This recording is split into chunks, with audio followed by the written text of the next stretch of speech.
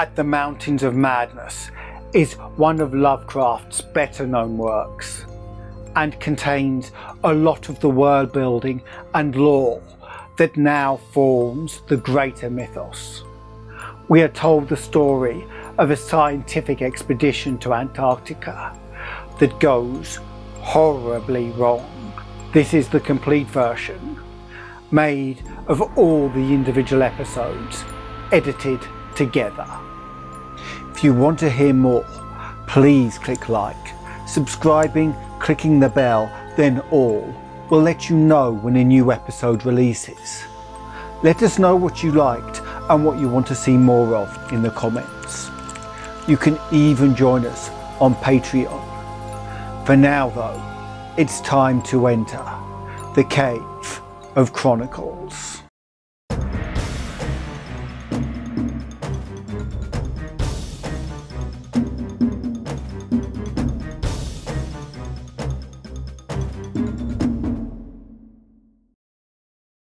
I am forced into speech because men of science have refused to follow my advice without knowing why.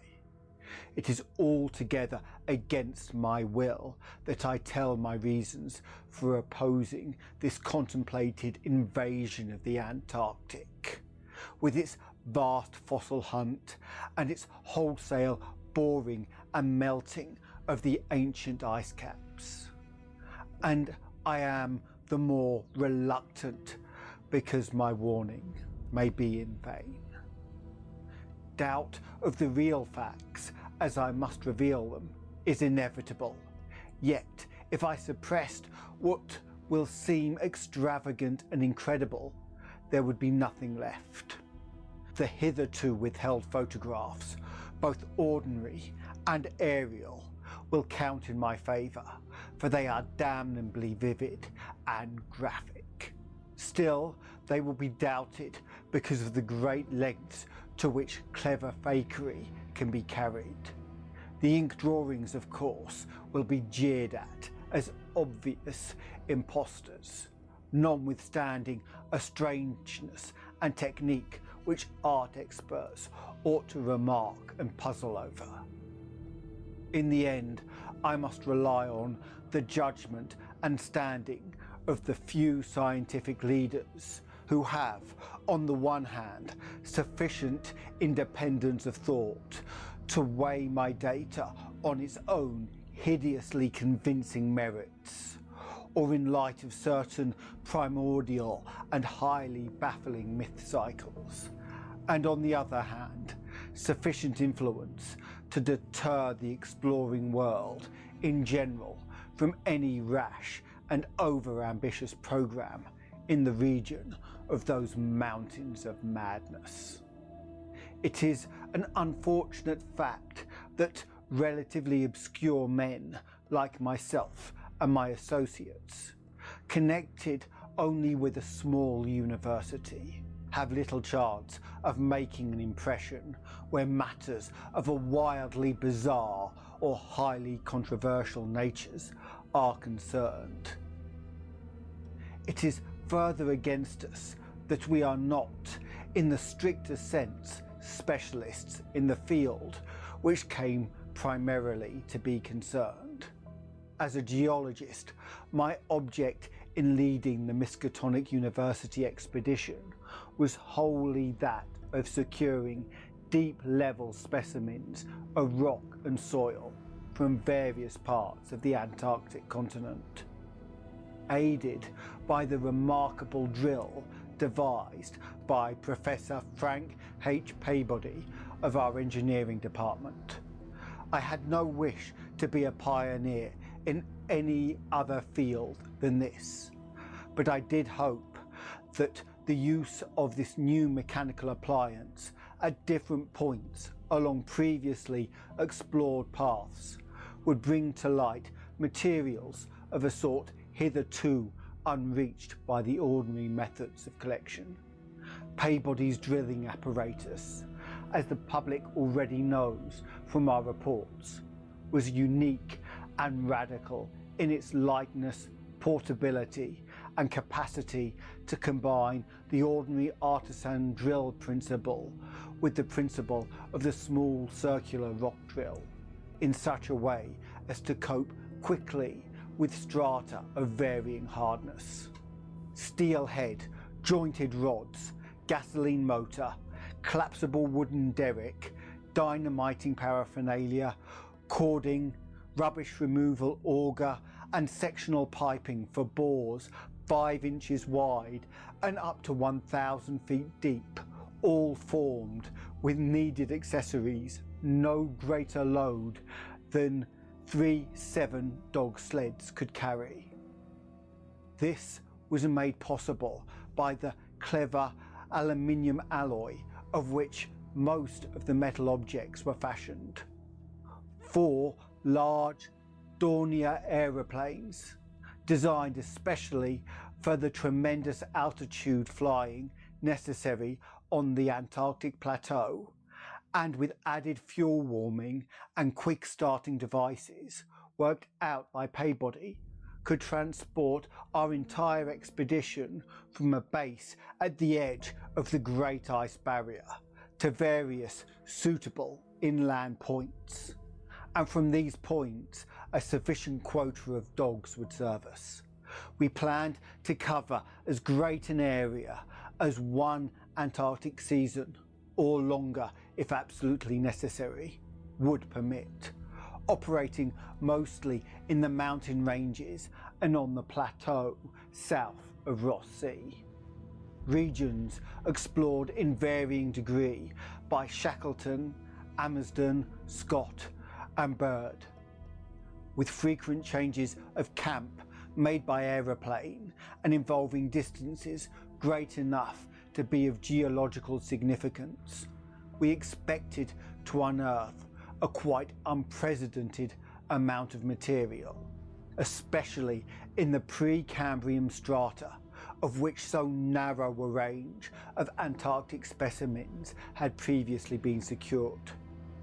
We wished also to obtain as great a possible variety of the upper fossiliferous rocks, since the primal life history of this bleak realm of ice and death is of the highest importance to our knowledge of the Earth's past. That the Antarctic continent was once temperate and even tropical, with a teeming vegetable and animal life of which the lichens, marine fauna, arachnidia and penguins of the northern edge are the only survivors, is a matter of common information, and we hoped to expand that information in variety, accuracy and detail. When a simple boring revealed fossiliferous signs, we would enlarge the aperture by blasting in order to get specimens of suitable size and condition. Our borings of variety and depth according to the promise held out by the upper soil or rock. We were to be confined to exposed or nearly exposed land surfaces, these inevitably being slopes and ridges because of the 1 or 2 mile thickness of solid ice overlaying the lower levels. We could not afford to waste drilling depth on any considerable amount of more glaciation, though Peabody had worked out a plan for sinking copper electrodes in thick clusters of borings and melting off limited areas of ice with current from a gasoline-driven dynamo. It is this plan which we could not put into effect except experimentally on an expedition such as ours. That the coming stark weather Moor expedition proposes to follow, despite the warnings I have issued since our return from the Antarctic. The public knows of the Muskatonic expedition through our frequent wireless reports to the Arkham Advertiser and Associated Press, and through the latter articles by Peabody and myself. we consisted of 4 men from the university: Peabody, Lake of the biology department, Atwood of the physics department, also a meteorologist, and myself, representing geology and having nominal command. Also 16 assistants, 7 graduate students from Muskatonic, and 9 skilled mechanics. Of these 16, 12 were qualified aeroplane pilots, all but 2 of whom were competent wireless operators. 8 of them understood navigation with compass and sextant, as did Peabody, Atwood and I. In addition, of course, our 2 ships, wooden ex-whalers, reinforced for ice conditions and having auxiliary steam, were fully manned. The Nathaniel Darby Pickman Foundation, aided by a few special contributions, financed the expedition. Hence, our preparations were extremely thorough, despite the absence of any great publicity. The dogs, sleds, machines, camp materials and unassembled parts of our 5 planes were delivered in Boston, and there our ships were loaded. We were marvellously well equipped for our specific purposes, and in all matters pertaining to supplies, regimen, transportation and camp construction. We profited by the excellent example of our many recent and exceptionally brilliant predecessors. It was the unusual number and fame of these predecessors which made our own expedition, ample though it was, so little noticed by the world at large.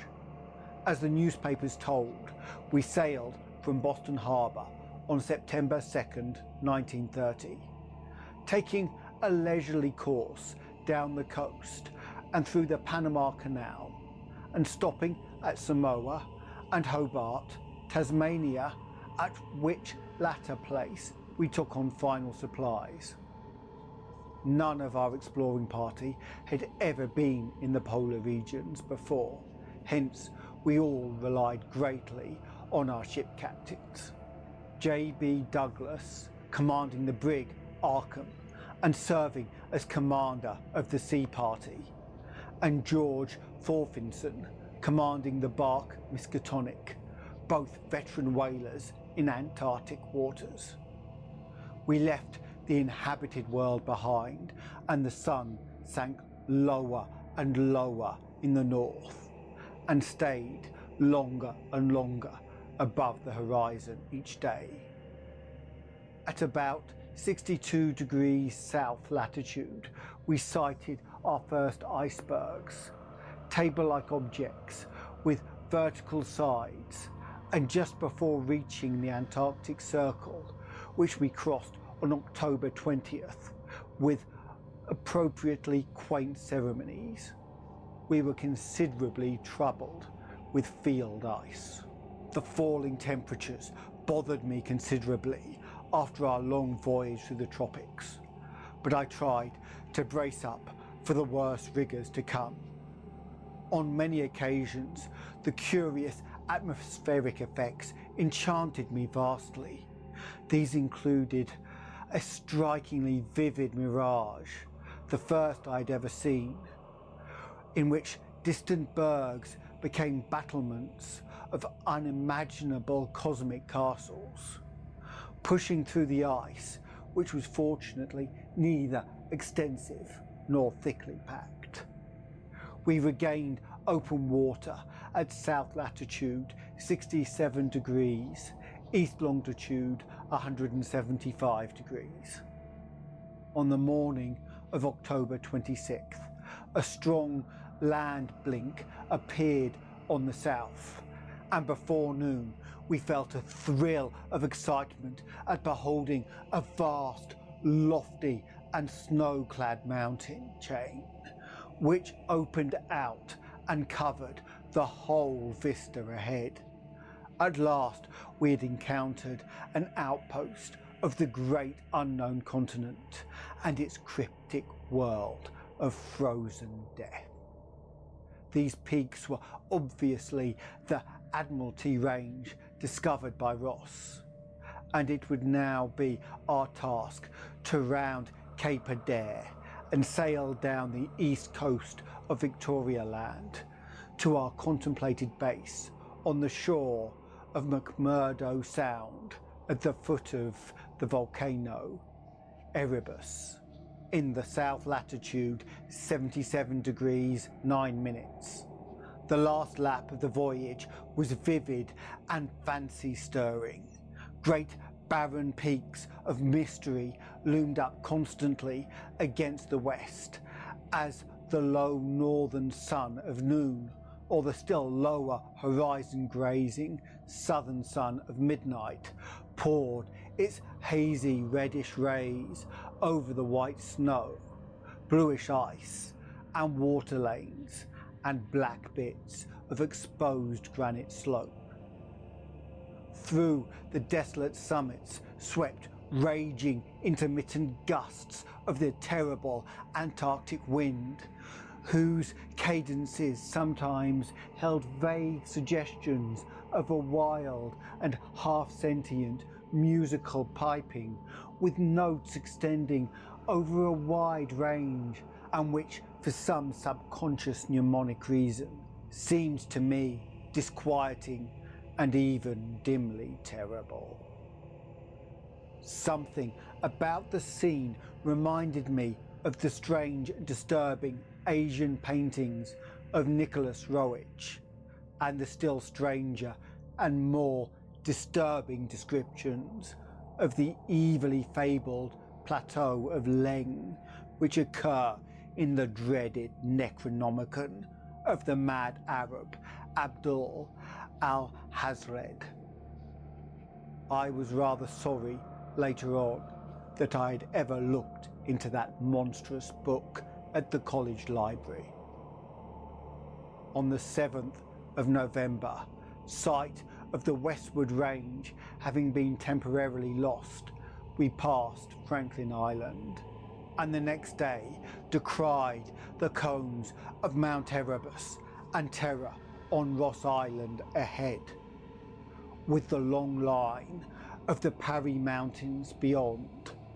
There now stretched off to the east the low white line of the Great Ice Barrier, passing perpendicularly to a height of 200 feet, like the rocky cliffs of Quebec, and marking the end of southward navigation. In the afternoon, we entered McMurdo Sound and stood off the coast in the lee of smoking Mount Erebus. The scoriaceous peak towered up some 12,700 feet against the eastern sky, like a Japanese print of the sacred Fujima, while beyond it rose the white, ghost-like height of Mount Terror, 10,900 feet in altitude, and now extinct as a volcano. Puffs of smoke from Erebus came intermittently, and one of the graduate assistants, a brilliant young fellow named Danforth, pointed out what looked like lava on the snowy slope, remarking that this mountain, discovered in 1840, had undoubtedly been the source of Poe's image when he wrote 7 years later. The lavas that restlessly roll their sulphurous currents down Yannick in the ultimate climbs of the pole, that groan as they roll down Mount Yannick in the realms of the boreal pole. Danforth was a great reader of bizarre material and had talked a good deal of Poe. I was interested myself because of the Antarctic scene of Poe's only long story, the disturbing and enigmatical Arthur Gordon Pym.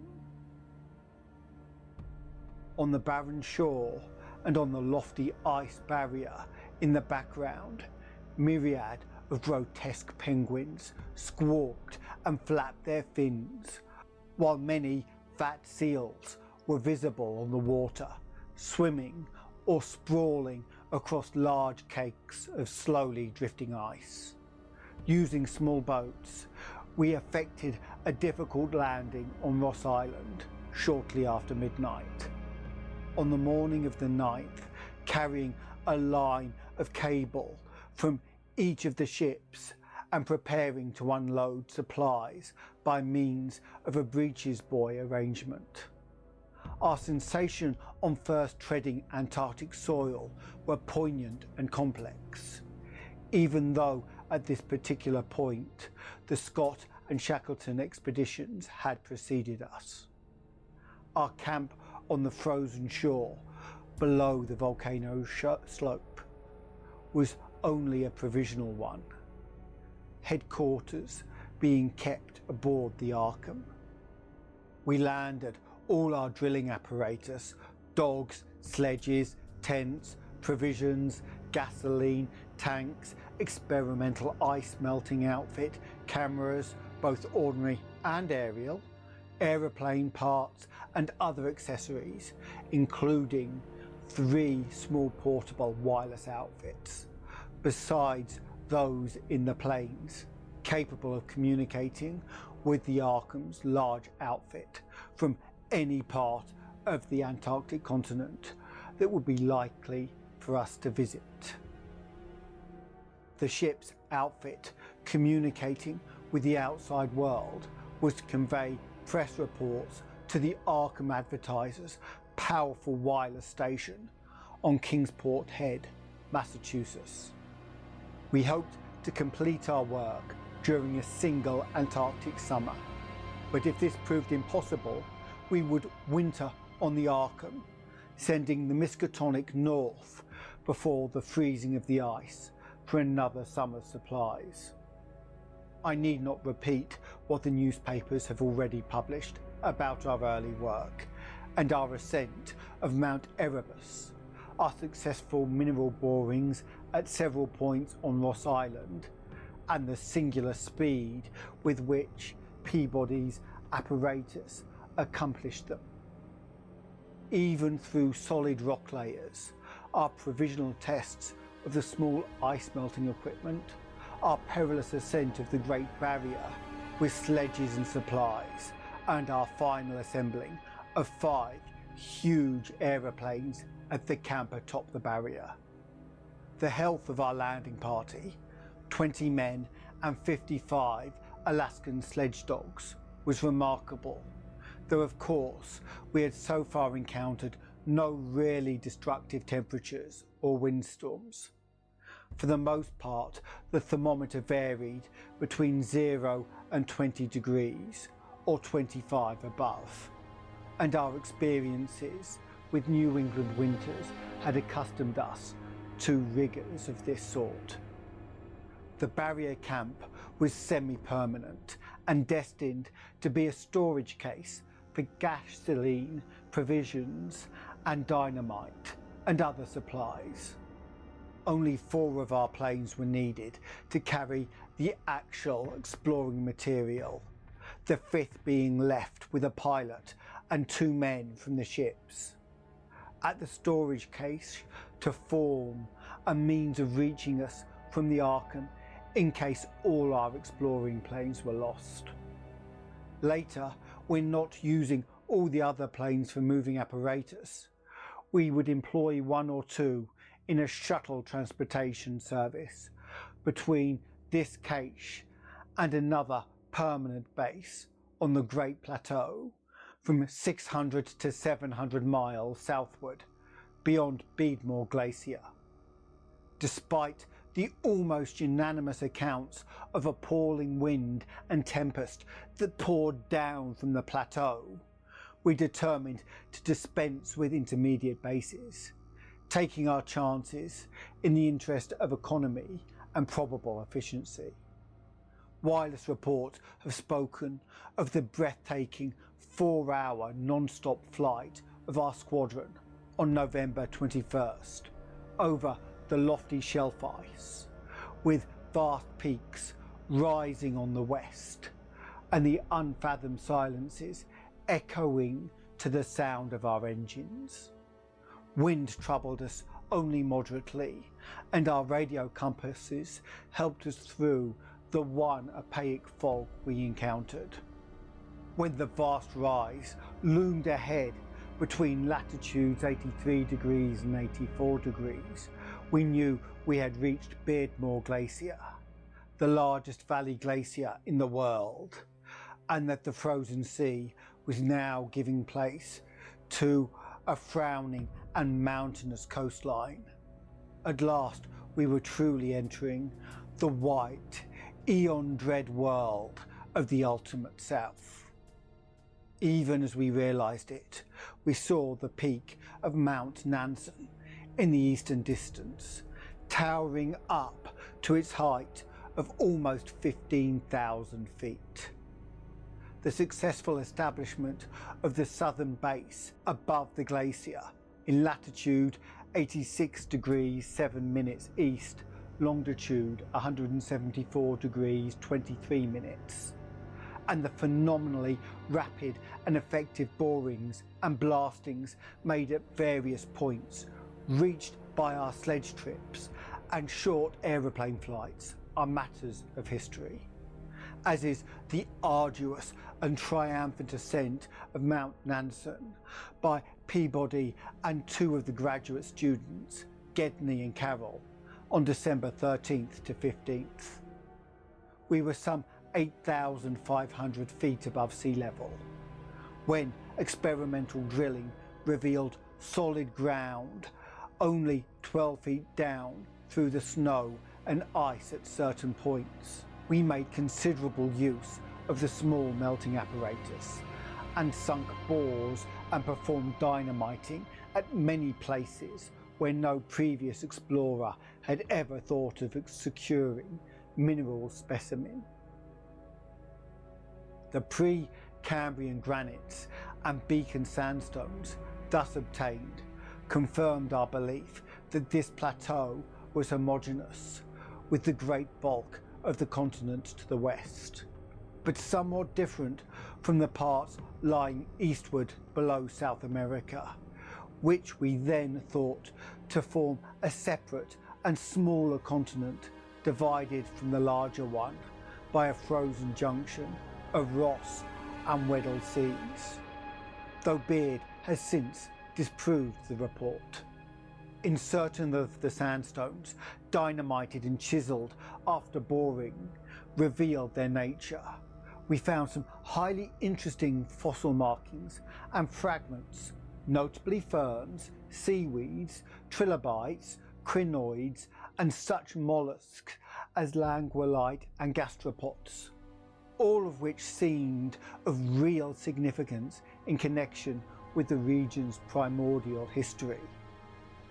There was also a queer, triangular, striated marking, about a foot in greatest diameter, which Lake pieced together from 3 fragments of slate brought up from a deep blasted aperture. These fragments came from a point to the westward near the Queen Alexandria Range, and Lake, as a biologist, seemed to find their curious marking unusually puzzling and provocative, though to my geological eye it looked not unlike some of the ripple effects reasonably common in the sedimentary rocks. Since slate is no more than a metamorphic formation into which a sedimentary stratum is pressed, and since the pressure itself produces odd distorting effects on any markings which may exist, I saw no reason for extreme wonder over the striated depression.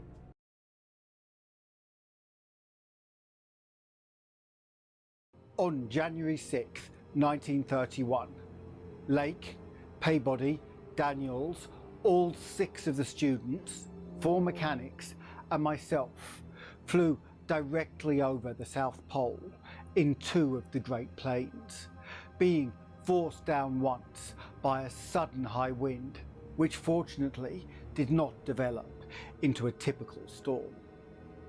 This was, as the papers have stated, one of several observation flights, during others of which we tried to discern new topographical features in areas unreached by previous explorers.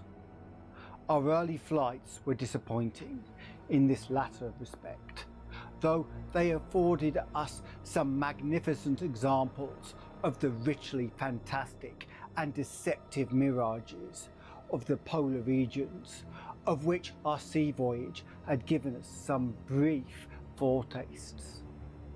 Distant mountains floated in the sky as enchanted cities, and often the whole white world would dissolve into gold, silver and scarlet land of Deucanian dreams and adventurous expectancy under the magic of the low midnight sun.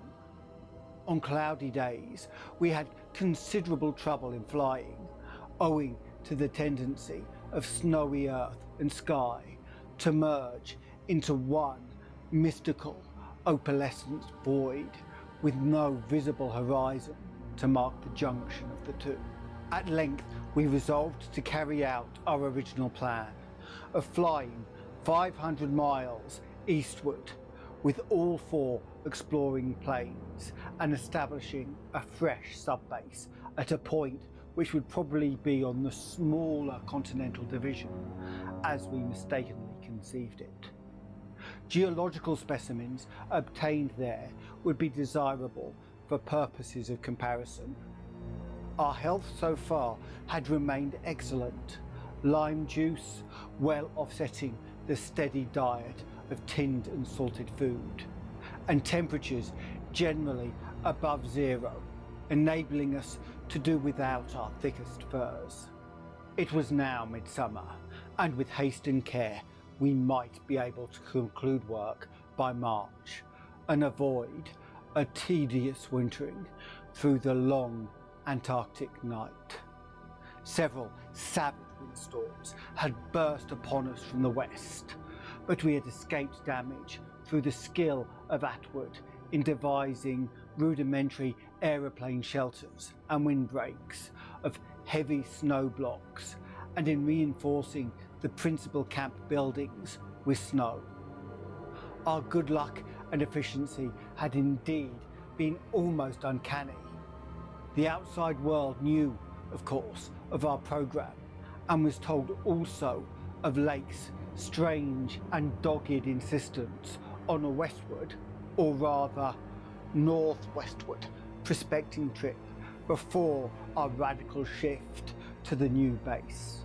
It seemed that he had pondered a great deal, and with alarmingly radical daring, over the triangular-shaped marking on the slate, reading into it certain contradictions in nature and geographical period, which whetted his curiosity to the utmost, and made him avid to sink more borings and blastings in the west-stretching formation to which the exhumed fragments evidently belonged. He was strangely convinced that the markings were the print of some bulky, unknown, and radically unclassifiable organism of considerably advanced evolution, notwithstanding that the rock which bore it was of so vastly ancient a date, Cambrian, if not actually Precambrian, as to preclude the probable existence not only of all highly evolved life, but of any life at all above the unicellular or at most trilobite stage. These fragments, with their odd marking, must have been 500 million to 1,000 million years old. Popular imagination, I judge, responded actively to our wireless bulletins of late start northwestward into regions never trodden by human foot or penetrated by human imagination, though we did not mention his wild hopes of revolutionising the entire sciences of biology and geology. His preliminary sledging and boring journey of January 11th to 18th, with Paybody and 5 others, marred by the loss of 2 dogs in an upset when crossing one of the great pressure ridges in the ice, had brought up more and more of the Archean slate, and even I was interested by the singular profusion of evident fossil markings in that unbelievably ancient stratum. These markings, however, were of very primitive life forms involving no great paradox except that any life forms should occur in rock as definitively Precambrian as this seemed to be. Hence, I still failed to see the good sense of Lake's demand for an interlude in our time-saving program. An interlude requiring the use of all 4 planes, many men, and the whole of the expedition's mechanical apparatus. I did not, in the end, veto the plan, though I decided not to accompany the northwestward party, despite Lake's plea for my geological advice. While they were gone, I would remain at the base with Paybody and 5 men and work out the final plans for the eastward shift. In preparation for this transfer, one of the planes had begun to move up a good gasoline supply from McMurdo Sound, but this could wait temporarily. I kept with me 1 sledge and 9 dogs, since it is unwise to be at any time without possible transportation in an utterly tenantless world of eon-long death. Lake's sub-expedition into the unknown, as everyone will recall, sent out its own reports from the short-wave transmitters on the plains, these being simultaneously picked up by our apparatus at the southern base and by the Arkham at McMurdo Sound, whence they were relayed to the outside world on wavelengths up to 50 meters. The start was made January 22nd at 4 AM, and the first wireless message we received came only 2 hours later, when Lake spoke of descending and starting a small-scale ice melting and bore at a point some 300 miles away from us. 6 hours after that, a second and very exciting message told of frantic beaver-like work whereby a shallow shaft had been sunk and blasted, culminating in the discovery of slate fragments with several markings approximately like the one which had caused the original puzzlement. 3 hours later, a brief bulletin announced the resumption of the flight in the teeth of a raw and piercing gale. And when I dispatched a message of protest against further hazards, Lake replied curtly that his new specimen made any hazard worth taking. I saw that his excitement had reached the point of mutiny, and that I could do nothing to check this headlong risk of the whole expedition's success. But it was appalling to think of his plunging deeper and deeper into that treacherous and sinister white immensity of tempests and unfathomed mysteries which stretched off for some 1,500 miles to the half-known, half-suspected coastline of Queen Mary and Knox Lands. Then, in about an hour and a half, more came, the doubly excited message from Lake's moving plane, which almost reversed my sentiments and made me wish I had accompanied the party. 10:05 PM, on the wing, after snowstorm, have spied mountain range ahead at higher than any hitherto seen, may equal Himalayas, allowing for height of plateau. Probable latitude 76 degrees 15 minutes, longitude 113 degrees 10 minutes east. Reaches as far as can see to right and left. Suspicion of 2 smoking cones, all peaks black and bare of snow. Gale blowing off them impedes navigation. After that, Peabody, the men and I hung breathlessly over the receiver. Thought of this titanic mountain rampart 700 miles away inflamed our deepest sense of adventure, and we rejoiced that our expedition, if not ourselves personally, had been its discoverers. In half an hour, Lake called us again. Moulton's plane forced down on plateau in foothills, but nobody hurt and perhaps can repair. Shall transfer essentials to other 3 for return or further moves if necessary. But no more heavy plane travel needed just now. Mountains surpass anything in imagination. I'm going up scouting in Carroll's plane with all weight out. You can't imagine anything like this. Highest peaks must go over 35,000 feet. Everest out of the running. Atwood to work out height with the Lododite while Carroll and I go up. Probably wrong about cones, for formations look stratified. Possibly Precambrian slate with other strata mixed in. Queer skyline effects. Regular sections of cubes clinging to highest peaks. Whole thing marvellous in red gold light of low sun. Like land of mystery in a dream or gateway to forbidden world of untrodden wonder. Wish you were here to study. Though it was technically sleeping time, not one of us listeners thought for a moment of retiring. It must have been a good deal the same at McMurdo Sound, where the supply cache and the Arkham were also getting the messages, for Captain Douglas gave out a call congratulating everybody on the important find, and Sherman, the cache operator, seconded his sentiments. We were sorry, of course, about the damaged aeroplane, but hoped it could be easily mended. Then, at 11 p.m, came another call from Lake.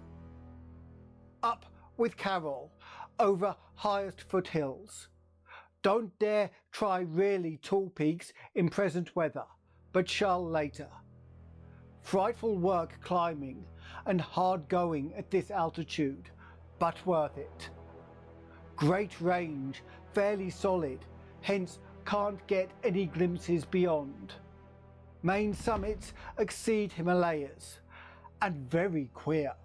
Range looks like Precambrian slate, with plain signs of many other upheaved strata. Was wrong about volcanism. Goes farther in either direction than we can see. Swept clear of snow above about 20,000 feet. Odd formations on slopes of highest mountains.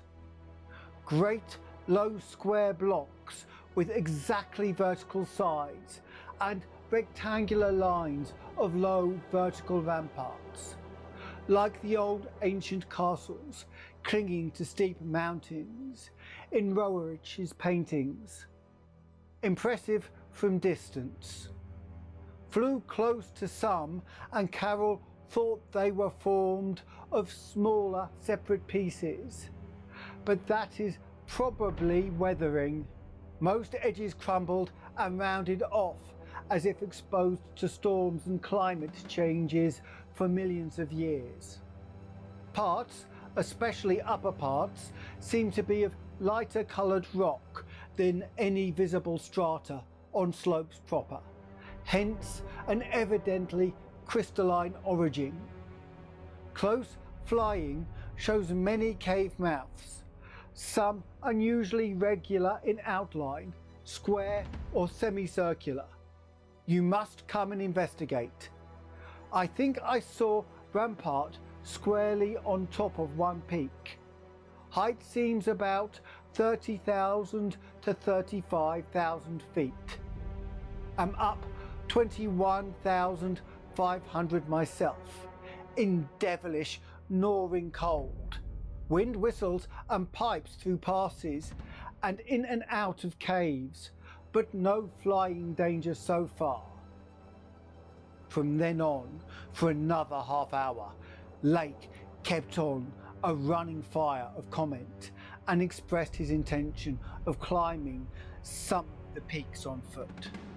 I replied that I would join him as soon as I could send a plane, and that Paybody and I would work out the best gasoline plan.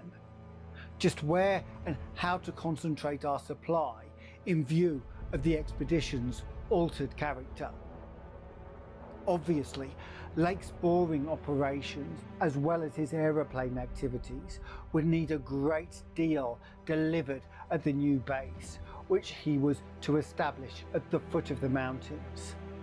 And it was possible that the eastward flight may not be made after all this season. In connection with this business, I called Captain Douglas and asked him to get as much possible out of the ships and up the barrier with the single dog team we had left there.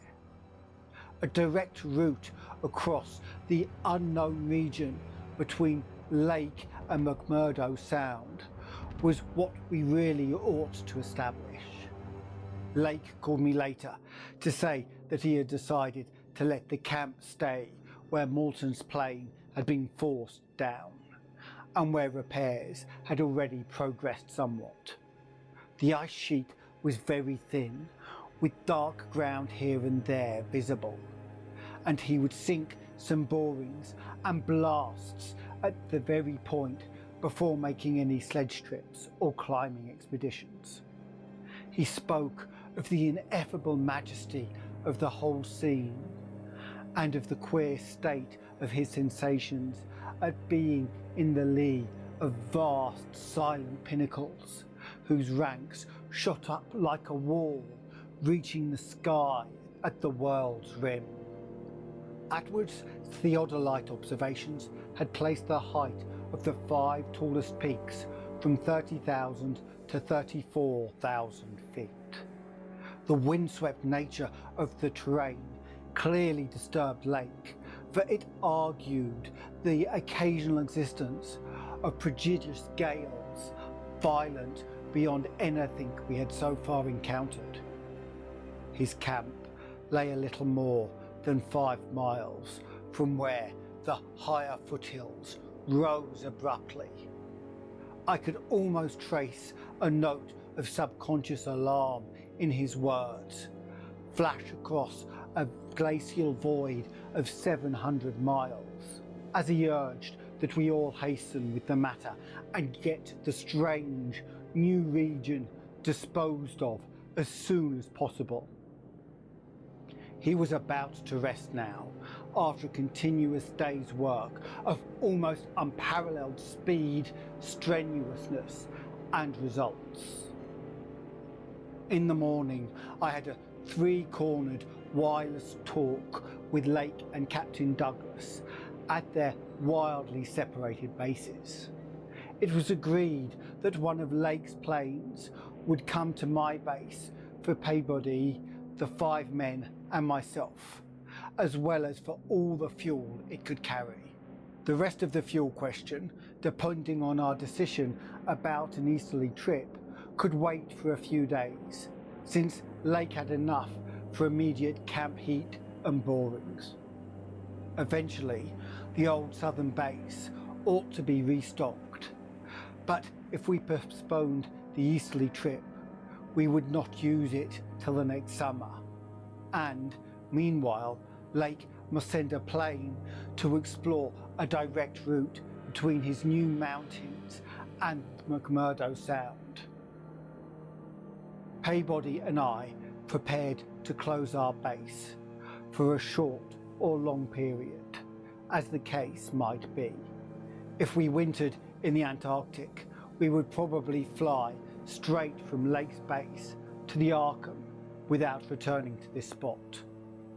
Some of our conical tents had already been reinforced by blocks of hard snow, and now we decided to complete the job of making a permanent village.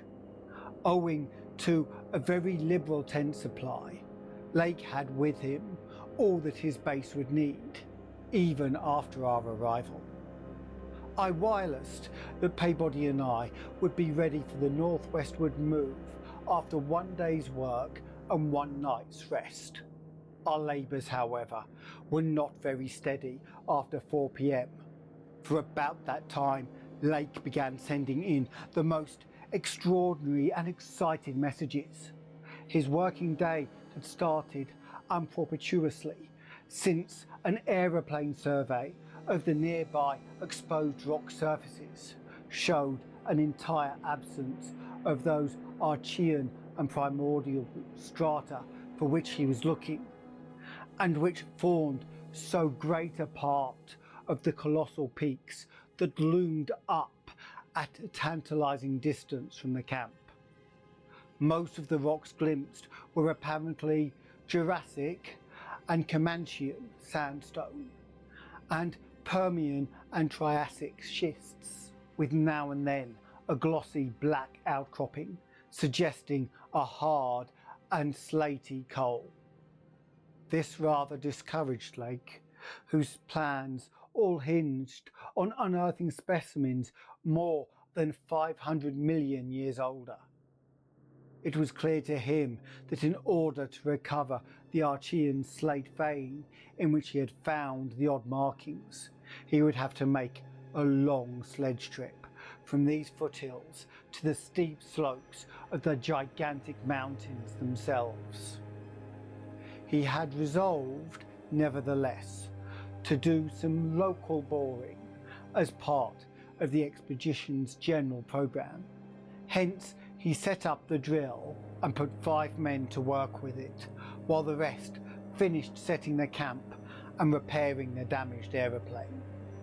The softest visible rock, a sandstone about 1/4 mile from the camp, had been chosen for the first sampling, and the drill made excellent progress without much supplementary blasting. It was about 3 hours afterward, following the first really heavy blast of the operation, that the shouting of the drill crew was heard, and that young Gedney, the acting foreman, rushed into the camp with startling news.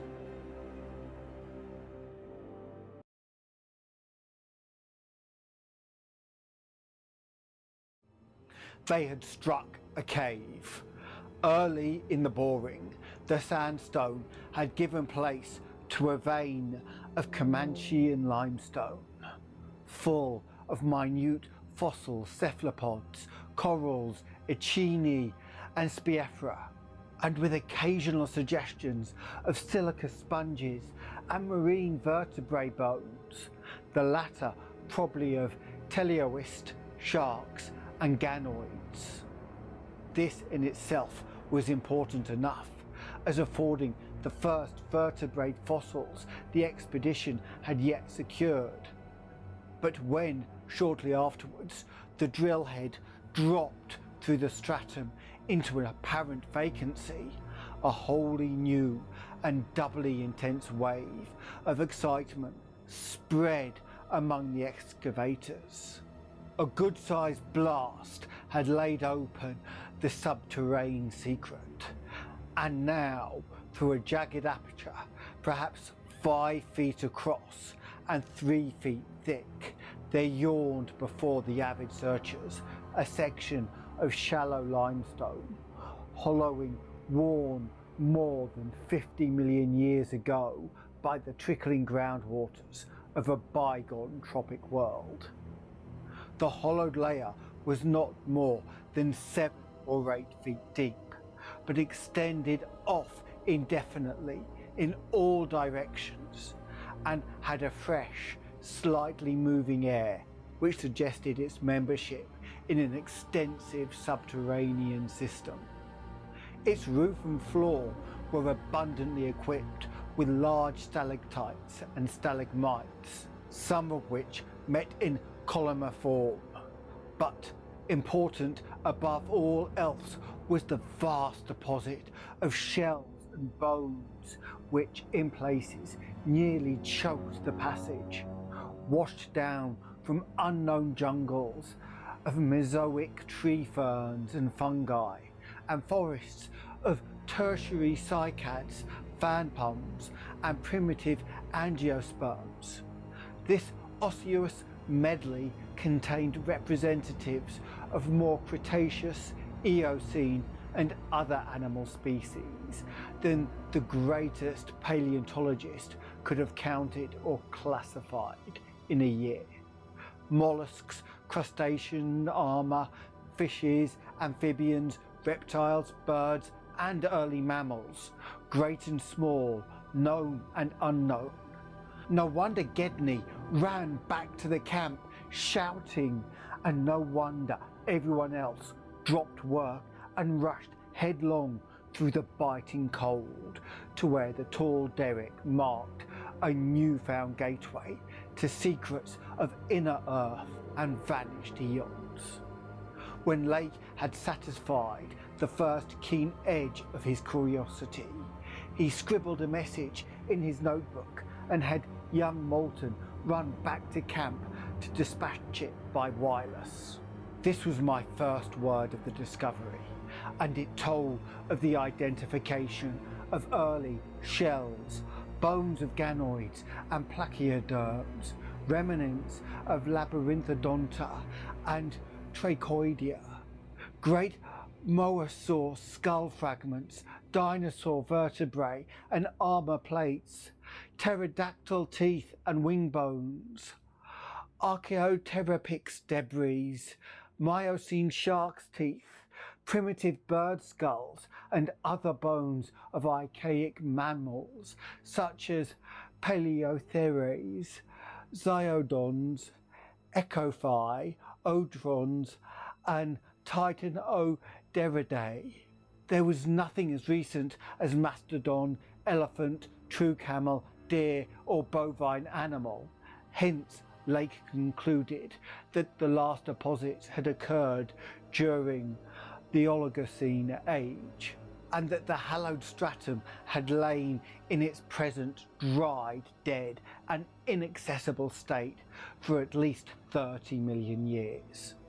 On the other hand, the prevalence of very early life forms was singular in the highest degree.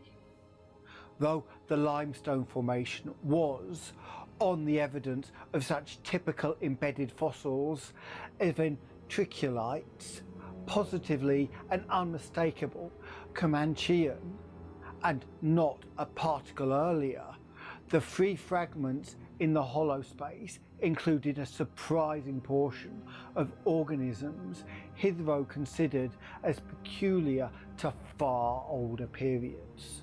Even rudimentary fishes, mollusks and corals as remote as the Silurian or Ordovician. The inevitable inference was that in this part of the world there had been a remarkable and unique degree of continuity between the life of over 300 million years ago and that of only 30 million years ago. How far this continuity had extended beyond the Oligocene age, where the cavern was closed, was of course past all speculation. In any event, the coming of the frightful ice in the Paleocene, some 500,000 years ago, a mere yesterday as compared with the age of this cavity, must have put an end to any of the primeval forms which had locally managed to outlive their common terms. Lake was not content to let his first message stand, but had another bulletin written and dispatched across the snow to the camp before Moulton could get back. After that, Moulton stayed at the wireless in one of the planes, transmitting to me and to the Arkham for relaying to the outside world the frequent postscripts which Lake sent him by a succession of messengers. Those who followed the newspapers will remember the excitement created among men of science by that afternoon's reports which have finally led, after all these years, to the organisation of that very Starkweather Moor expedition, which I am so anxious to dissuade from its purposes. I had better give the messages literally as Lake sent them, and as our base operator, McTeague, translated them from his pencil shorthand. Fowler makes the discovery of highest importance in sandstone and limestone fragments from blasts.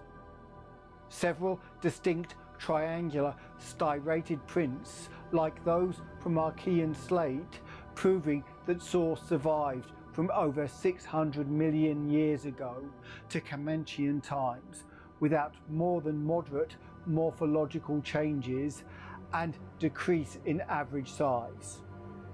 Comanchean prints apparently more primitive or decadent, if anything, than older ones. Emphasize importance of discovery in press.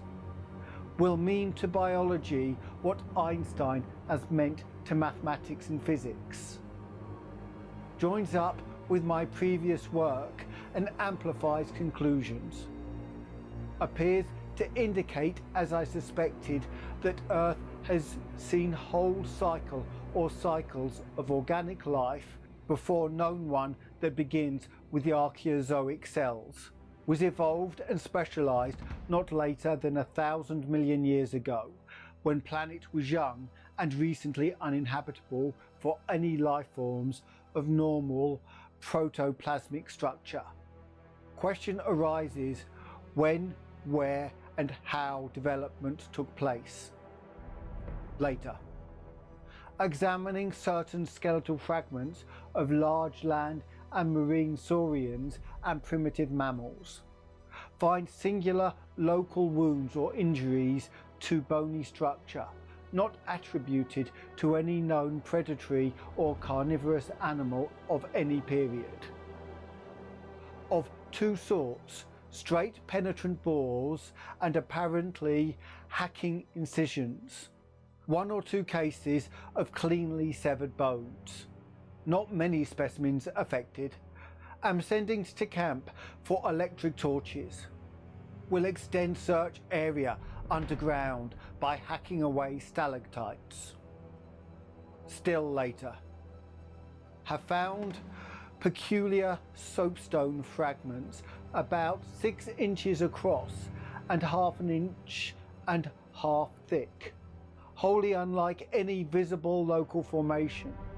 Greenish, but no evidence to place its period. Has curious smoothness and regularity.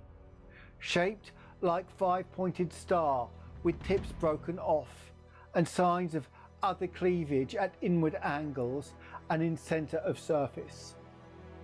Small smooth depression in center of unbroken surface. Arouses much curiosity as to the source of weathering.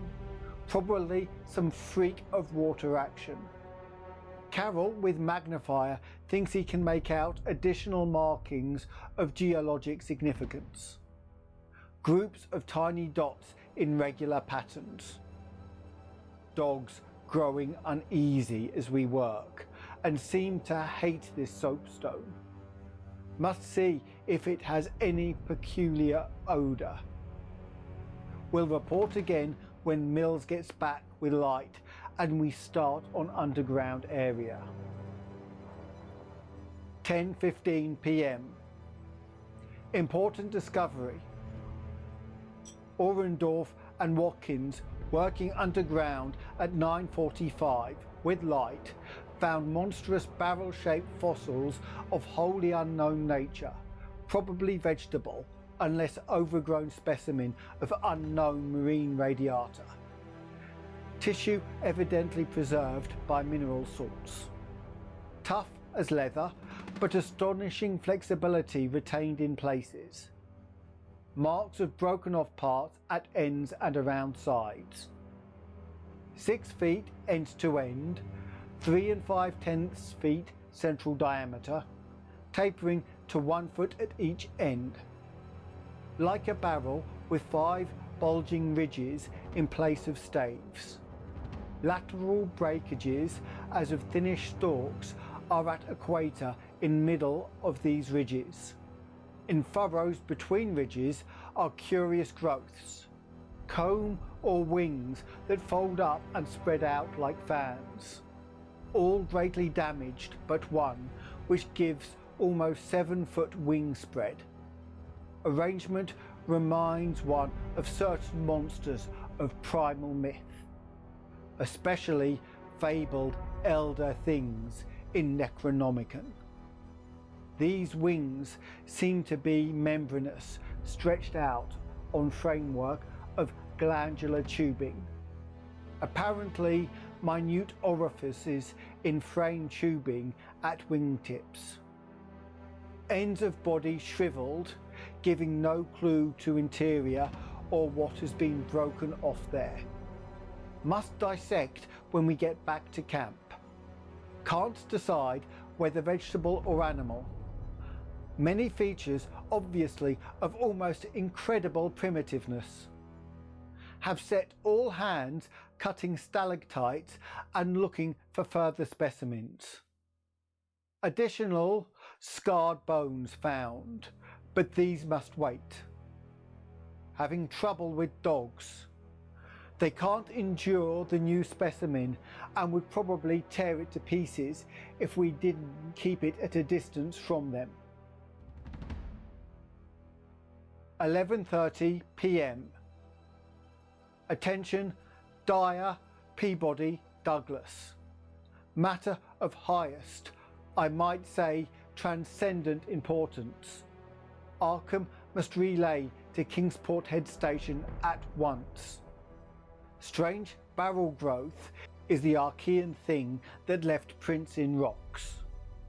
Mills, Baudrillard and Fowler discover cluster of 13 more at underground point 40 feet from aperture.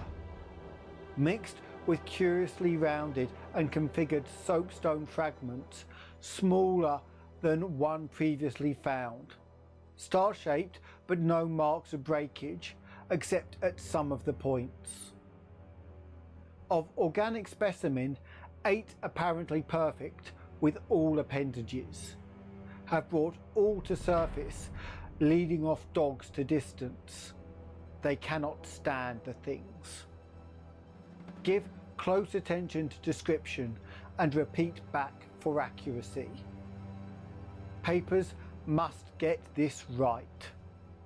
Objects are 8 foot long all over, 6 foot, 5 ridged barrel torso, 3 3/10 feet central diameter, 1 foot end diameters. Dark grey, flexible and infinitely tough. 7 foot membranous wings of same colour.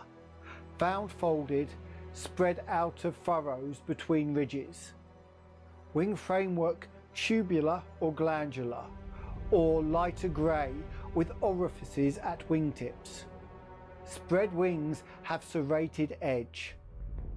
Around equator, one at central apex of each of the 5 vertical stave-like ridges, are 5 systems of light grey flexible arms or tentacles, found tightly folded to torso but expansible to maximum length of over 3 feet, like arms of primitive crinoid.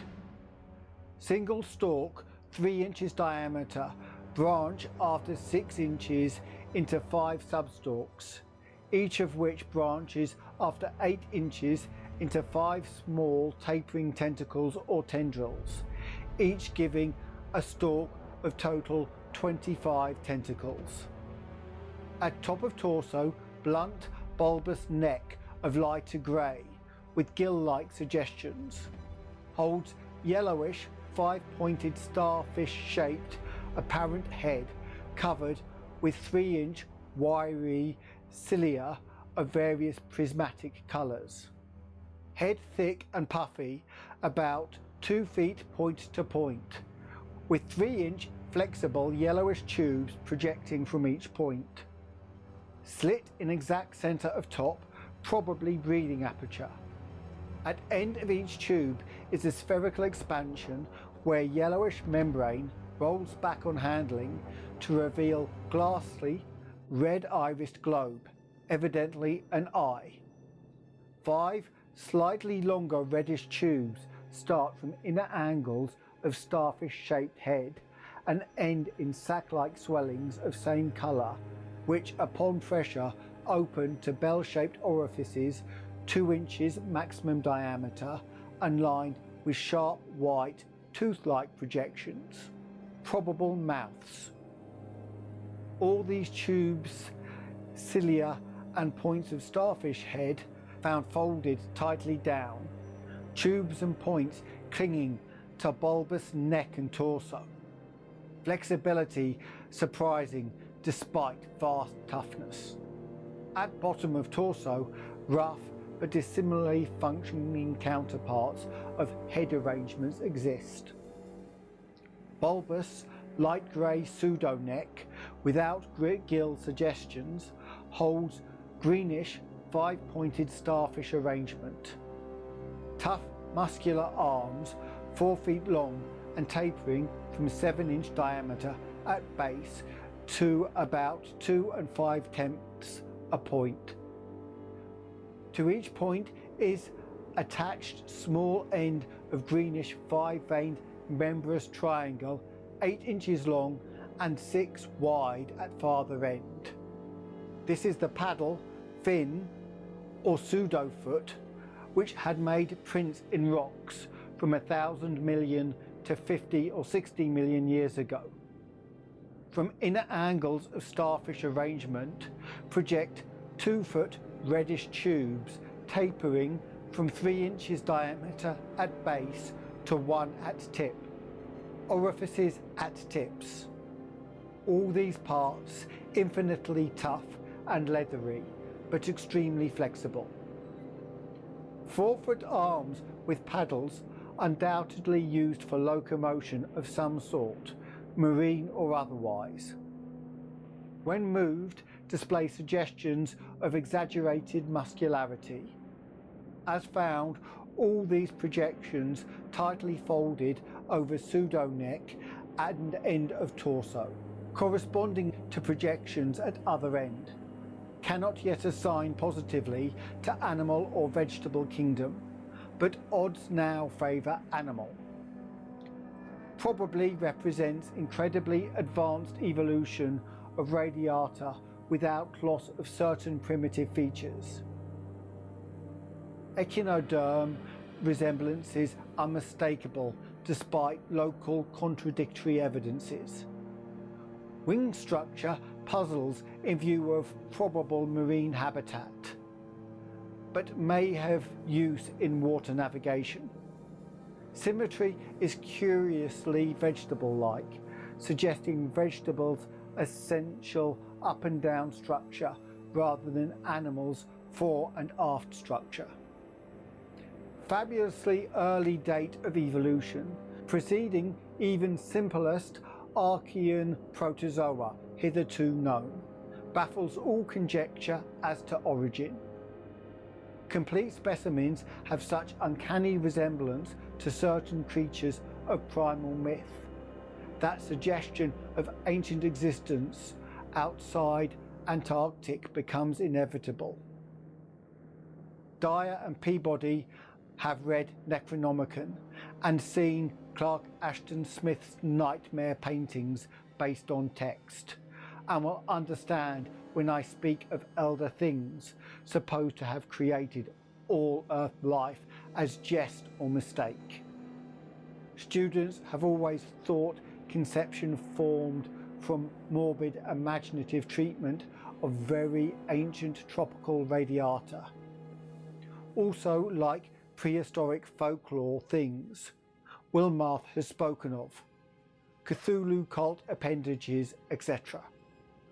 Vast field of study opened. Deposits probably of late Cretaceous or early Eocene period, judging from associated specimens. Massive stalagmites deposited above them. Hard work hewing out, but toughness prevented damage. State of preservation miraculous, evidently owing to limestone action. No more found so far, but will resume search later. Job now to get 14 huge specimens to camp without dogs, which bark furiously and can't be trusted near them. With 9 men, 3 left to guard the dogs, we ought to manage the 3 sledges fairly well, though wind is bad. Must establish plane communication with McMurdo Sound and begin shipping material. But I've got to dissect one of these things before we take any rest. Wish I had a real laboratory here. Dyer better kick himself for having tried to stop my westward trip. First the world's greatest mountains, and then this. If this last isn't the high spot of the expedition, I don't know what is. We're made scientifically. Congrats, Paybody, on the drill that opened up the cave. Now, will Arkham please repeat description?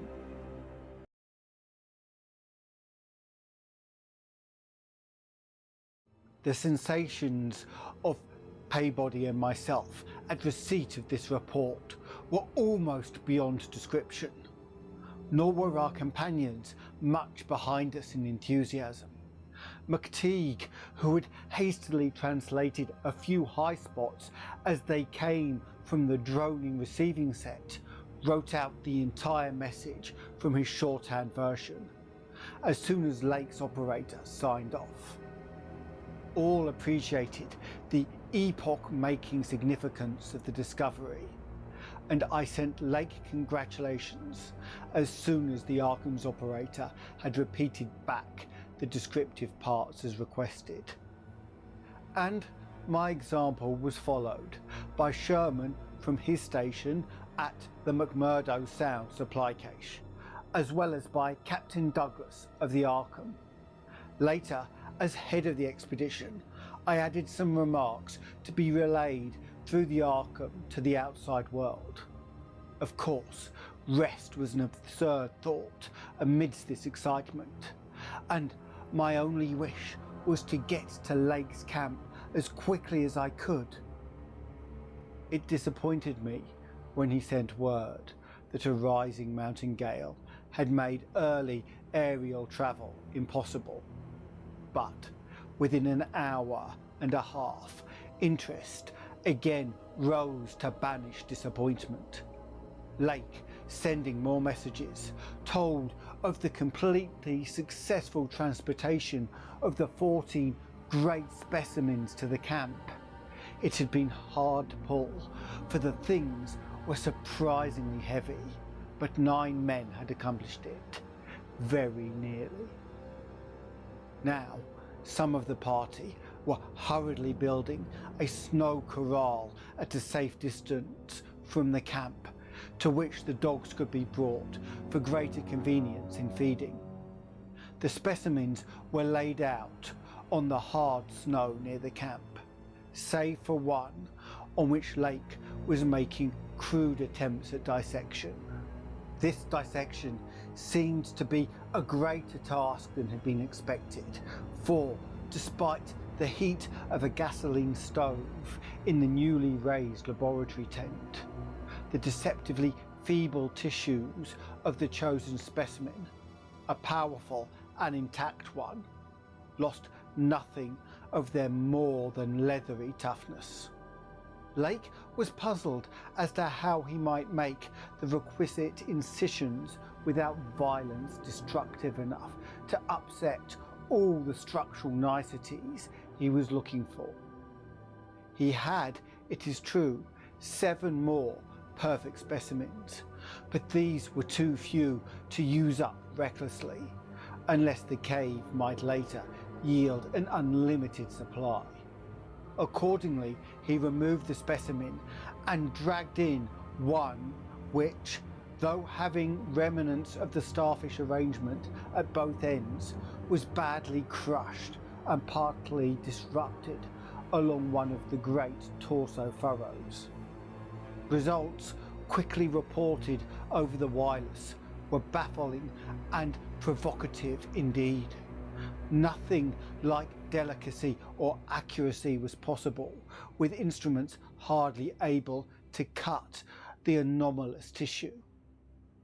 But the little that was achieved left us all awed and bewildered. Existing biology would have to be wholly revised, for this thing was no product of any cell growth science knows about. There had been scarcely any mineral replacement, and despite an age of perhaps 40 million years, the internal organs were wholly intact. The leathery, undecorative and almost indestructible quality was an inherent attribute of the thing's form of organisation, and pertained to some Paleocene cycle of invertebrate evolution utterly beyond our powers of speculation. At first, all that Lake found was dry, but as the heated tent produced its thawing effect, organic moisture of pungent and offensive odour was encountered toward the thing's uninjured side. It was not blood, but a thick, dark green fluid, apparently answering the same purpose. By the time Lake reached this stage, all 37 dogs had been brought to the still uncompleted corral near the camp, and even at that distance set up a savage barking and show of restlessness at the acrid, diffuse smell. Far from helping to place the strange entity, this provisional dissection merely deepened its mystery. All guesses about its external members had been correct, and on the evidence of these one could hardly hesitate to call the thing animal. But internal inspection brought up so many vegetable evidences that Lake was left hopelessly at sea. It had digestion and circulation and eliminated waste matter through the reddish tubes of its starfish-shaped base. Curiously, one would say that its respiratory apparatus handled oxygen rather than carbon dioxide, and there were odd evidences of air storage chambers and methods of shifting respiration from external orifice to at least 2 other fully developed breathing systems, gills and pores. Clearly it was amphibian and probably adapted to long airless hibernation periods as well. Vocal organs seemed present in connection with the main respiratory system, but they presented anomalies beyond immediate solution. Articulate speech, in the sense of syllable utterance, seemed barely conceivable, but musical piping notes covering a wide range were highly probable. The muscular system was almost preternaturally developed. The nervous system was so complex and highly developed as to leave Lake aghast. Though excessively primitive and archaic in some respects, the thing had a set of gangular centres and connectures arguing the very extreme of specialised development. Its 5-lobed brain was surprisingly advanced, and there were signs of a sensory equipment served in part through the wiry cilia of the head, involving factors alien to any other terrestrial organism. Probably it had more than 5 senses, so that its habits could not be predicted from any existing analogy. It must, Lake thought, have been a creature of keen sensitiveness and delicately differentiated functions in its primal world, much like the ants and bees of today. It reproduced like vegetable cryptogams, especially in the pteridophyta, having spore cases at the tips of the wings and evidently developing from a thallus or prothallus. But to give it a name at this stage was mere folly. It looked like a radiate, but was clearly something more. It was partly vegetable, but had 3/4 of the essentials of animal structure. That it was marine in origin, its symmetrical contour and certain other attributes clearly indicated, yet one could not be exact as to the limit of its latter adaptations. The wings, after all, held a persistent suggestion of the aerial. How could it have undergone its tremendously complex evolution on a newborn Earth in time to leave prints in the Archean rocks was so far beyond conception as to make Lake whimsically recall the primal myths about great old ones who filtered down from the stars and concocted Earth life as a joke or mistake.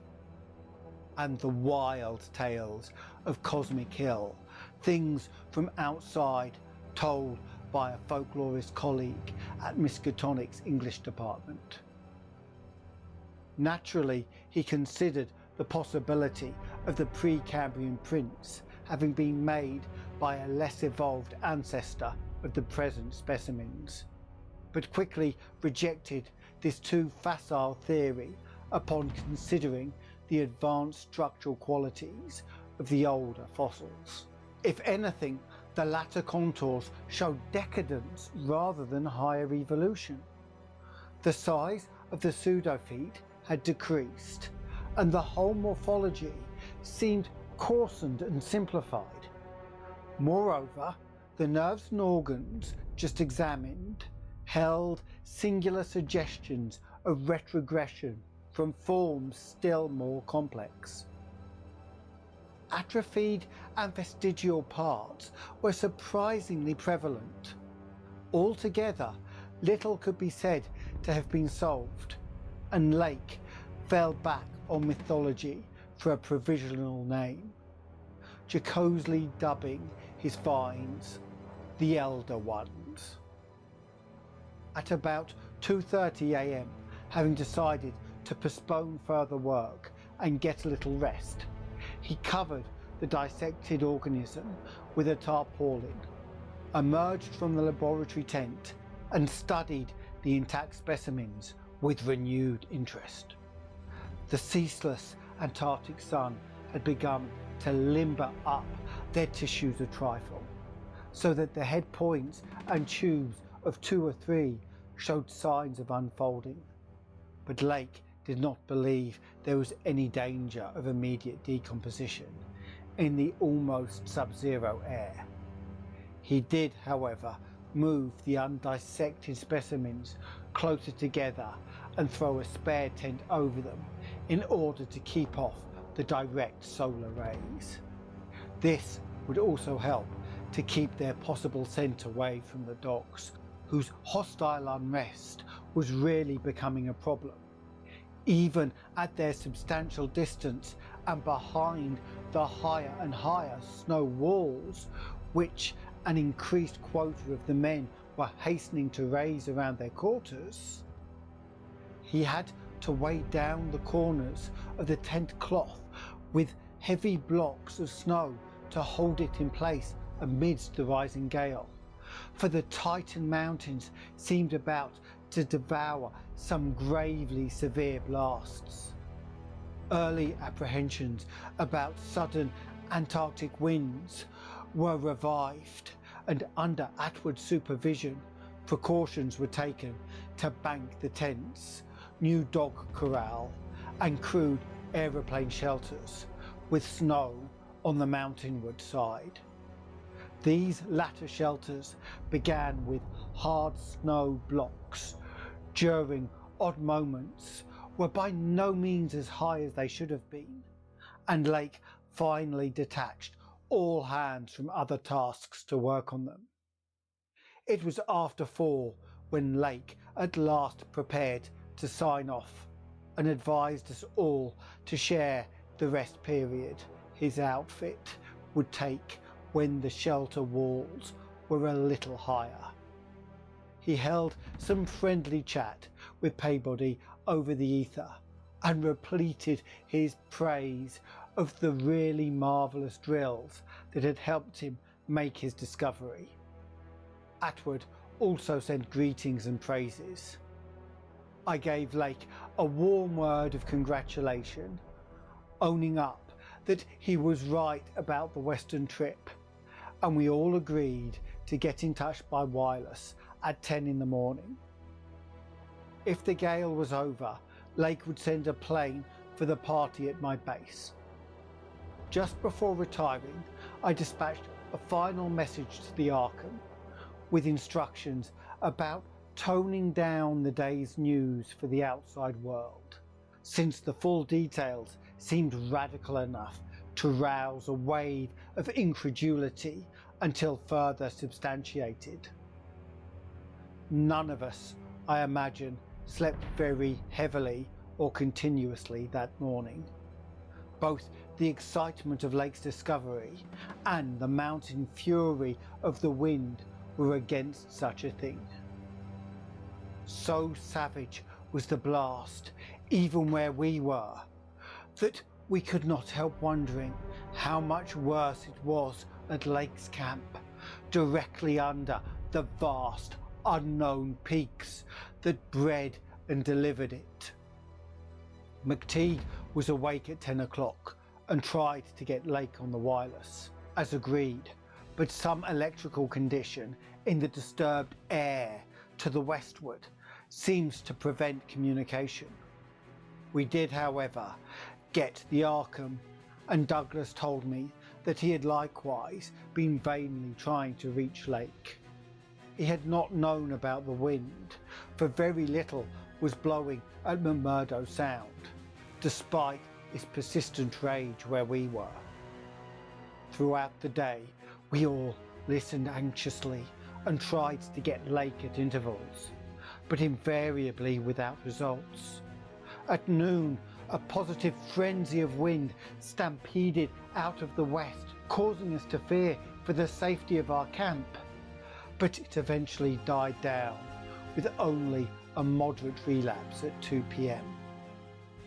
After 3 o'clock, it was very quiet, and we redoubled our efforts to get Lake, reflecting that he had 4 planes, each provided with an excellent shortwave outfit. We could not imagine any ordinary accident capable of crippling all his wireless equipment at once. Nevertheless, the stony silence continued, and when we thought of the delirious force the wind must have had in his locality, we could not help making the most direful conjectures. By 6 o'clock, our fears had become intense and definite, and after a wireless consultation with Douglas and Thorfinson, I resolved to take steps towards investigation. The 5th aeroplane, which I had left at the McMurdo Sound supply cache with Sherman and 2 sailors, was in good shape and ready for instant use, and it seemed that the very emergency for which it had been saved was now upon us. I got Sherman by wireless and ordered him to join me with the plane and the 2 sailors at the southern base as quickly as possible, the air conditions being apparently highly favourable. We then talked over the personnel of the coming investigation party and decided that we should include all hands together with the sledge and dogs which I had kept with me.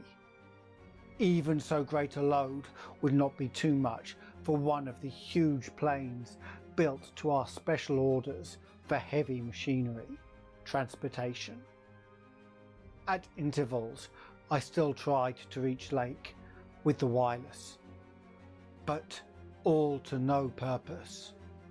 Sherman, with the sailors Gunnarson and Larson, took off at 7:30 and reported a quiet flight from several points on the wing. They arrived at our base at midnight, and all hands at once discussed the next move. It was risky business sailing over the Antarctic in a single aeroplane without any line of bases, but no one drew back from what seemed like the plainest necessity. We turned in at 2 o'clock for a brief rest after some preliminary loading of the plane, but were up again in 4 hours to finish the loading and packing. At 7:15 a.m, January 25th, we started northward under McTeague's pilotage, with 10 men, 7 dogs, a sledge, a fuel and food supply, and other items, including the plane's wireless outfit. The atmosphere was clear, fairly quiet, and relatively mild in temperature, and we anticipated very little trouble in reaching the latitude and longitude designated by Lake as the site of his camp. Our apprehensions were over what we might find or fail to find at the end of our journey, for silence continued to answer all calls dispatched to the camp. Every incident of that 4.5-hour flight is burned into my recollection because of its crucial position in my life. It marked my loss at the age of 54 of all that peace and balance which normal mind possesses through its accustomed conceptions of external nature and nature's laws. Thenceforward, the 10 of us, but the student Danforth and myself above all others, were to face a hideously amplified world of lurking horrors which nothing can erase from our emotions, and which we would refrain from sharing with mankind in general if we could. The newspapers have printed the bulletins we sent from the moving plane, telling of our non-stop course, our 2 battles with treacherous upper air gales, our glimpse of the broken surface where Lake had sunk his Midjourney shaft 3 days before, and our sight of a group of those strange fluffy snow cylinders noted by Amsden and Beard as rolling in the wind across the endless leagues of frozen plateau. There came a point, though, when our sensations could not be conveyed in any words the press would understand, and later a point when we had to adopt an actual rule of strict censorship. The sailor Larson was first to spy the jagged line of witch-like cones and pinnacles ahead, and his shout sent everyone to the windows of the great cabin plane. Despite our speed, they were very slow in gaining prominence. Hence we knew that they must be infinitely far off and visible only because of their abnormal height.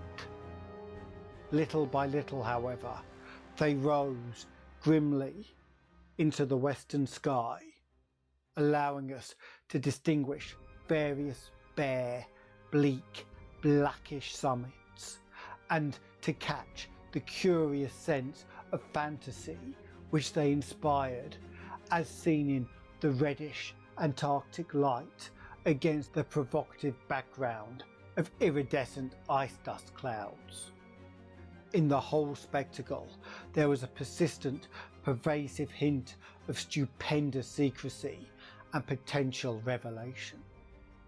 It was as if these stark, nightmare spires marked the pylons of a frightful gateway into the forbidden spheres of a dream and complex gulfs of remote time, space and ultra-dimensionality. I could not help feeling that they were evil things, mountains of madness whose farther slopes looked out over some accursed ultimate abyss. That seething, half-luminous cloud background held ineffable suggestions of a vague, ethereal beyondness, far more than terrestrially spatial, and gave appalling reminders of the utter remoteness, separateness, desolation, and eon-long death of this untrodden and unfathomed astral world. It was young Danforth who drew our notice to the curious regularities of the higher mountain skyline. Regularities like clinging fragments of perfect clouds, which Lake had mentioned in his messages, and which, indeed, justified his comparison with the dreamlike suggestions of the primordial temple ruins on cloudy Asian mountaintops, so subtly and strangely painted by Roerich. There was indeed something hauntingly Roerich-like about this whole unearthly continent of mountainous mystery. I had felt it in October, when we first caught sight of Victoria Land, and felt it afresh now. I felt too another wave of uneasy consciousness, of Archean mythical resemblances, and of how disturbingly this lethal realm corresponded to the evilly famed plateau of Leng in the primal writings. Mythologists have placed Leng in Central Asia, but the racial memory of man, or of his predecessors, is long, and it may well be that certain tales have come down from lands and mountains and temples of horror earlier than Asia, and earlier than any human world we know. A few daring mystics have hinted at a pre-Paleostine origin for the fragmentary Platonic manuscripts, and have suggested that the devotees of Tsnogua were as alien to mankind as Tsnogua himself. Leng, wherever in space or time it might brood, was not a region I would care to be in or near, nor did I relish the proximity of a world that had ever bred such ambiguous and Archean monstrosities as those Lake had just mentioned. At the moment I felt sorry that I had ever read the abhorred Necronomicon, or talked so much with that unpleasantly erudite folklorist Wilmarth at the university. This mood undoubtedly served to aggravate my reaction to the bizarre mirage which burst upon us from the increasingly opalescent zenith as we drew near the mountains and began to make out the cumulative undulations of the foothills. I had seen dozens of polar mirages during the preceding weeks, some of them quite as uncanny and fantastically vivid as the present sample, but this one had a wholly novel and obscure quality of menacing symbolism, and I shuddered as the seething labyrinth of fabulous walls and towers and minarets loomed out of the troubled ice vapours above our heads. The effect was that of a cyclopean city, of no architecture known to man or to human imagination, with vast aggregations of night black masonry embodying monstrous perversions of geometrical law.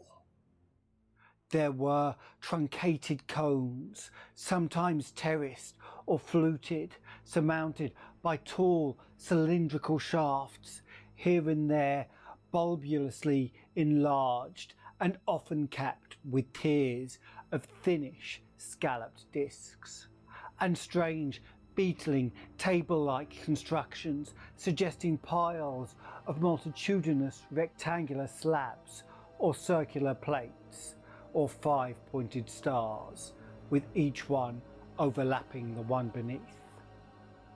There were composite cones and pyramids, either alone or surmounting cylinders or cubes, or flatter truncated cones and pyramids and occasional nasal-like spires in curious clusters of five.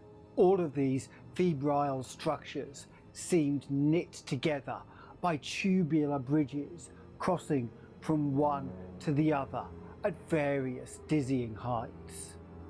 And of the implied scale of the whole was terrifying and oppressive in its sheer giganticism. The general type of mirage was not unlike some of the wilder forms observed and drawn by the Arctic whaler Scoresby in 1820. But at this time and place, with those dark, unknown mountain peaks soaring stupendously ahead, that anomalous elder world discovery in our minds, and the pall of probable disaster enveloping the greater part of our expedition, we all seemed to find in it a taint of latent malignity and infinitely evil portent. I was glad when the mirage began to break up, though in the process the various nightmare turrets and cones assumed distorted temporary forms of even vaster hideousness. As the whole illusion dissolved into churning opalescence, we began to look eastward again, and saw that our journey's end was not far off. The unknown mountains ahead rose dizzily up like a fearsome rampart of giants, their curious regularities showing with startling clearness, even without a field glass. We were over the lowest foothills now, and could see amidst the snow, ice and bare patches of their main plateau a couple of darkish spots which we took to be Lakes Camp and Boring.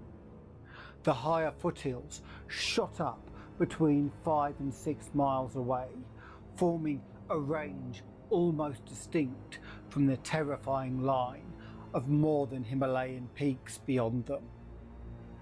At length, Ropes, the student who had relieved McTeague at the controls, began to head downward towards the left-hand dark spot, whose size marked it as the camp.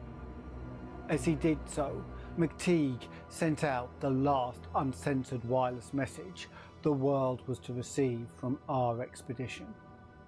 Everyone, of course, has read the brief and unsatisfying bulletins of the rest of our Antarctic sojourn.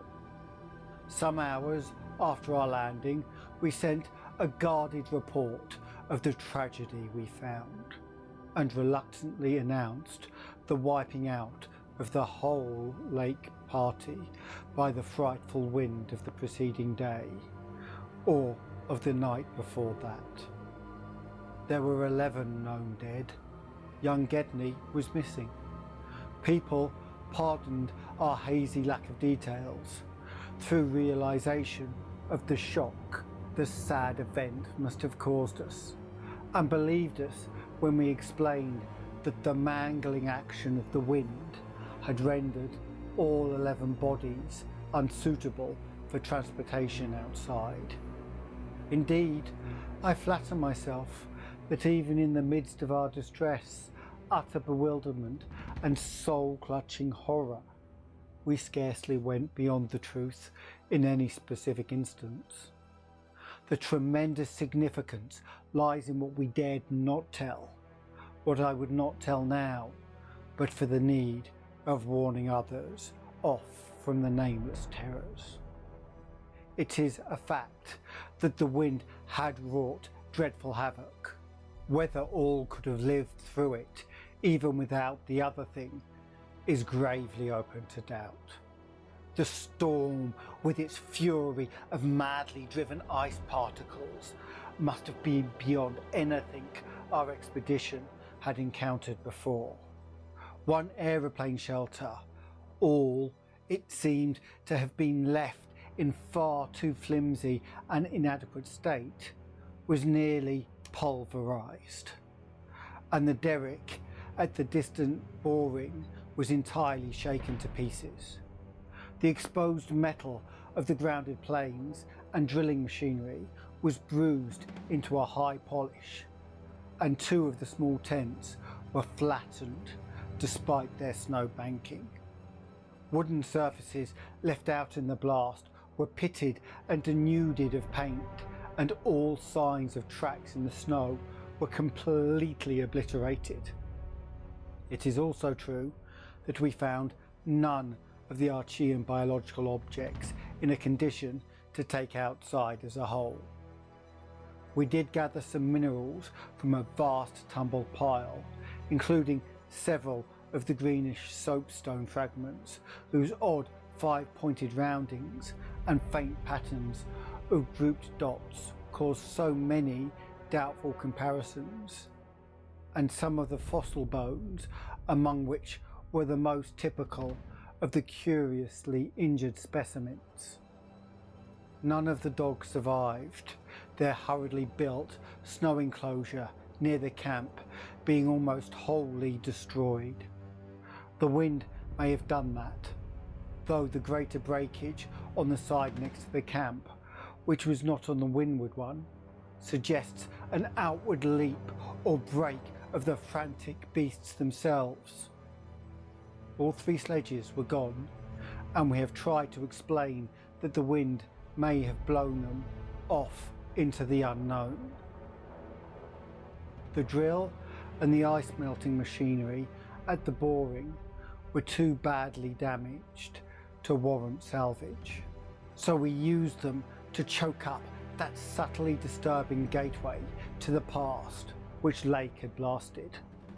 We likewise left at the camp the 2 most shaken up of the planes, since our surviving party had only 4 real pilots: Sherman, Danforth, McTeague and Ropes in all, with Danforth in a poor nervous shape to navigate. We brought back all the books, scientific equipment and other incidentals we could find, though much was rather unaccountably blown away. Spare tents and furs were either missing or badly out of condition. It was approximately 4 p.m. after wide plain cruising had forced us to give Gedney up for lost that we sent our guarded message to the Arkham for relaying, and I think we did well to keep it as calm and non-committal as we succeeded in doing. The most we said about agitation concerned our dogs, whose frantic uneasiness near the biological specimens was expected from poor Lake's accounts. We did not mention, I think, their display of the same uneasiness when sniffing around the queer greenish soapstones and certain other objects in the disordered region. Objects including scientific instruments, aeroplanes and machinery, both at the camp and at the boring, whose parts had been loosened, moved, or otherwise tampered with by winds that must have harboured singular curiosity and investigativeness. About the 14 biological specimens, we were pardonably indefinite. We said that the only ones we discovered were damaged, but that enough was left of them to prove Lake's description wholly and impressively accurate. It was hard work keeping our personal emotions out of this matter, and we did not mention numbers or say exactly how we found those which we did find. We had, by that time, agreed not to transmit anything suggesting madness on the part of Lake's men, and it surely looked like madness to find 6 imperfect monstrosities carefully buried upright in 9-foot snow graves under 5-pointed mounds punched over with groups of dots in a pattern exactly like those on the queer greenish soapstones dug up from the Mesozoic or Tertiary times. The 8 perfect specimens mentioned by Lake seemed to have been completely blown away. We were careful too about the public's general peace of mind, hence Danforth and I said little about that frightful trip over the mountains the next day. It was the fact that only a radically light plane could possibly cross a range of such height, which mercifully limited that scouting tour to the 2 of us. On our return at 1 a.m, Danforth was close to hysterics, but kept an admirably stiff upper lip. It took no persuasion to make him promise not to show our sketches and the other things we brought away in our pockets, not to say anything more to the others, other than what we had agreed to relay outside, and to hide our camera films for private development later on, so that part of my present story will be as new to Peabody, McTeague, Ropes, Sherman, and the rest as it will be to that world in general.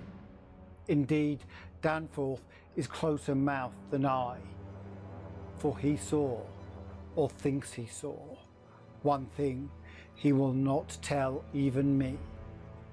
As all know, our report included a tale of a hard ascent, a confirmation of Lake's opinion that the great peaks are of Archean slate and other very primal crumpled strata, unchanged since at least Middle Comanchean time. A conventional comment on the regularity of the clinging cube and rampart formations. A decision that the cave mouths indicate dissolved calcareous veins. A conjecture that certain slopes and passes would permit of the scaling and crossing of the entire range by seasoned mountaineers, and a remark that the mysterious other side holds a lofty and immense super plateau, as ancient as unchanging as the mountains themselves, 20,000 feet in elevation, with grotesque rock formations protruding through a thin glacial layer, and with low, gradual foothills between the general plateau surface and the sheer precipices of the highest peaks. This body of data is, in every respect, true, so far as it goes, and completely satisfied the men at the camp. We laid our absence of 16 hours, a longer time than our announced flying, landing, reconnoitering and rock collecting program called for, to a long mythical spell of adverse wind conditions, and told truly of our landing on the farther foothills. Fortunately, our tale sounded realistic enough, and prosaic enough not to tempt any of the others into emulating our flight. Had any tried to do so, I would have used every ounce of my persuasion to stop them, and I do not know what Danforth would have done. While we were gone, Peabody, Sherman, Ropes, McTeague and Williamson had worked like beavers over Lake's two best planes, fitting them again for use despite the altogether unaccountable juggling of their operative mechanisms. We decided to load all the planes the next morning and start back for our old base as soon as possible. Even though indirect, that was the safest way to work towards McMurdo Sound, for a straight line flight across the most utterly unknown stretches of the Aeon dead continent would involve many additional hazards. Further exploration was hardly feasible in view of our tragic decimation and the ruin of our drilling machinery. The doubts and horrors around us, which we did not reveal, made us wish only to escape from this austral world of desolation and brooding madness as swiftly as we could. As the public knows, our return to the world was accomplished without further disasters. All planes reached the old base on the evening of the next day, January 27th, after a swift, non-stop flight, and on the 28th we made McMurdo Sound in 2 laps. The one pause being very brief and occasioned by a faulty rudder in the furious wind over the ice shelf after we had cleared the Great Plateau. In 5 days more, the Arkham and Muskatonic, with all hands equipment on board, were shaking clear of the thickening field ice and working up Ross Sea, with the mocking mountains of Victoria Land looming westward against a troubled Antarctic sky, and twisting the wind's wails into a wide-range musical piping which chilled my soul to the quick. Less than a fortnight later, we left the last hint of polar land behind us and thanked heaven that we were clear of a haunted, accursed realm where life and death, space and time have made black and blasphemous alliances in the unknown epochs since the matter first writhed and swarmed on the planet's scarce cooled crust. Since our return, we have all constantly worked to discourage Antarctic exploration and have kept certain doubts and guesses to ourselves with splendid unity and faithfulness. Even young Danforth, with his nervous breakdown, has not flinched or babbled to his doctors. Indeed, as I have said, there is one thing he thinks he alone saw, which he will not tell even me, though I think it would help his psychological state if he would consent to do so. It might explain and relieve much, though perhaps the thing was no more than the delusive aftermath of an earlier shock. That is the impression I gather after those rare, irresponsible moments where he whispers disjointed things to me, things which he repudiates vehemently as soon as he gets a grip on himself again. It will be hard work deterring others from the Great White South, and some of our efforts may directly harm our cause by drawing inquiring notice. We might have known from the first that human curiosity is undying, and that the results we announced would be enough to spur others ahead on the same age-long pursuit of the unknown.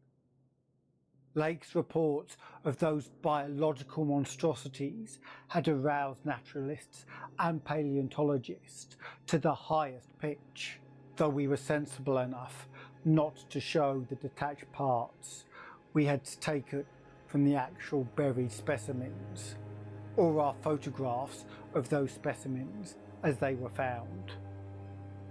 We also refrained from showing the more puzzling of the scarred bones and greenish soapstones, while Danforth and I have closely guarded the pictures we took or drew on the super plateau across the range, and the crumpled things we smoothed, studied in terror, and brought away in our pockets. But now that Starkweather Moor party is organising, and with a thoroughness far beyond anything our outfit attempted, if not dissuaded, they will get to the innermost nucleus of the Antarctic and melt and bore till they bring up that which we know may end the world. So I must break through all reticence at last, even about that ultimate nameless thing beyond the mountains of madness.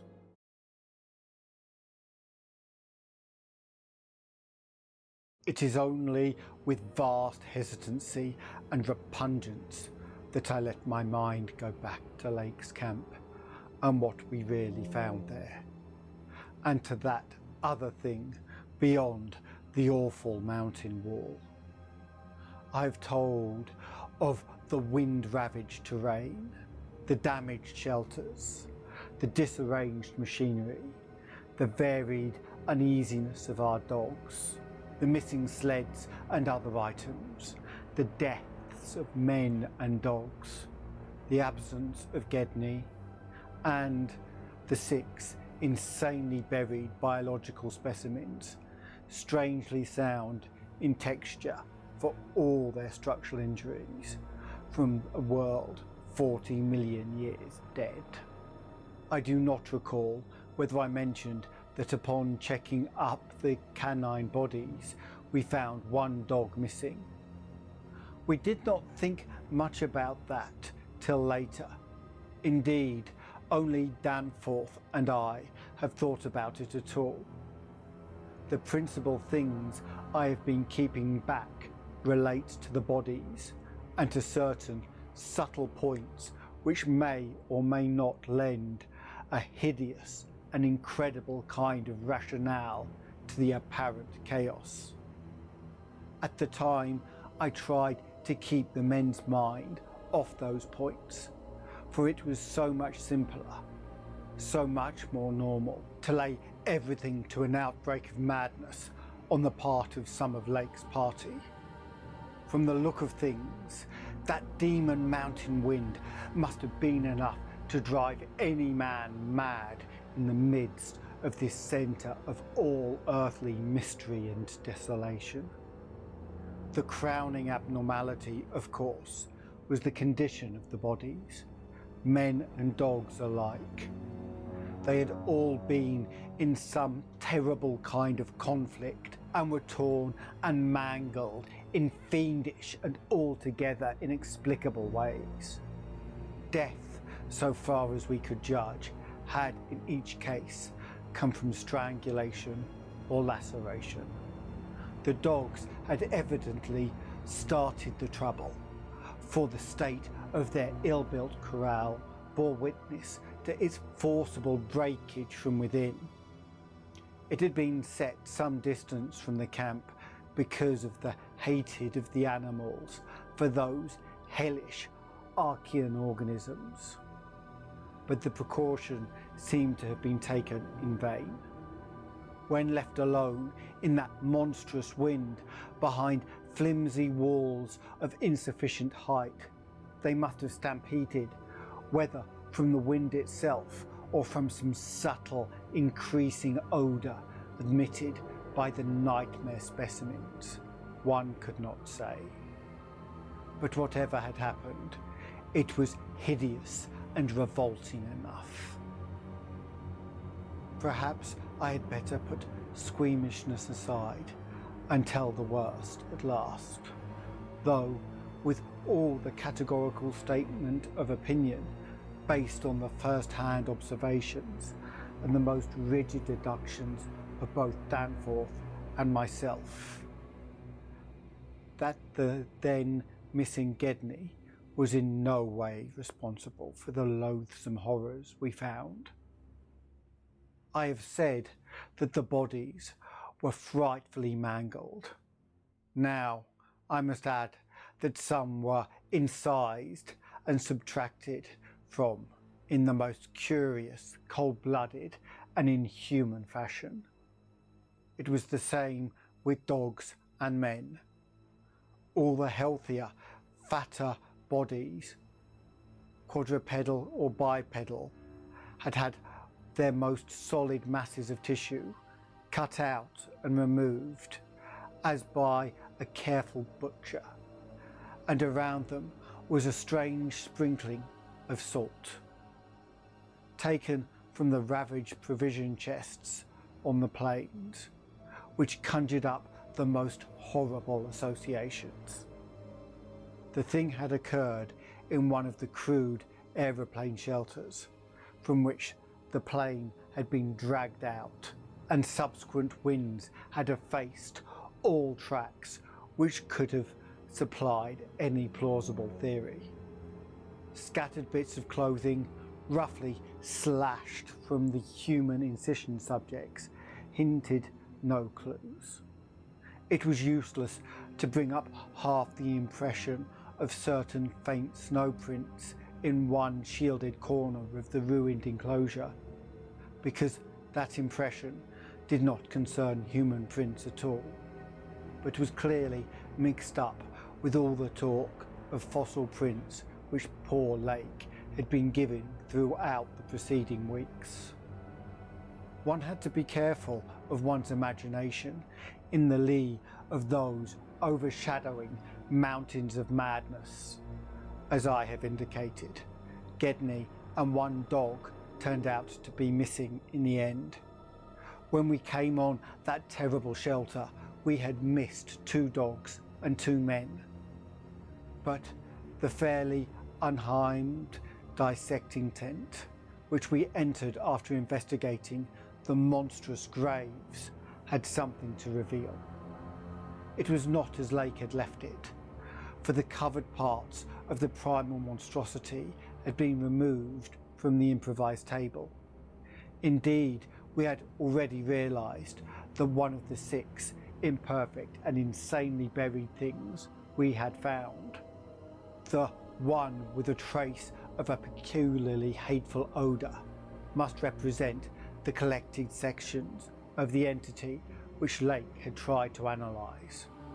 On and around that laboratory table were strewn other things, and it did not take long for us to guess that those things were carefully, though oddly and inexpertly dissected parts of 1 man and 1 dog. I shall spare the feelings of survivors by omitting mention of the man's identity. Lake's anatomical instruments were missing, but there were evidences of their careful cleansing. The gasoline stove was also gone, though around it we found a curious litter of matches. We buried the human parts beside the other 10 men, and the canine parts with the other 35 dogs. Concerning the bizarre smudges on the laboratory table and on the jumble of roughly handled illustrated books scattered near it, we were too much bewildered to speculate. This formed the worst of the camp horror, but other things were equally perplexing. The disappearance of Gedney, the 1 dog, the 8 uninjured biological specimens, the 3 sleds, and certain instruments, illustrated technical and scientific books, writing materials, electric torches and batteries, food and fuel, heating apparatus, spare tents, fursuits and the like was utterly beyond sane conjecture, as were likewise the splatter-fringed ink blots on certain pieces of paper and the evidences of curious alien fumbling and experimentation around the planes and on other mechanical devices, both at the camp and at the boring. The dogs seemed to abhor this oddly disordered machinery. Then too, there was the upsetting of the larder, the disappearance of certain staples, and the jarringly comical heap of tin cans, pried open in the most unlikely ways and at the most unlikely places. The profusion of scattered matches, intact, broken, or spent, formed another minor enigma, as did the 2 or 3 tent cloths and fursuits which we found lying about with peculiar and unorthodox slashings, conceivably due to clumsy efforts at unimaginable adaptations. The maltreatment of the human and canine bodies and the crazy burial of the damaged Archean specimens were all apace with this apparent disintegrative madness. In a view of just such an eventuality as the present one, we carefully photographed all the main evidences of insane disorder at the camp, and shall use the prints to buttress our pleas against the departure of the proposed Starkweather Moor expedition. Our first act, after finding the bodies in the shelter, was to photograph and open the row of insane graves with the 5 pointed snow mounds. We could not help noticing the resemblance of these monstrous mounds with the clusters of drooped dots to poor Lake's descriptions of the strange greenish soapstones. And when we came on some of the soapstones themselves in the great mineral pile, we found the likeness very close indeed. The whole general formation, it must be made clear, seemed abnormally suggestive of the starfish head of the Archean entities, and we agreed that suggestion must have worked potently upon the sensitized minds of Lake's overwrought party. For madness, centering in Gedney as the only possible surviving agent, was the explanation spontaneously adopted by everybody so far as spoken utterance was concerned, though I will not be so naive as to deny that each of us may have harboured wild guesses which sanity forbade him to formulate completely. Sherman, Peabody and McTeague made an exhaustive aeroplane cruise over the surrounding territory in the afternoon, sweeping the horizon with field glasses in a quest of Gedney and of the other various missing things, but nothing came to light. The party reported that the Titan barrier range extended endlessly to the right and left alike, without any diminution in height or essential structure. On some of the peaks, though, the regular cube and rampart formations were bolder and plainer, having doubly fantastic similarities to Roeric painted Asian hill ruins. The distribution of cryptical cave mouths on the black snow-denuded summits seemed roughly even as far as the range could be traced. In spite of the prevailing horrors, we were left with enough sheer scientific zeal and adventurousness to wonder about the unknown realm beyond those mysterious mountains. As our guarded messages stated, we rested at midnight after a day of terror and bafflement. But not without a tentative plan for one or more range-crossing altitude flights in a lightened plane with aerial camera and geologist's outfit beginning the following morning. It was decided that Danforth and I try it first, and we awaked at 7 AM intending an early trip, though heavy winds mentioned in our brief bulletins to the outside world delayed our start till nearly 9 o'clock. I have already repeated the non-committal story we told the men at camp and relayed outside after our return 16 hours later. It is now my terrible duty to amplify this account by filling in the merciful blanks with hints of what we really saw in that hidden transmotane world. Hints of the revelations which have finally driven Danforth to a nervous collapse. I wish he would add a really frank word about the thing which he thinks he alone saw, even though it was probably a nervous delusion, and which was perhaps the last straw that put him where he is. But he is firm against that. All I can do is repeat his latter disjointed whispers about what set him shrieking as the plane soared back through the wind-tortured mountain pass after that real and tangible shock which I shared. This will form my last word. If the plain signs of surviving elder horrors in what I disclose be not enough to keep others from meddling with the inner Antarctic, or at least from prying too deeply beneath the surface of that ultimate waste of forbidden secrets and unhuman, aeon-cursed desolation, the responsibility for unnameable and perhaps immeasurable evils will not be mine. Danforth and I, studying the notes made by Peabody in his afternoon flight and checking up with the sextant, had calculated that the lowest available pass in the range lay somewhat to the right of us, within sight of camp, and about 23,000 or 24,000 feet above sea level. For this point then, we first headed to the lightened plain as we embarked on our flight of discovery.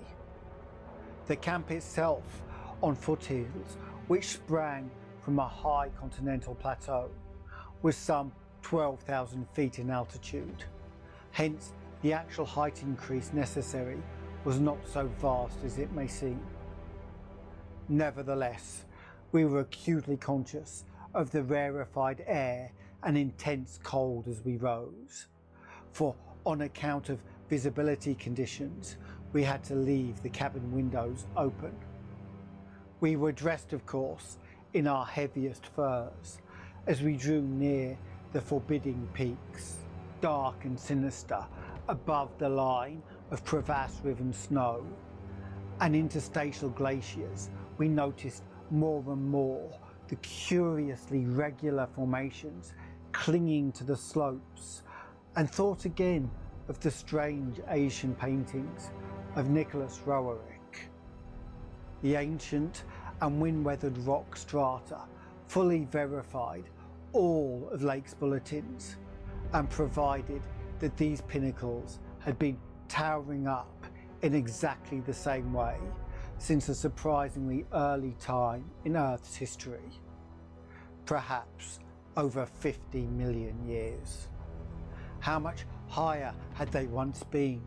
It was futile to guess, but everything about this strange region pointed to obscure atmospheric influences unfavourable to change and calculated to retard the usual climatic process of rock disintegration. but it was the mountainside tangle of regular cubes, ramparts and cave mouths which fascinated and disturbed us most. I studied them with a field glass and took aerial photographs while Danforth drove, and at times I relieved him at the controls, though my aviation knowledge was purely an amateur's, in order to let him use the binoculars. We could easily see that much of the material of the things was a lightish Archean quartzite, unlike any formation visible over broad areas of the general surface, and that their regularity was extreme and uncanny to an extent which poor Lake had scarcely hinted. As he had said, their edges were crumbled and rounded from untold aeons of savage weathering, but their preternatural solidity and tough material had saved them from obliteration. Many parts, especially those closest to the slopes, seemed identical in substance to the surrounding rock surface. The whole arrangement looked like the ruins of Machu Picchu in the Andes, or the primal foundation walls of Kish as dug up by the Oxford Field Museum expedition in 1929, and both Danforth and I obtained that occasional impression of separate cyclopean blocks which Lake had attributed to his flight companion Carol. How to account for such things in this place was frankly beyond me, and I felt queerly humbled as a geologist. Igneous formations often have strange regularities, like the famous Giant's Causeway in Ireland. But this stupendous range, despite Lake's original suspicion of smoking cones, was above all else non-volcanic in evident structure. The curious cave mouths near the odd formation seemed most abundant, presented another, albeit lesser puzzle because of their regularity of outline. They were, as Lake's bulletin had said, often approximately square or semicircular, as if the natural orifices had been shaped to a greater symmetry by some magical hand. Their numerousness and wide distribution were remarkable and suggested that the whole region was honeycombed with tunnels dissolved out of limestone strata. Such glimpses as we secured did not extend far within the caverns, but we saw that they were apparently clear of stalactites and stalagmites. On the outside, those parts of mountain slopes adjoining the apertures seemed invariably smooth and regular, and Danforth thought that the slight cracks and pitting of the weathering tended toward unusual patterns.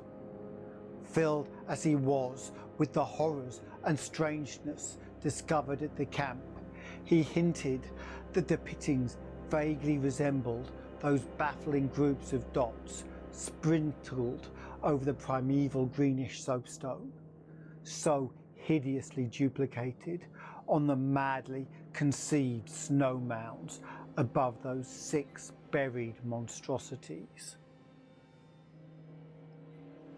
We had risen gradually in flying over the higher foothills and along toward the relatively low pass we had selected. As we advanced, we occasionally looked down at the snow and ice of the land route, wondering whether we could have attempted the trip with the simpler equipment of an earlier day. Somewhat to our surprise, we saw that the terrain was far from difficult as such things go, and that despite the crevasses and other bad spots, it would not have been likely to deter the sledges of a Scott, a Shackleton or an Arminston. some of the glaciers appeared to lead up to wind-barred passes with unusual continuity, and upon reaching our chosen path, we found that its case formed no exception.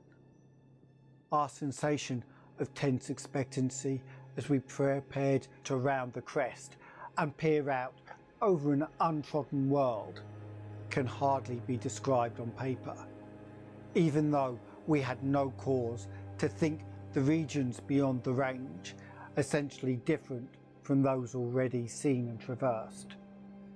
The touch of evil mystery in these barrier mountains and in the beckoning sea of opalescent sky glimpsed betwixt their summits was highly subtle and attenuated matter not to be explained in literal words. Rather, it was an affair of vague psychological symbolism and aesthetic association, a thing mixed up with exotic poetry and paintings, and with archaic myths lurking in shunned and forbidden volumes. Even the wind's burden held a peculiar strain of conscious malignancy, and for a second it seemed that the composite sound included a bizarre musical whistling, or a piping over a wide range as the blast swept in and out of the omnipresent and resonant cave mouths. There was a cloudy note of reminiscent repulsion in this sound, as complex and unplaceable as any of the other dark impressions. We were now, after a slow ascent, at the height of 23,570 feet, according to the aneroid, and had left the region of clinging snow definitely below us.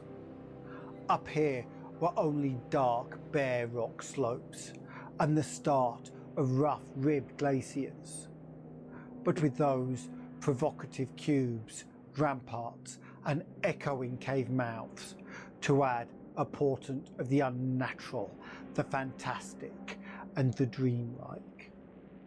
Looking along the line of high peaks, I thought I could see the one mentioned by Poor Lake with a rampart exactly on top.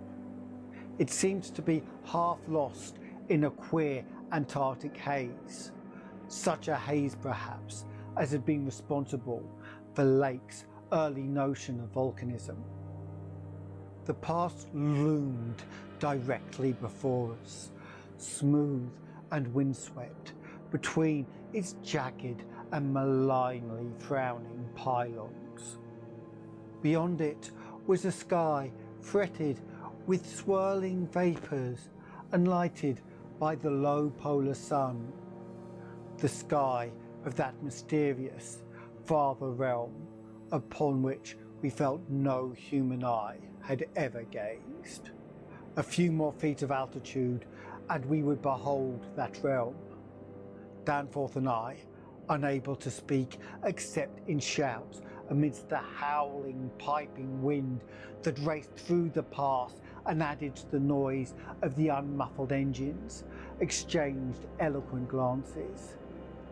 And then, having gained those last few feet, we did indeed stare across the momentous divide and over the unsampled secrets of an elder and utterly alien Earth.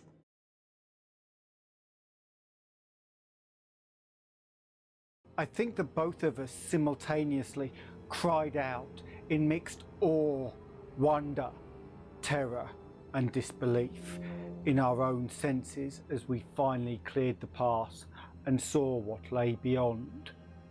Of course, we must have had some natural theory in the back of our heads to steady our faculties for the moment.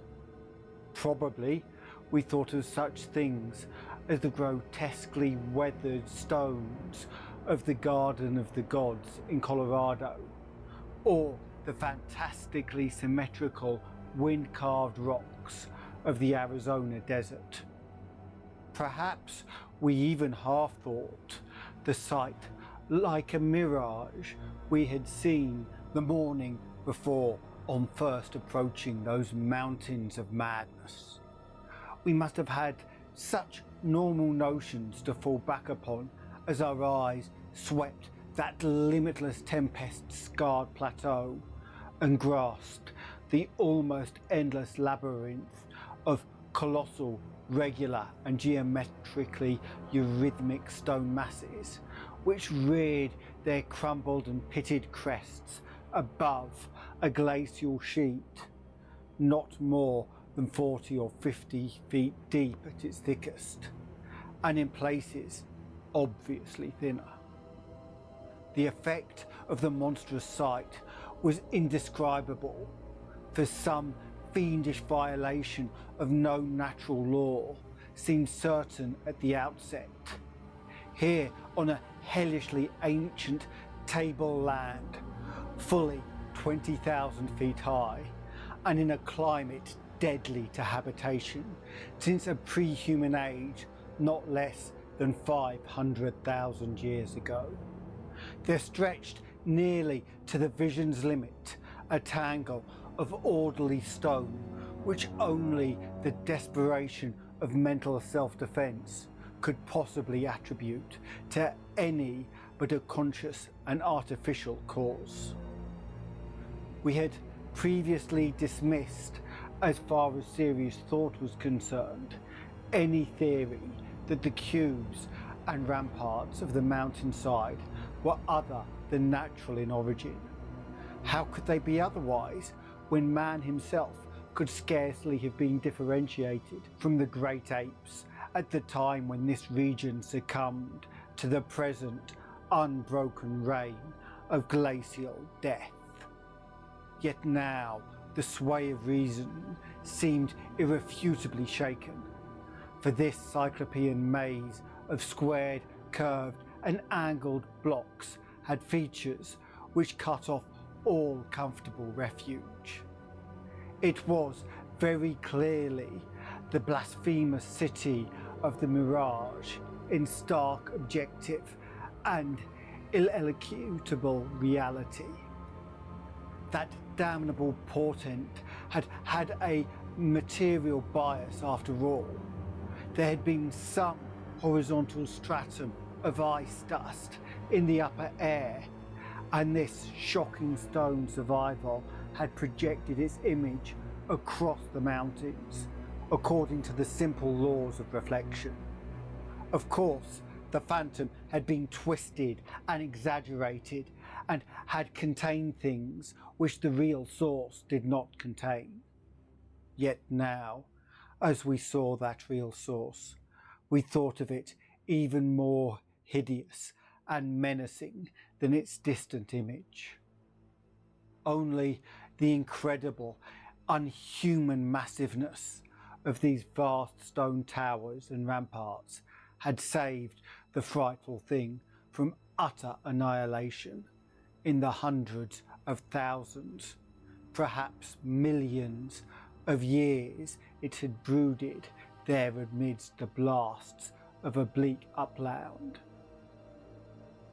Corona Mundi, roof of the world. All sorts of fantastic phrases sprang to our lips as we looked dizzily down at the unbelievable spectacle. I thought again of the eldritch primal myths that had so persistently haunted me since my first sight of this dead Antarctic world, of the demonic plateau of Leng, of the Mygo, or abominable snowmen of the Himalayas, of the Platonic manuscripts with their pre-human implications, of the Cthulhu cult of the Necronomicon, and of those Hyperborean legends of formless Tithongia and the worse than formless Starspawn associated with that semi-entity. For boundless miles in every direction, the thing stretched off with very little thinning Indeed, as our eyes followed it to the right and left along the base of the low gradual foothills which separated it from the actual mountain rim, we decided that we could see no thinning at all, except for an interruption at the left of the pass through which we had come. We had merely struck at random a limited part of something of incalculable extent. The foothills were more sparsely sprinkled with grotesque stone structures, linking the terrible city to the already familiar cubes and ramparts which evidently formed its mountain outpost. These latter, as well as the queer cave mouths, were as thick as on the inner as on the outer sides of the mountains. The nameless stone labyrinth consisted, for the most part, of walls from 10 to 150 feet in ice, clear height, and of a thickness varying from 5 to 10 feet. It was composed mostly of prodigious blocks of dark primordial slate, schists and sandstone, blocks in many cases as large as 4 by 6 by 8 feet, though in several places it seemed to be carved out of solid, uneven bedrock of a pre-Cambrian slate. The buildings were far from equal in size, there being innumerable honeycomb arrangements of enormous extent, as well as smaller separate structures.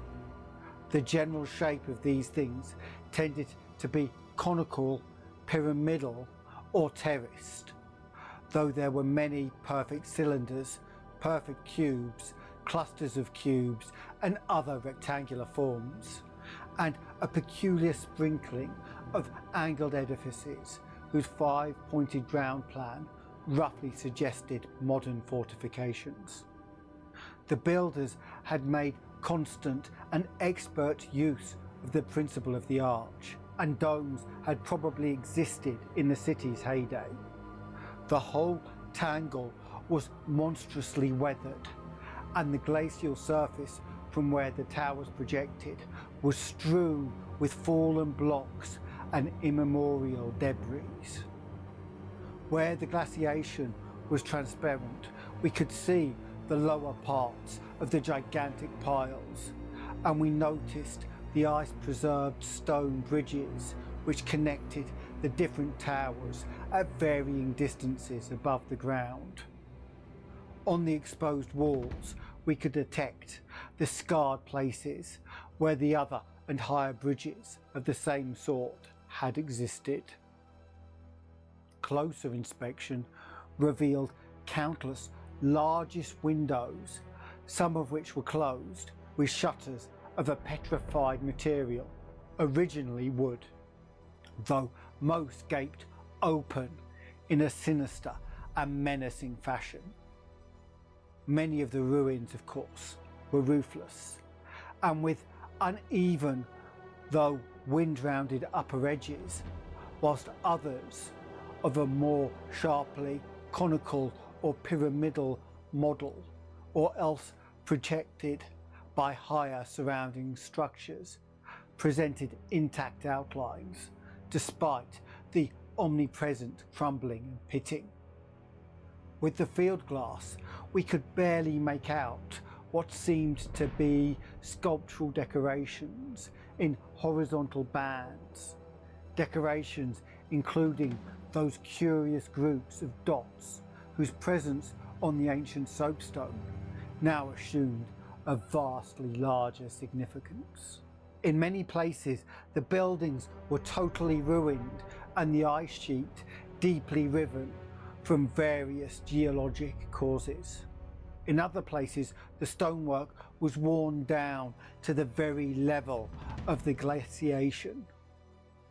One broad swathe, extending from the plateau's interior to a cleft in the foothills about a mile to the left of the pass we had traversed, was wholly free from buildings.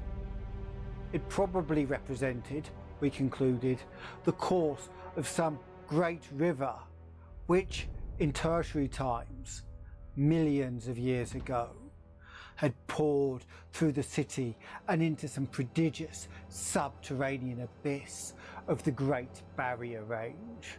Certainly, this was above all a region of caves, gulfs, and underground secrets beyond human penetration. Looking back to our sensations and recalling our dazedness at viewing this monstrous survival from aeons we had thought pre-human, I can only wonder that we presented the semblance of equilibrium, which we did. Of course, we knew that something chronologically scientific theory or our own consciousness was woefully awry, yet we kept enough poise to guide the plane, observe many things quite minutely, and take a careful series of photographs which may yet serve both us and the world in good stead. In my case, ingrained scientific habit may have helped, for above all my bewilderment and sense of menace, there burned a dominant curiosity to fathom more of this age-old secret, to know what sort of beings had built and lived in this incalculably gigantic place, and what relation to the general world of its time or other times so unique a concentration of life could have had. For this place could be no ordinary city. It must have formed the primary nucleus and centre of some archaic and unbelievable chapter of the Earth's history, whose outward ramifications, recalled only dimly in the most obscure and distorted myths, had vanished utterly amidst the chaos of terrene convulsions long before any human race we know of shambled out of apedom. Here sprawled a Paleogean megaropolis, compared with which the fabled Atlantis and Lemuria, Comenorium and Ulsderome and Olotho in the land of Lomar are recent things of today, not even of yesterday, a megapolis ranking in which whispered pre-human blasphemies as Velusia, Relia, Ib in the land of Nunar, and the nameless city of Arabia Desert. As we flew above the tangle of stark Titan towers, my imagination sometimes escaped all bounds and roved aimlessly in realms of fantastic associations, even weaving links betwixt this lost world and some of my own wildest dreams concerning the mad horror at the camp. The plane's fuel tank, in the interest of greater lightness, had only been partly filled, hence we now had to exert caution in our explorations. Even so, however, we covered an enormous extent of ground, or rather air, after swooping down to a level where the wind became virtually negligible. There seemed to be no limit to the mountain range, or to the length of the frightful stone city which bordered its inner foothills. 50 miles of flight in each direction showed no major change in the labyrinth of rock and masonry that clawed up corpse-like through the eternal ice. There were, though, some highly absorbing diversifications, such as the carvings on the canyon where that broad river had once pierced the foothills and approached its sinking place in the Great Range. The headlines at the stream's entrance had been boldly carved into cyclopean pylons, and something about the ridgy, barrel-shaped designs stirred up oddly vague, hateful and confusing semi-remembrances in both Danforth and me. We also came upon several star-shaped open spaces, evidently public squares, and noted various undulations in the terrain. Where a sharp hill rose, it was generally hollowed out into some sort of rambling stone edifice. But there were at least two exceptions. Of these latter, one was too badly weathered to disclose what had been the jutting eminence, while the other still bore a fantastically conical monument carved out of the solid rock and roughly resembling such things as the well-known snake tomb in the ancient valley of Petra. Flying inland from the mountains, we discovered that the city was not of infinite width, even though its length along the foothills seemed endless. After about 30 miles, the grotesque stone buildings began to thin out, and in 10 more miles, we came to an unbroken waste, virtually without sign of sentient artifice.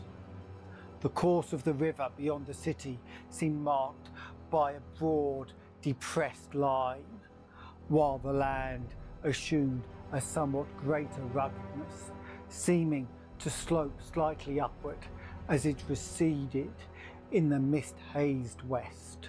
So far, we had made no landing, yet to leave the plateau without an attempt at entering some of the monstrous structures would have been inconceivable. Accordingly, we decided to find a smooth place on the foothills near our navigable pass, there grounding the plane and preparing to do some exploration on foot. Though these gradual slopes were partly covered with a scattering of ruins, low flying soon disclosed an ample number of possible landing places. Selecting that nearest to the pass, since our next flight would be across the Great Range and back to camp, we succeeded about 12:30 p.m. in coming down on a smooth, hard snowfield, wholly devoid of obstacles and well adapted to a swift and favourable takeoff later on. It did not seem necessary to protect the plane with a snow banking for so brief a time, and in so comfortable an absence of high winds at this level. Hence, we merely saw that the landing skis were safely lodged and that the vital parts of the mechanism were guarded against the cold. For our foot journey, we discarded the heaviest of our flying furs and took with us a small outfit consisting of pocket compass, hand camera, light provisions, voluminous notebooks and paper, geologist's hammer and chisel, specimen bags, coil of climbing rope, and powerful electric torches with extra batteries. This equipment having been carried in the plane on the chance we might be able to effect a landing, take ground pictures, make drawings and topographical sketches, and obtain rock specimens from some bare slope, outcropping or mountain cave.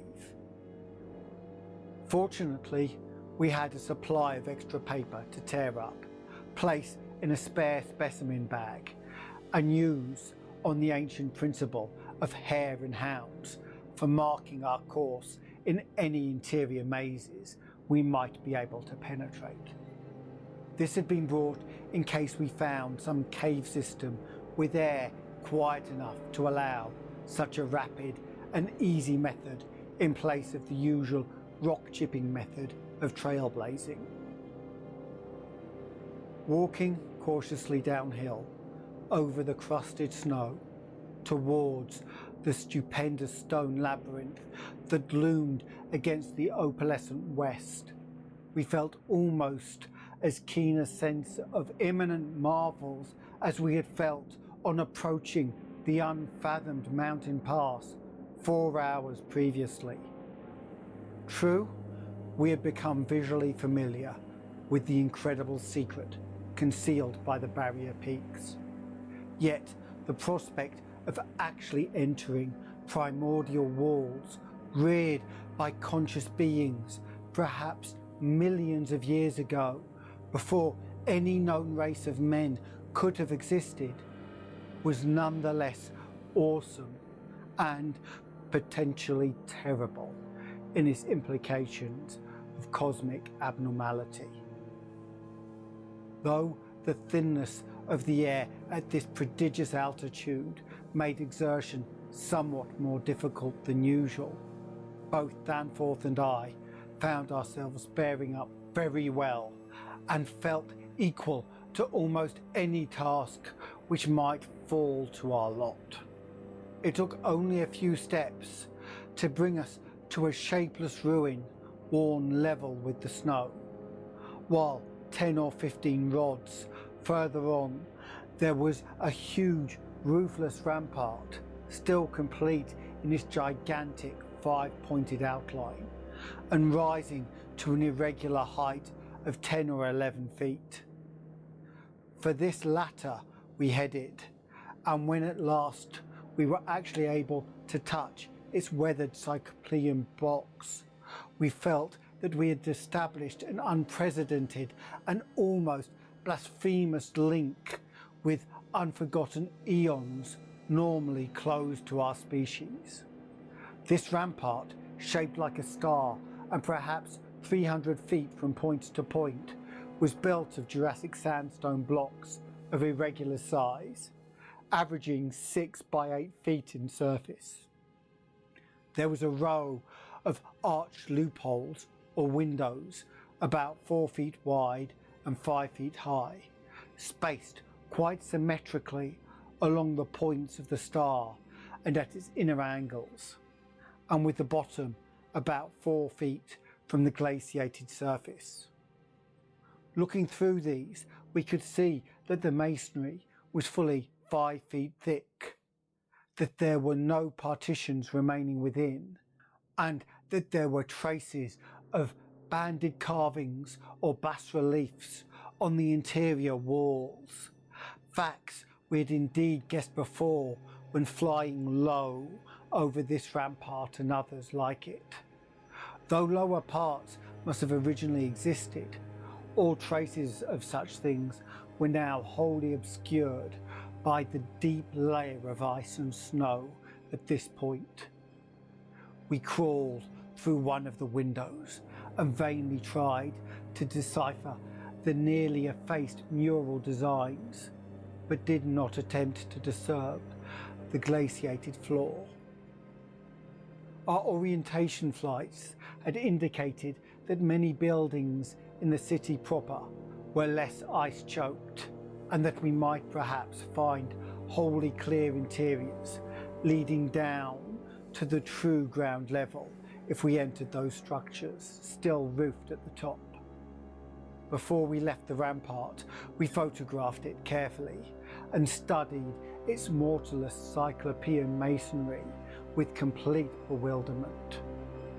We wished the Peabody were present, for his engineering knowledge might have helped us guess how such titanic blocks could have been handled in that unbelievably remote age when the city and its outskirts were built up.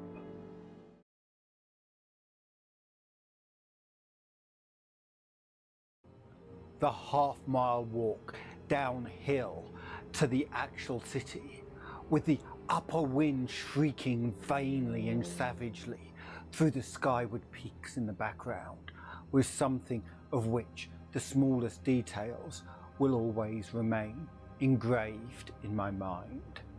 Only in fantastic nightmares could any human beings but Danforth and me conceive such optical effects.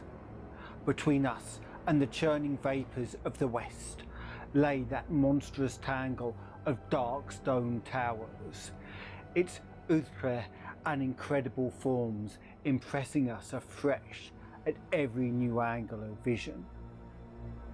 It was a mirage in solid stone, and were it not for the photographs, I would still doubt that such a thing could be. The general type of masonry was identical with that of the rampart we had examined, but the extravagant shapes which this masonry took in its urban manifestations were past all description. Even the pictures only illustrate one or two phases of its endless variety, preternatural massiveness and utterly alien exoticism. There were geometrical forms for which an Euclid could scarcely find a name, cones of all degrees of irregularity and truncation, terraces of every sort of provocative disproportion, shafts and odd bulbous enlargements, broken columns in curious groups, and five-pointed or five-ridged arrangements of mad grotesqueness. As we drew nearer, we could see beneath certain transparent parts of the ice sheet and detect some of the tubular stone bridges that connected the crazily sprinkled structures at various heights. Of orderly streets there seems to be none, the only broad open swathe being a mile to the left, where the ancient river had doubtless flowed through the town into the mountains. Our field glasses showed the external horizontal bands of nearly effaced sculptures and dot groups to be very prevalent, and we could half imagine what the city must have once looked like, even though most of the roofs and the tower tops had necessarily perished. As a whole, it had been a complex tangle of twisted lanes and alleys, all of them deep canyons and some little better than tunnels because of the overhanging masonry or overarching bridges. Now, outspread below us, it loomed like a dream fantasy against a westward mist through whose northern end the low reddish Antarctic sun of early afternoon was struggling to shine. And when, for a moment, that sun encountered a denser obstruction and plunged the scene into temporary shadow, the effect was subtly menacing in a way I can never hope to depict. Even the faint howling and piping of the unfelt wind in the great mountain passes behind us took on a wilder note of purposeful malignity. The last stage of our descent to the town was unusually steep and abrupt, and a rock outcropping at the edge where a grade changed led us to think that an artificial terrace had once existed here. Under the glacification, we believed there must be a flight of steps or its equivalent. When at last we plunged into the town itself, clambering over fallen masonry and shrinking from the oppressive nearness and dwarfing height of omnipresent crumbling and pitted walls, our sensations again became such that I marvel at the amount of self-control we retained. Danforth was frankly jumpy and began making some offensively irrelevant speculations about the horror at the camp, which I resented all the more because I could not help sharing certain conclusions forced upon us by many of the features of this morbid survival from nightmare antiquity. The speculations worked on his imagination too, for in one place where a debris-littered alley turned a sharp corner, he insisted that he saw faint traces of ground markings which he did not like, whilst elsewhere he stopped to listen to a subtle imaginary sound from some undefined point. A muffled musical piping, he said, not unlike that of the wind in the mountain caves, yet somehow disturbingly different. The ceaseless five-pointedness of the surrounding architecture and of the few distinguishable mural arabesques had a dimly sinister suggestiveness we could not escape, and gave us a touch of terrible subconscious certainty concerning the primal entities which had reared and dwelt in this unhallowed place. Nevertheless, our scientific and adventurous souls were not wholly dead, and we mechanically carried out our program of chipping specimens from all the different rock types represented in the masonry. We wished a rather full set in order to draw better conclusions regarding the age of the place. Nothing in the great outer walls seemed to date from later than the Jurassic and Comanchean periods, nor was any piece of stone in the entire place of greater recency than the Pliocene age. In stark certainty, we were wandering amidst a death which had reigned at least 500,000 years, and in all probability even longer. As we proceeded through this maze of stone-shadowed twilight, we stopped at all available apertures to study interiors and investigate entrance possibilities. Some were above our reach, while others led only into ice-choked ruins, as unroofed and barren as the rampart on the hill. One, though, spacious and inviting, opened on a seemingly bottomless abyss without visible means of descent. Now and then we had a chance to study the petrified wood of a surviving shutter, and were impressed by the fabulous antiquity implied in the still discernible grain. These things had come from the Mesozoic gymnosophes and conifers, especially Cretaceous cycads, and from fan plants and early angiosperms of plainly tertiary date. Nothing definitely latter than the Pliocene could be discovered. In the placing of these shutters, whose edges showed the former presence of queer and long vanished hinges, usage seemed to be varied, some being on the outer and some being on the inner side of the deep embrasures. They seemed to have become wedged in place, thus surviving the rusting of their former and probably metallic fixtures and fastenings. After a time, we came across a row of windows in the bulges of a colossal five-edged cone of undamaged apex, which led into a vast, well-preserved room with stone flooring, but these were too high in the room to permit descent without a rope. We had a rope with us, but did not wish to bother with this 20-foot drop unless obliged to, especially in this thin plateau air, where great demands were made upon the heart action.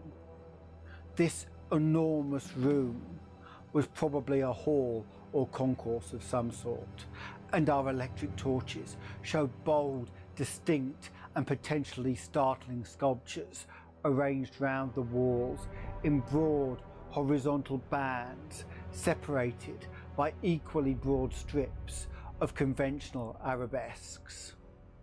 We took careful note of this spot, planning to enter here unless a more easily gained interior was encountered. Finally, though, we did encounter exactly the opening we wished. An archway about 6 feet wide and 10 feet high, marking the former end of an aerial bridge which had spanned an alley about 5 feet above the present level of glaciation. These archways, of course, were flush with upper story floors, and in this case, one of the floors still existed. The building thus accessible was a series of rectangular terraces on our left facing westward. That was across the alley where the other archway yawned. This was a decrepit cylinder with no windows and with a curious bulge about 10 feet above the aperture. It was totally dark inside, and the archway seemed to open on a well of illimitable emptiness. Heaped debris made the entrance to the vast left-hand building doubly easy. Yet for a moment we hesitated before taking advantage of the long-wished chance. For though we had penetrated into this tangle of archaic mystery, it required fresh resolution to carry us actually inside a complete and surviving building of a fabulous elder world whose nature was becoming more and more hideously plain to us. In the end, however, we made the plunge and scrambled over the rubble into the gaping embrasure. The floor beyond us was of great slate slabs and seemed to form the outlet of a long, high corridor with sculptured walls. Observing the many inner archways which led off from it, and realizing the probable complexity of the nest of apartments within, we decided that we must begin our system of hare and hound trailblazing. Hitherto, our compasses, together with frequent glimpses of the vast mountain range between the towers in our rear, had been enough to prevent our losing our way. But from now on, the artificial substitute would be necessary.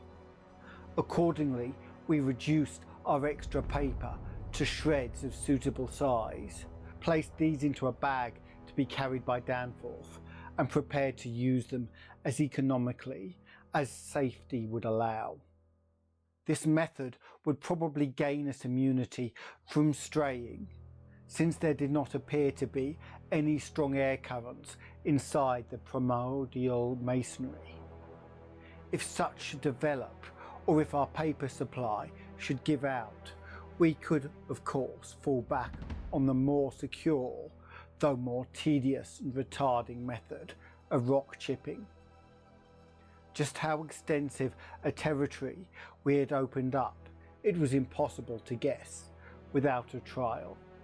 The close and frequent connection of the different buildings made it likely that we might cross from one to another on bridges underneath the ice, except where impeded by local collapses and geologic rifts, for very little glaciation seemed to have entered the massive constructions. Almost all the areas of transparent ice had revealed the submerged windows as tightly shuttered as if the town had been left in that uniform state until the glacial sheet came to crystallize the lower part for all succeeding time. Indeed, one gained a curious impression that this place had been deliberately closed and deserted in some dim bygone eon, rather than overwhelmed by any sudden calamity or even gradual decay. Had the coming of the ice been foreseen? And had a nameless population left en masse to seek a less doomed abode? The precise physiographic conditions attending the formations of the ice sheet at this point would have to wait for later solution. It had not very plainly been a grinding drive. Perhaps the pressure of accumulated snows had been responsible, and perhaps some flood from the river or from the bursting of some ancient glacial dam in the Great Range had helped create a special state now observable. Imagination could conceive almost anything in connection with this place. It would be cumbrous to give a detailed, consecutive account of our wanderings inside that cavernous, eon-dead honeycomb of primal masonry. That monstrous lair of elder secrets, which now echoed for the first time after uncounted epochs to the tread of human feet. This is especially true because so much of the horrible drama and revelation came from a mere study of the omnipresent mural carvings. Our flashlight photographs of those carvings will do much towards proving the truth of what we are now disclosing, and it is lamentable that we had not a larger film supply with us. As it was, we made crude notebook sketches of certain salient features after all our films were used up. The building which we had entered was one of great size and elaborateness, and gave us an impressive notion of the architecture of that nameless geologic past.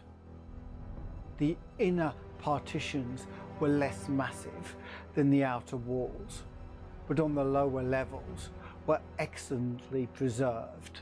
Labyrinthine complexity involving curiously irregular differences in floor levels characterized the entire arrangements, and we should certainly have been lost at the very outset but for the trail of torn paper left behind us.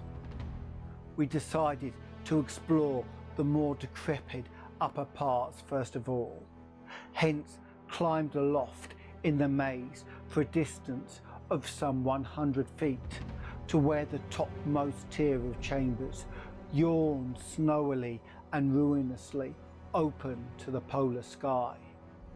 Ascent was effected over the steep, traversely ribbed stone ramps or inclined planes which everywhere served in lieu of stairs. The rooms we encountered were all of imaginable shapes and proportions, ranging from five-pointed stars to triangles and perfect cubes. It might be safe to say that their general average was about 30 by 30 feet in floor area and 20 feet in height, though many larger apartments existed.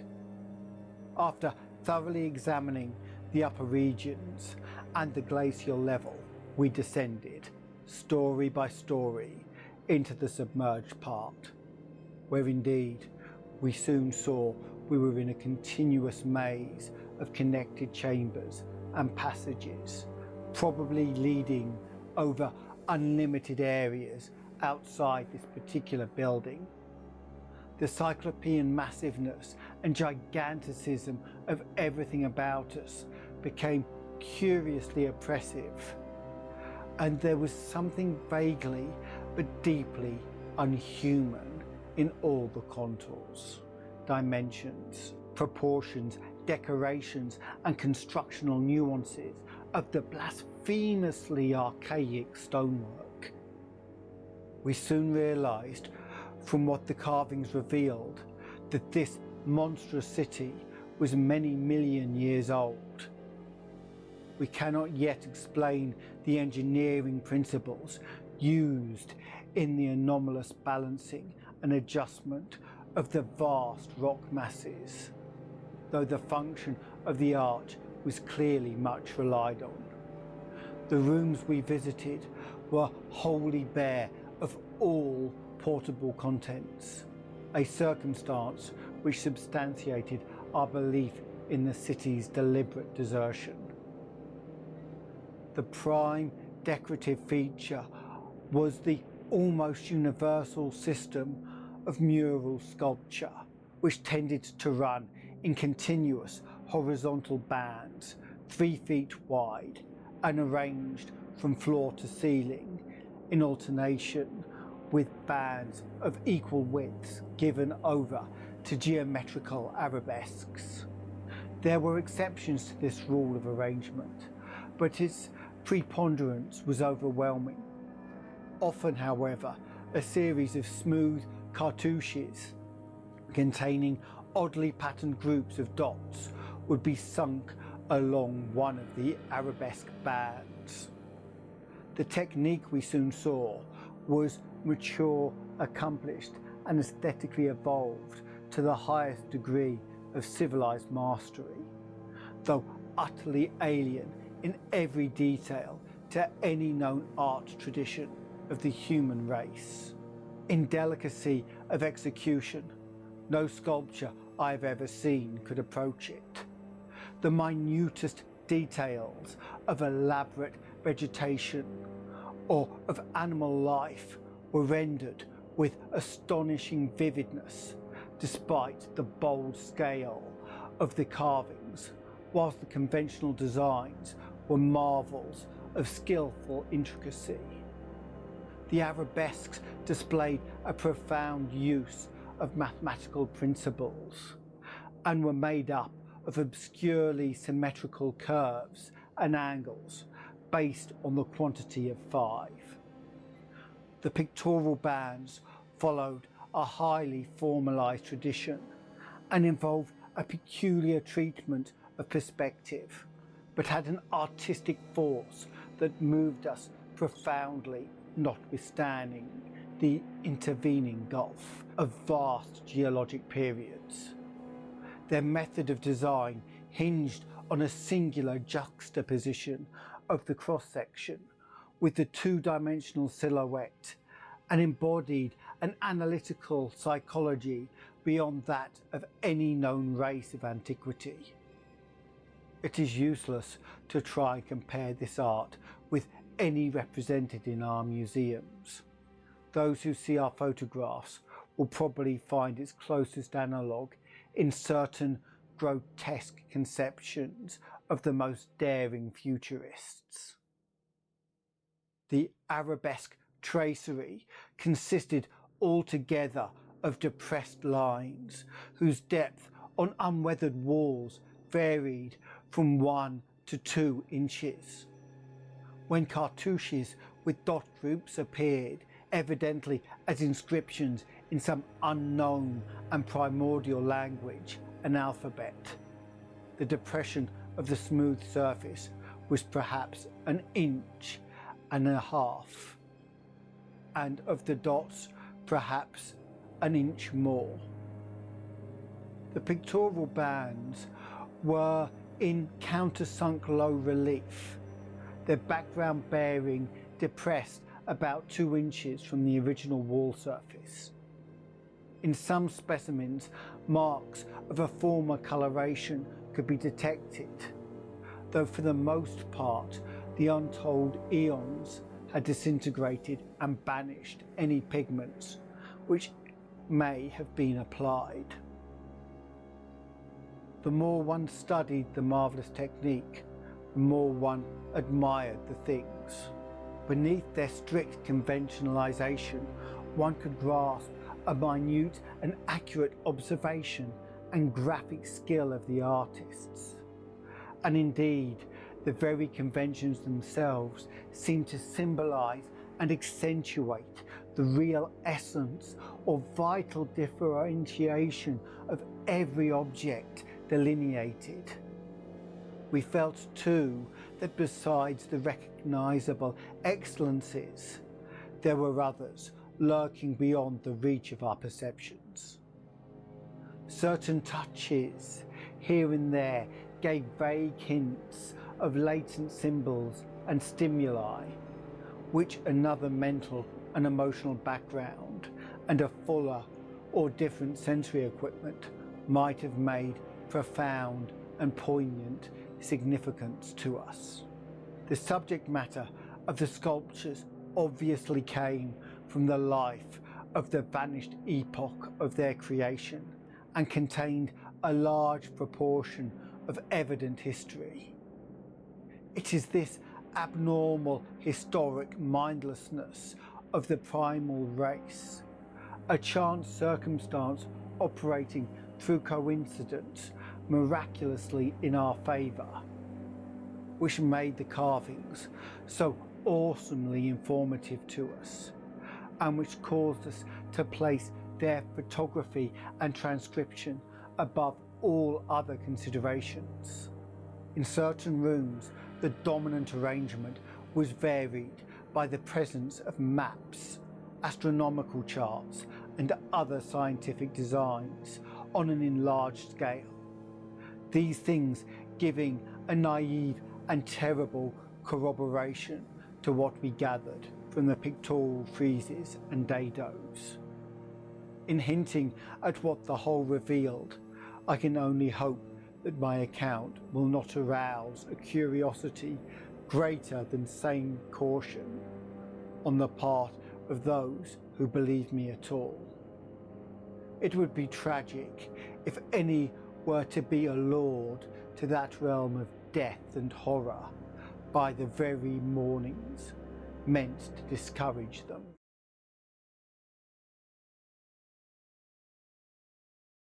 Interrupting these sculptured walls were high windows and massive 12-foot doorways, both now and then retaining the petrified wooden planks, elaborately carved and polished, of the actual shutters and doors. All metal fixtures had long ago vanished, but some of the doors remained in place and had to be forced aside as we progressed from room to room. Window frames with odd transparent panes, mostly elliptical, survived here and there, though in no considerable quantity.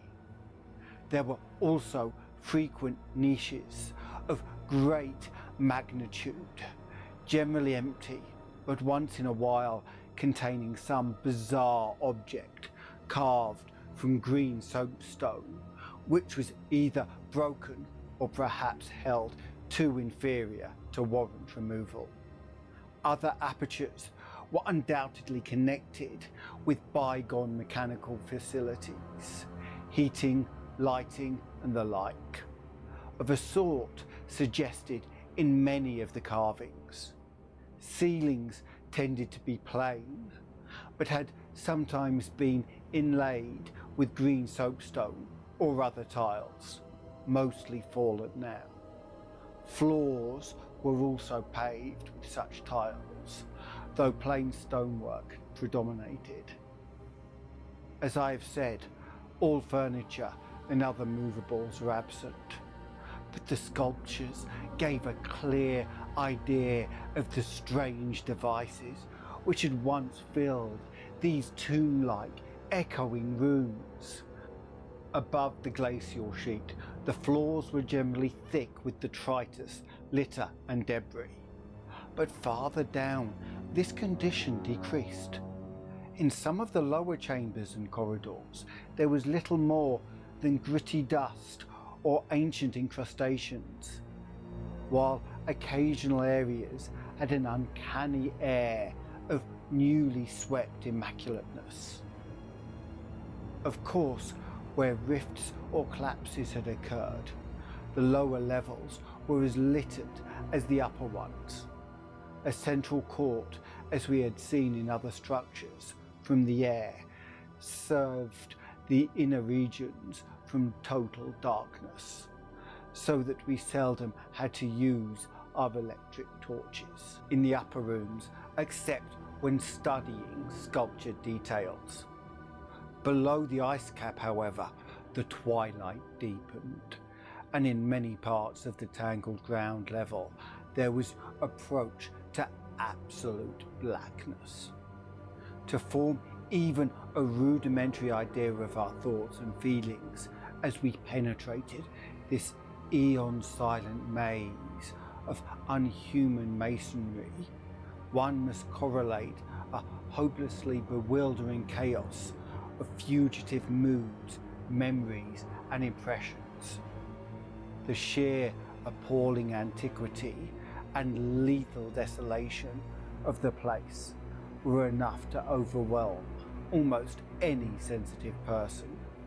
But added to these elements were the recent unexplained horror at the camp and the revelations all too soon effaced by the terrible mural sculptures around us.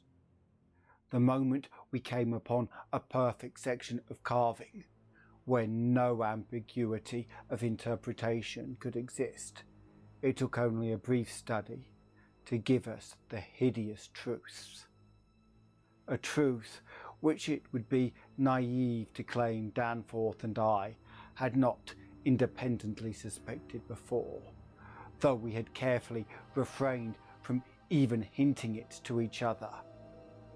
There could now be no further merciful doubt about the nature of the beings which had built and inhabited this monstrous dead city millions of years ago, when man's ancestors were primitive, archaic mammals, and vast dinosauria roamed the tropical steppes of Europe and Asia.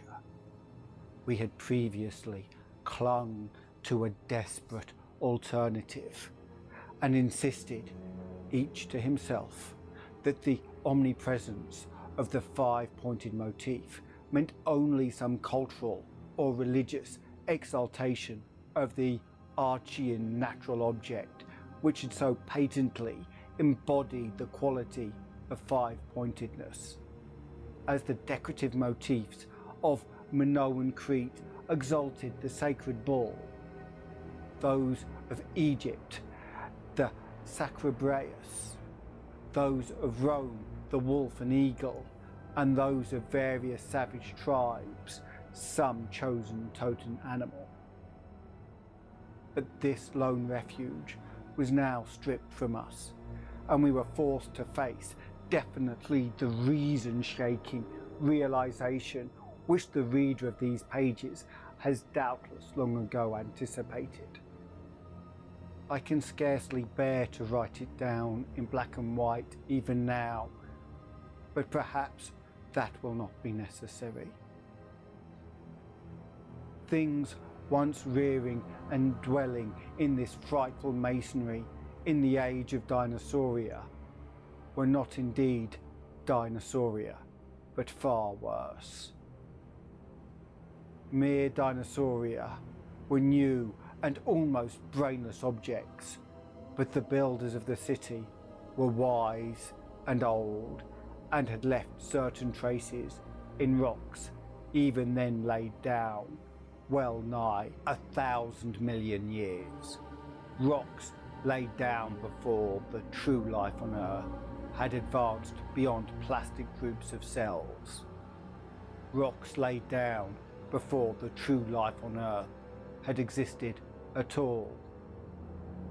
They were the makers and enslavers of all that life, and above all doubt the originals of the fiendish elder myths which things like the Panoptic manuscripts and the Necronomicon affrightedly hint about. They are the great old ones that had filtered down from the stars when Earth was young, the beings whose substance and alien evolution had shaped and whose powers were such as this planet had never bred. And to think that only the day before Danforth and I had actually looked upon fragments of their millennially fossilized substance, and that poor Lake and his party had seen their complete outlines. It is of course impossible for me to relate in proper order the stages by which we picked up what we know of that monstrous chapter of pre-human life. After the first shock of the certain revelation, we had to pause a while to recuperate, and it was fully 3 o'clock before we started on our actual tour of systematic research. The sculptures in the building we entered were of relatively late date, perhaps 2 million years ago, as checked up by geological, biological and astronomical features, and embodied an art which would be called decadent in comparison with that of specimens we found in older buildings after crossing bridges under the glacial sheet. One edifice hewn from solid rock seems to go back 40 or possibly even 50 million years to the lower Eocene or upper Cretaceous, and contained bas-reliefs of an artistry surpassing anything else, with one tremendous exception that we encountered. That was, we have since agreed, the oldest domestic structure we traversed. Were it not for the support of those flashlights, soon to be made public, I would refrain from telling what I found and inferred, lest I be confirmed as a madman. Of course, the infinitely early parts of the patchwork tale, representing the pre-terrestrial life of the star-headed beings on other planets, in other galaxies, and in other universes, can readily be interpreted as the fantastic mythology of those beings themselves.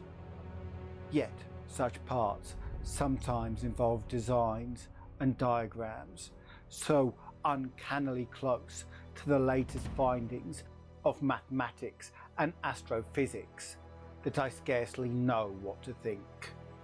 Let others judge when they see the photographs I shall publish. Naturally, no one set of carvings which we encountered told more than a fraction of any connected story, nor did we even begin to come upon the various stages of that story in their proper order. Some of the vast rooms were independent units so far as their designs were concerned, whilst in other cases a continuous chronicle would be carried through a series of rooms and corridors. The best of the maps and diagrams were on the walls of a frightful abyss below the ancient ground level, a cavern perhaps 200 feet square and 60 feet high, which had almost undoubtedly been an educational centre of some sort. There were many provoking repetitions of the same materials in different rooms and buildings, since certain chapters of experience and certain summaries of phases or racial history had evidently been favourites with different decorators or dwellers. Sometimes, though, variant versions of the same thing proved useful in settling debatable points and filling up gaps. I still wonder that we deduced so much in the short time at our disposal. Of course, we even now have only the barest outline, and much of that was obtained later on from a study of the photographs and sketches we made. It may be the effect of this latter study, the revived memories and vague impressions acting in conjunction with his general sensitiveness, and with that final supposed horror glimpse whose essence he will not reveal even to me, which has been the immediate source of Danforth's present breakdown. But it had to be, for we could not issue our warning intelligently without the fullest possible information, and the issuance of that warning is a prime necessity.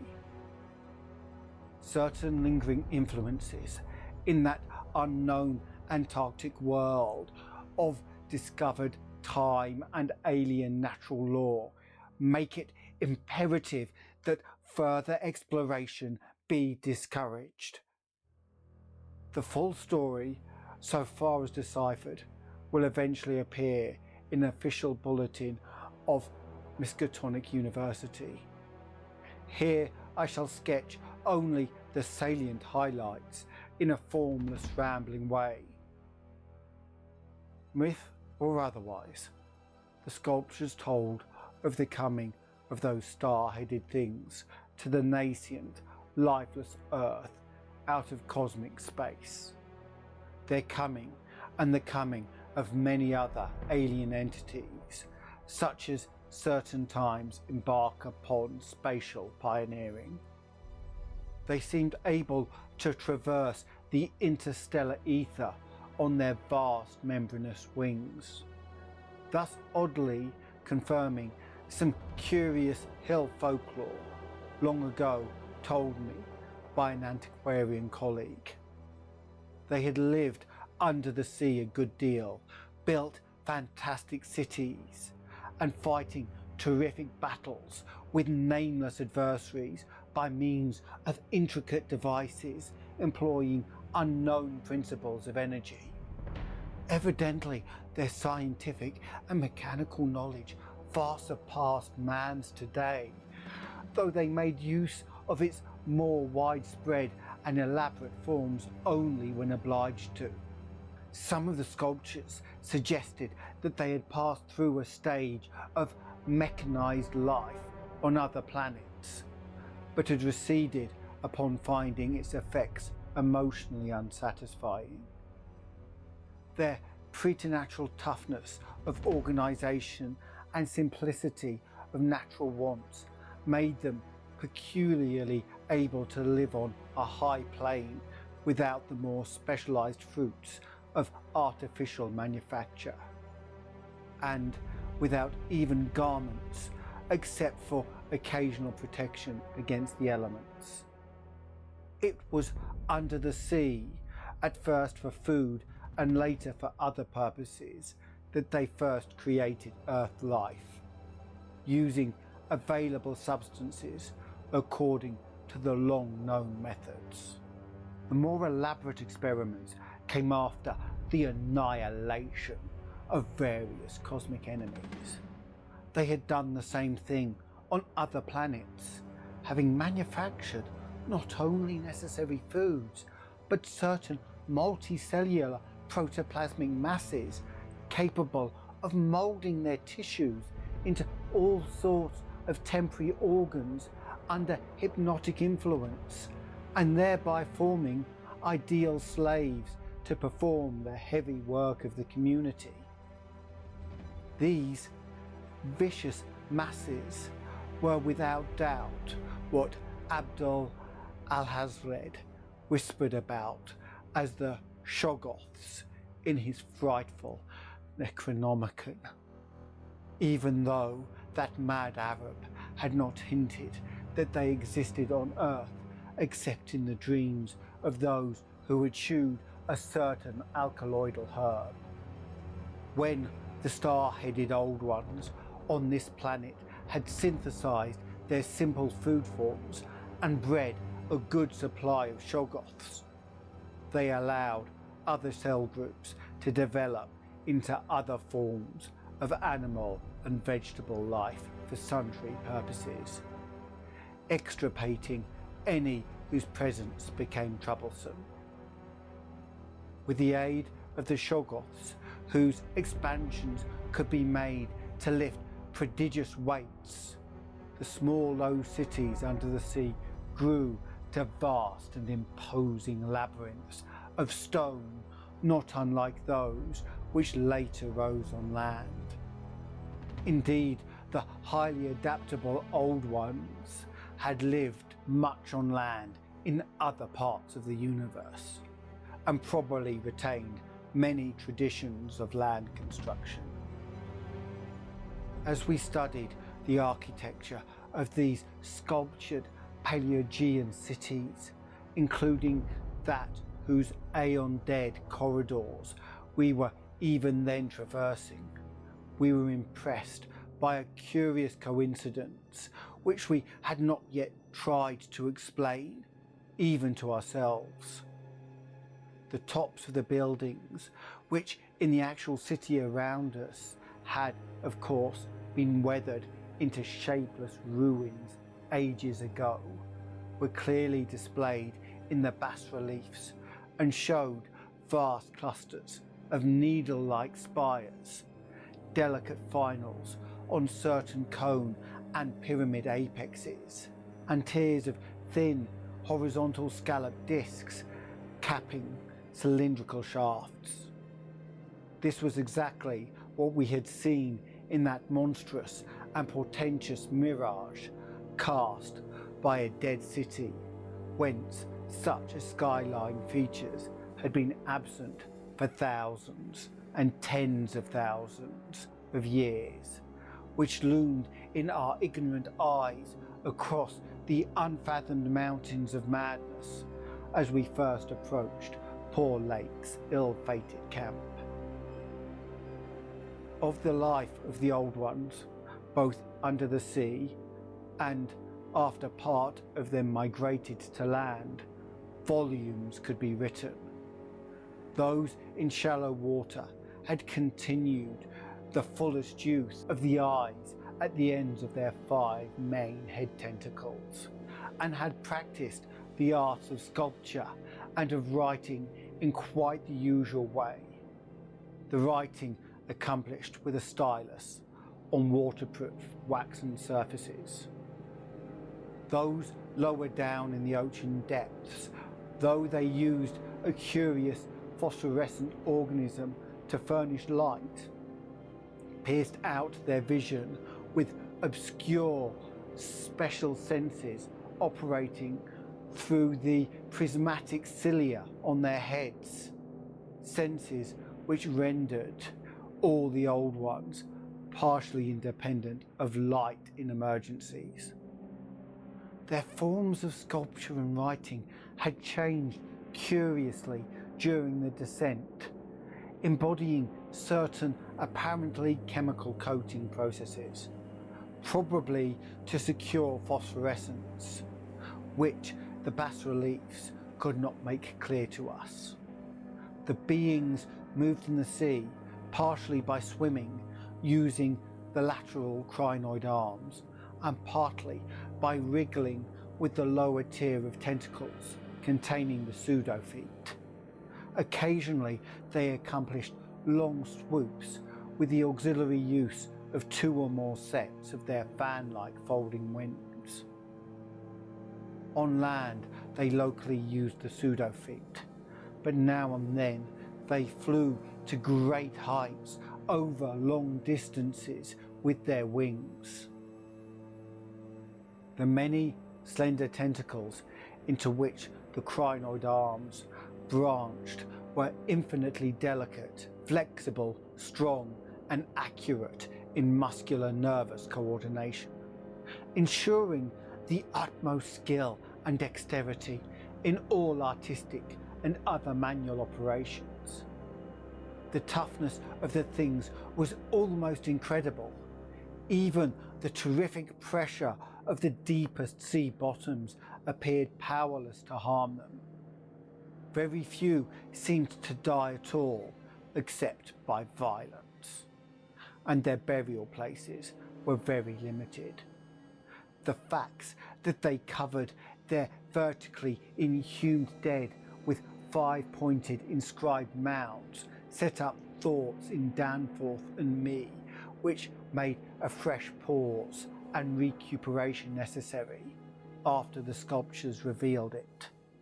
The beings multiplied by means of spores, like vegetable pteridophyta, as Lake had suspected, but owing to their prodigious toughness and longevity, and consequent lack of replacement needs, they did not encourage the large-scale development of new protalia, except when they had new regions to colonize. The young matured swiftly and received an education evidently beyond any standard we can imagine, The prevailing intellectual and aesthetic life was highly evolved and produced a tenaciously enduring set of customs and institutions which I describe more fully in my coming monograph. These varied slightly according to sea or land residents, but had the same foundations and essentials. Though able, like vegetables, to derive nourishment from inorganic substances, they vastly preferred organic and especially animal food. They ate uncooked marine life under the sea, but cooked their victims on land. They hunted game and raised meat herds, slaughtering with sharp weapons whose odd marks on certain fossil bones our expedition had noted. They resisted all ordinary temperatures marvellously, and in their natural state could live in water down to freezing. When the great chill of the Pliocene drew on, however, nearly 1 million years ago, the land dwellers had to resort to special measures, including artificial heating, until at last the deadly cold appears to have driven them back into the sea. For their prehistoric flights through cosmic space, legend said they had absorbed certain chemicals and became almost independent of eating, breathing, or heat conditions. But by the time of the Great Cold, they had lost track of the method. In any case, they could not have prolonged the artificial state indefinitely without harm. Being non-pairing and semi-vegetable in structure, the old ones had no biological basis for the family phase of mammal life, but seemed to organise large households on the principles of comfortable space utility and, as we deduce from the pictured occupations and diversions of co-dwellers, congenial mental association. In furnishing their homes, they kept everything in the centre of the huge rooms, leaving the wall spaces free for decorative treatment. Lighting, in the case of the land inhabitants, was accomplished by a device probably electrochemical in nature. Both on land and underwater, they used curious tables, chairs, and couches like cylindrical frames, for they rested and slept upright, with folded down tentacles and racks for the hinged sets of dotted surfaces, forming their books.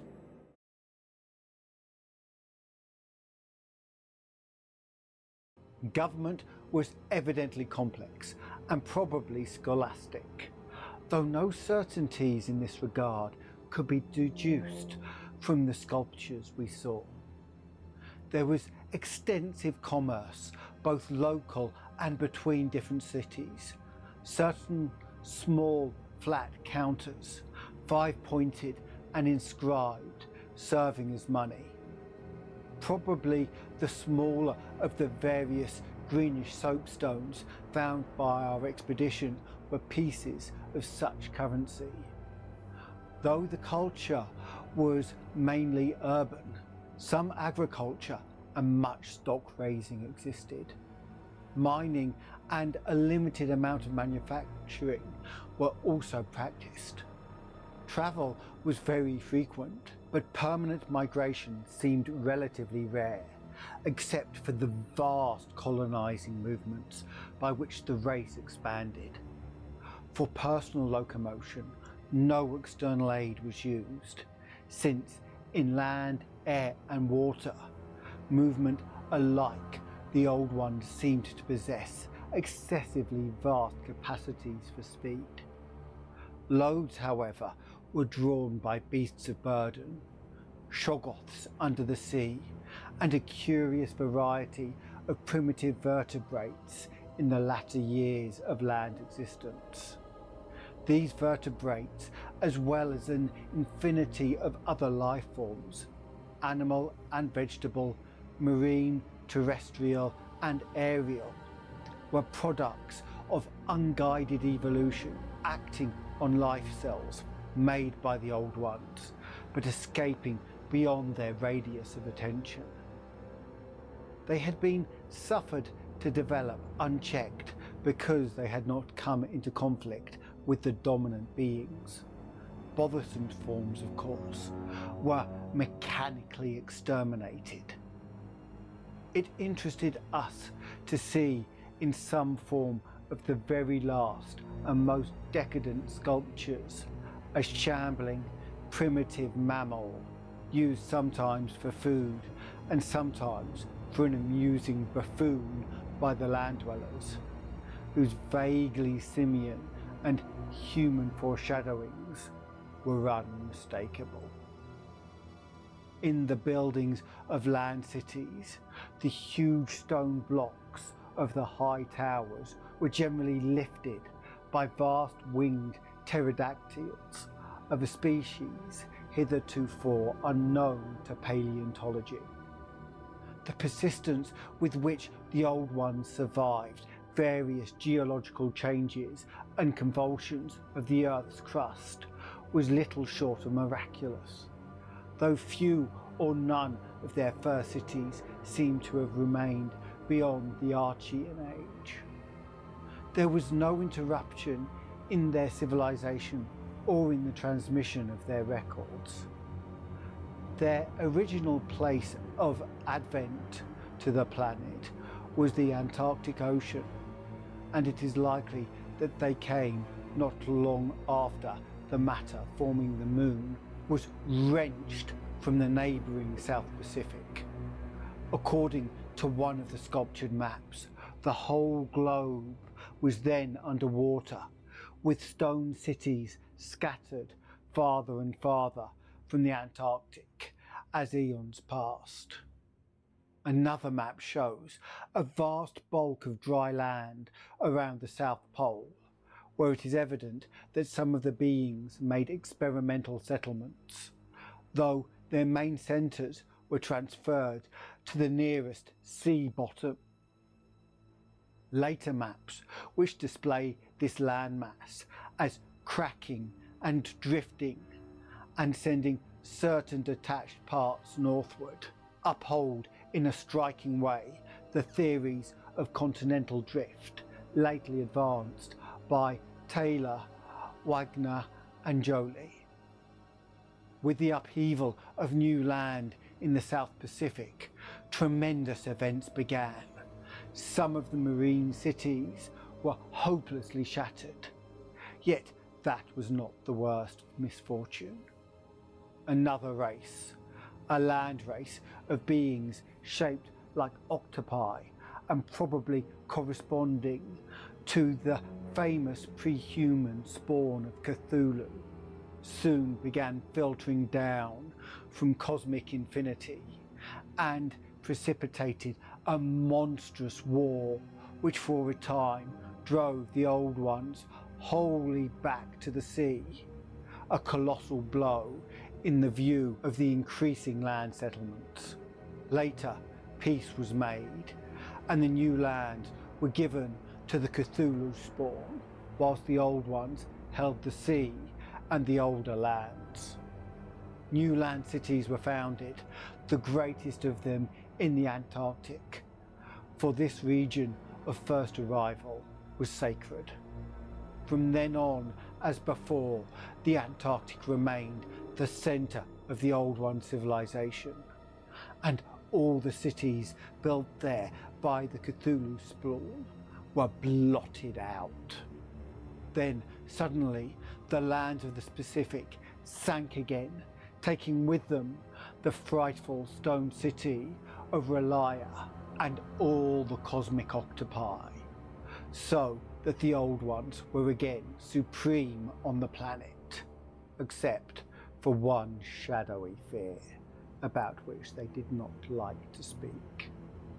At a rather later age, their cities dotted all the land and water areas of the globe. Hence my recommendation in my coming monograph that some archaeologists make systematic borings with pay-body type of apparatus in certain widely separated regions.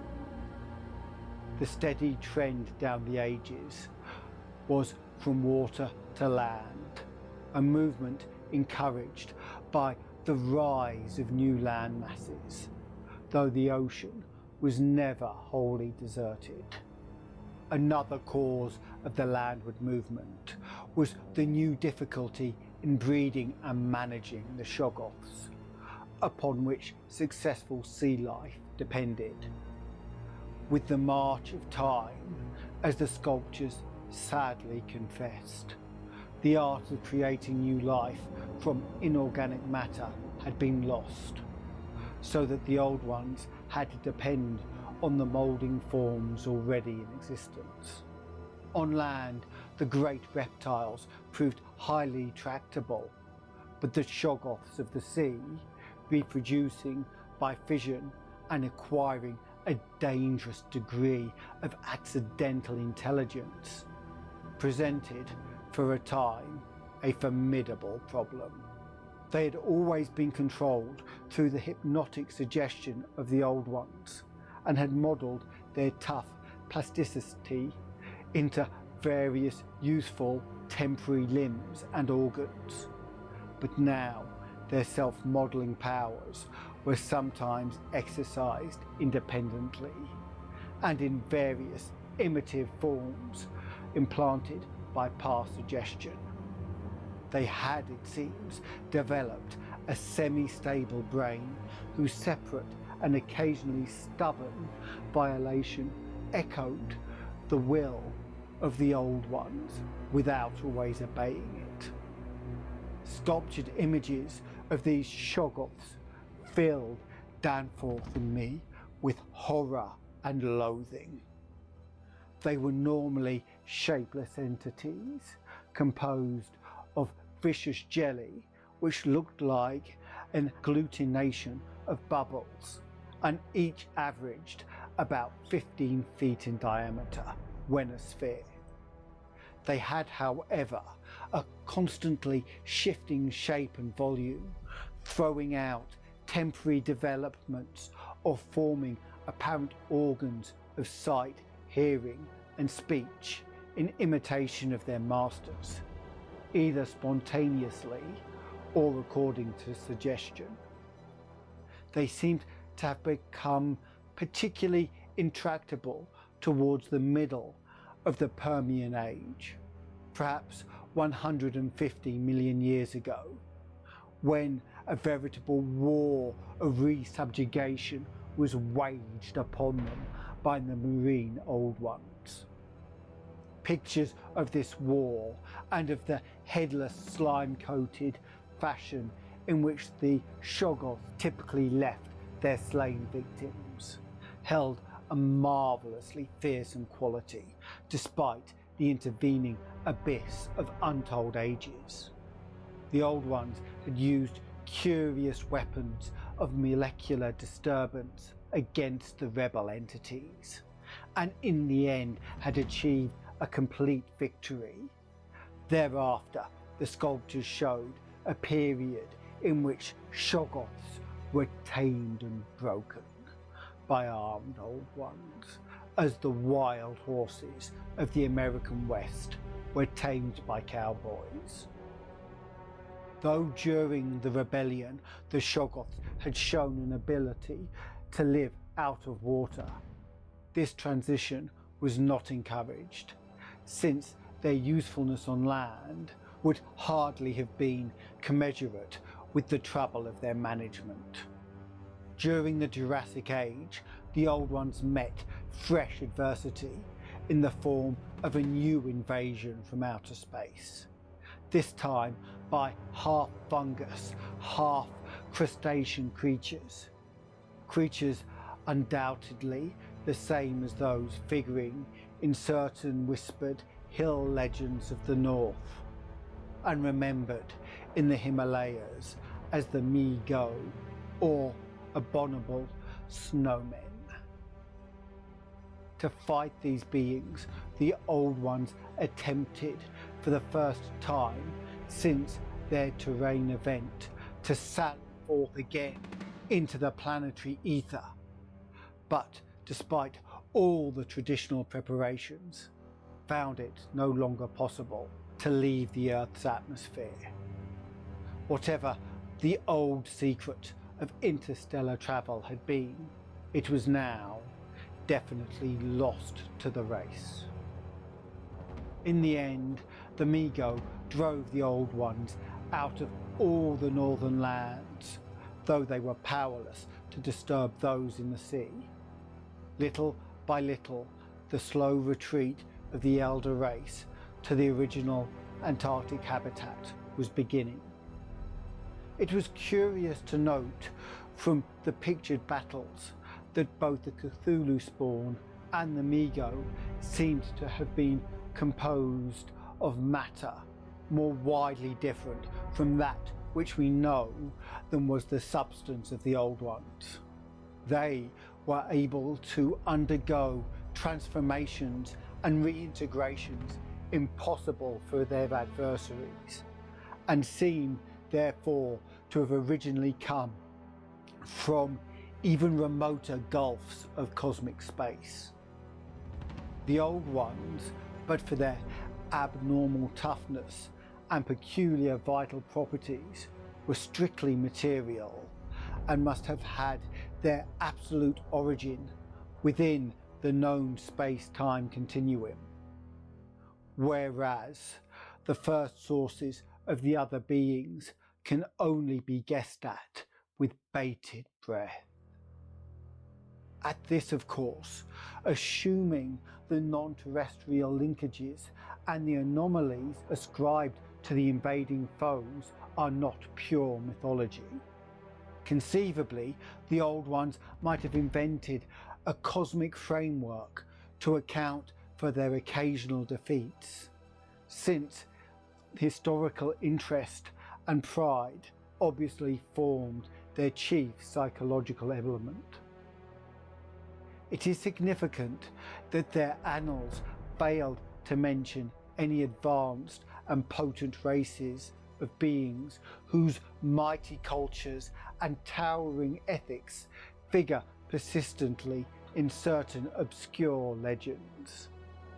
The changing state of the world through long geologic ages appeared with startling vividness in many of the sculptured maps and scenes. In certain cases, existing science will require revision, while in other cases, its bold deductions are magnificently confirmed.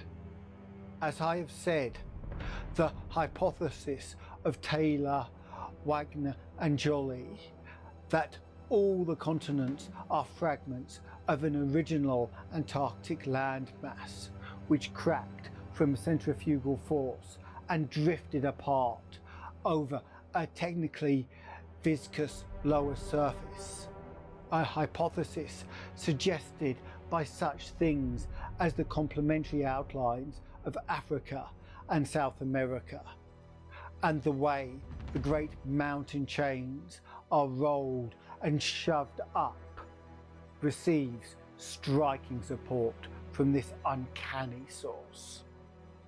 Maps evidently showing the carboniferousness of 100 million or more years displayed significant rifts and chasms destined later to separate Africa from the once continuous realms of Europe, then the Volusia of primal legend, Asia, the Americas and the Antarctic continent.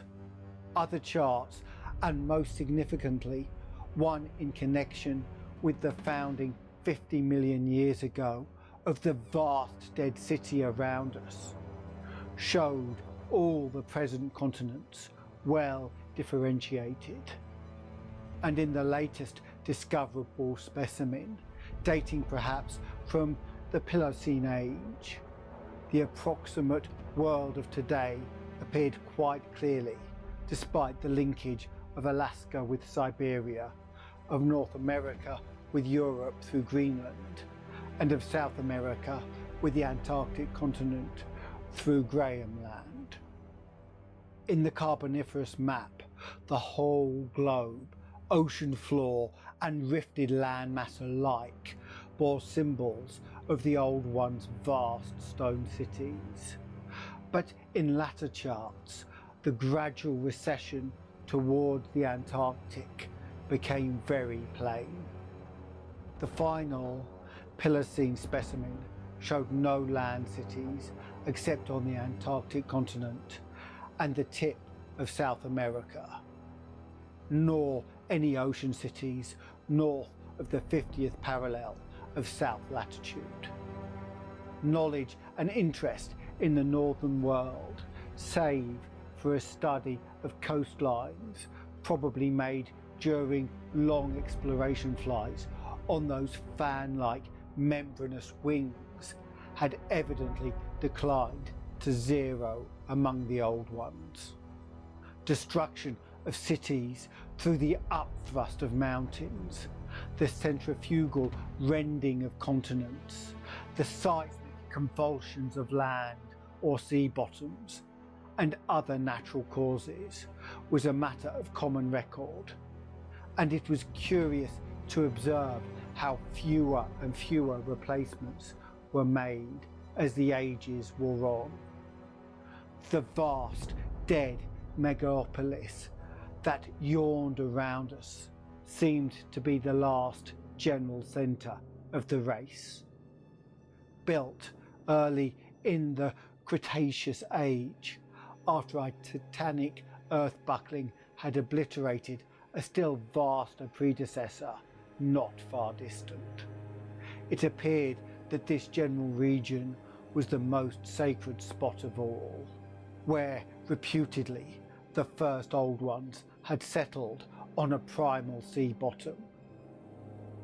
In the new city, many of whose features we could recognise in the sculptures, but which stretched fully 100 miles along the mountain range in each direction, beyond the farthest limits of our aerial survey.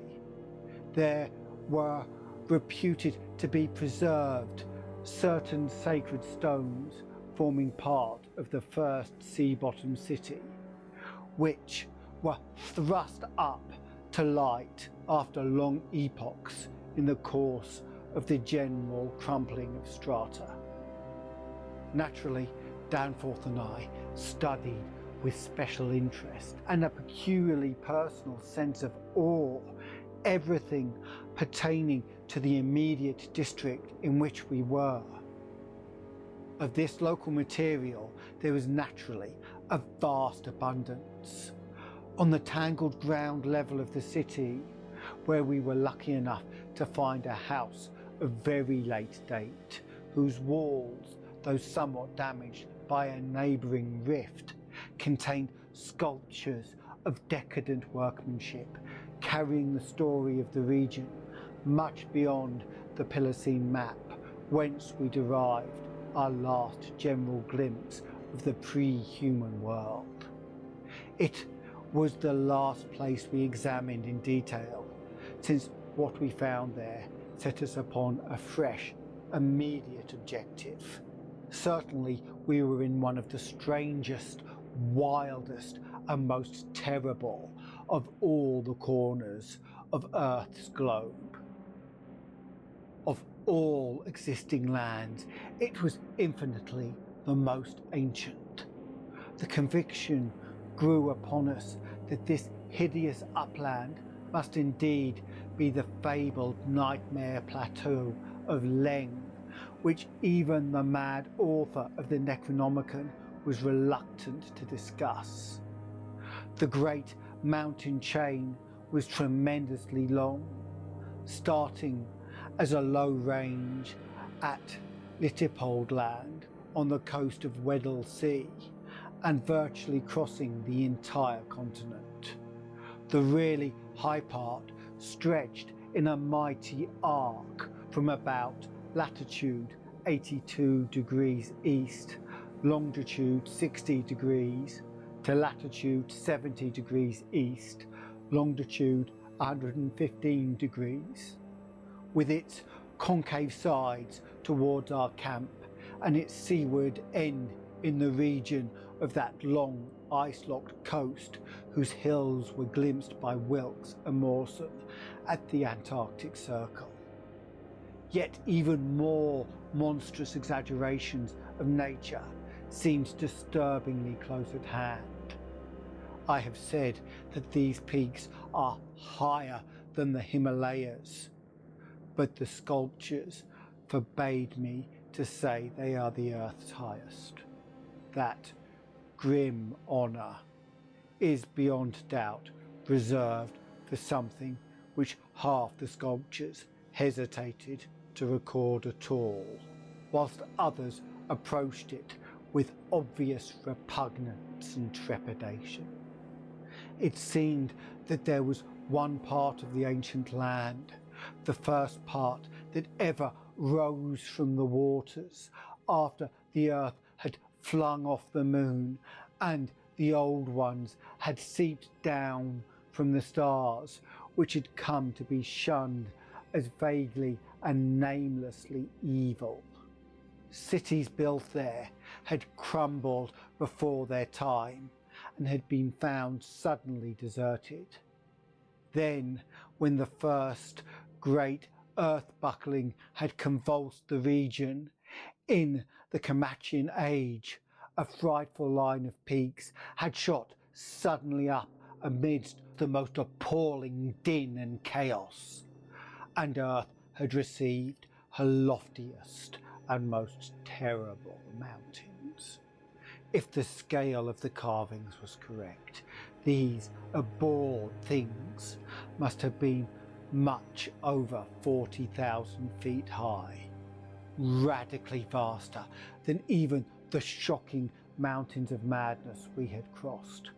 They extended, it appeared, from about latitude 77 degrees east, longitude 70 degrees, to latitude 70 degrees east, longitude 100 degrees, less than 300 miles away from the dead city, so that we could have spied their dreaded summits in the dim western distance, had it not been for that vague opalescent haze.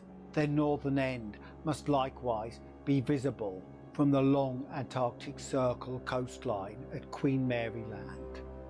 Some of the old ones in the decadent days had made strange prayers to those mountains, but none ever went near them, nor dared to guess what lay beyond. No human eye had ever seen them, and as I studied the emotions conveyed in the carvings, I prayed that none ever might. There are protecting hills along the coast beyond them, Queen Mary and Kaiser Wilhelm lands, and I thank heaven no one has been able to land and climb those hills. I am not as skeptical about old tales and fears as I used to be, and I do not laugh now at the pre-human sculptor's notion that lightning paused meaningfully now and then at each of the brooding crests, and that an unexplained glow shone from one of those terrible pinnacles all through the long polar night. There may be a very real and very monstrous meaning in the old panoptic whispers about Kadath in the cold wastes, but the terrain close at hand was hardly less strange, even if less namelessly accursed. Soon after the founding of the city, the great mountain range became the seat of the principal temples, and many carvings showed what grotesque and fantastic towers had pierced the sky where we now saw only the curiously clinging cubes and ramparts. In the course of the ages, the caves had appeared and had been shaped into adjuncts of the temples. With the advance of still later epochs, all the limestone veins of the region were hollowed out by groundwaters, so that the mountains, the foothills, and the plain below them were a veritable network of connected caverns and galleries. Many graphic sculptures told of explorations deep underground and of the final discovery of the Stygian sunless sea that lurked at the earth's bowels.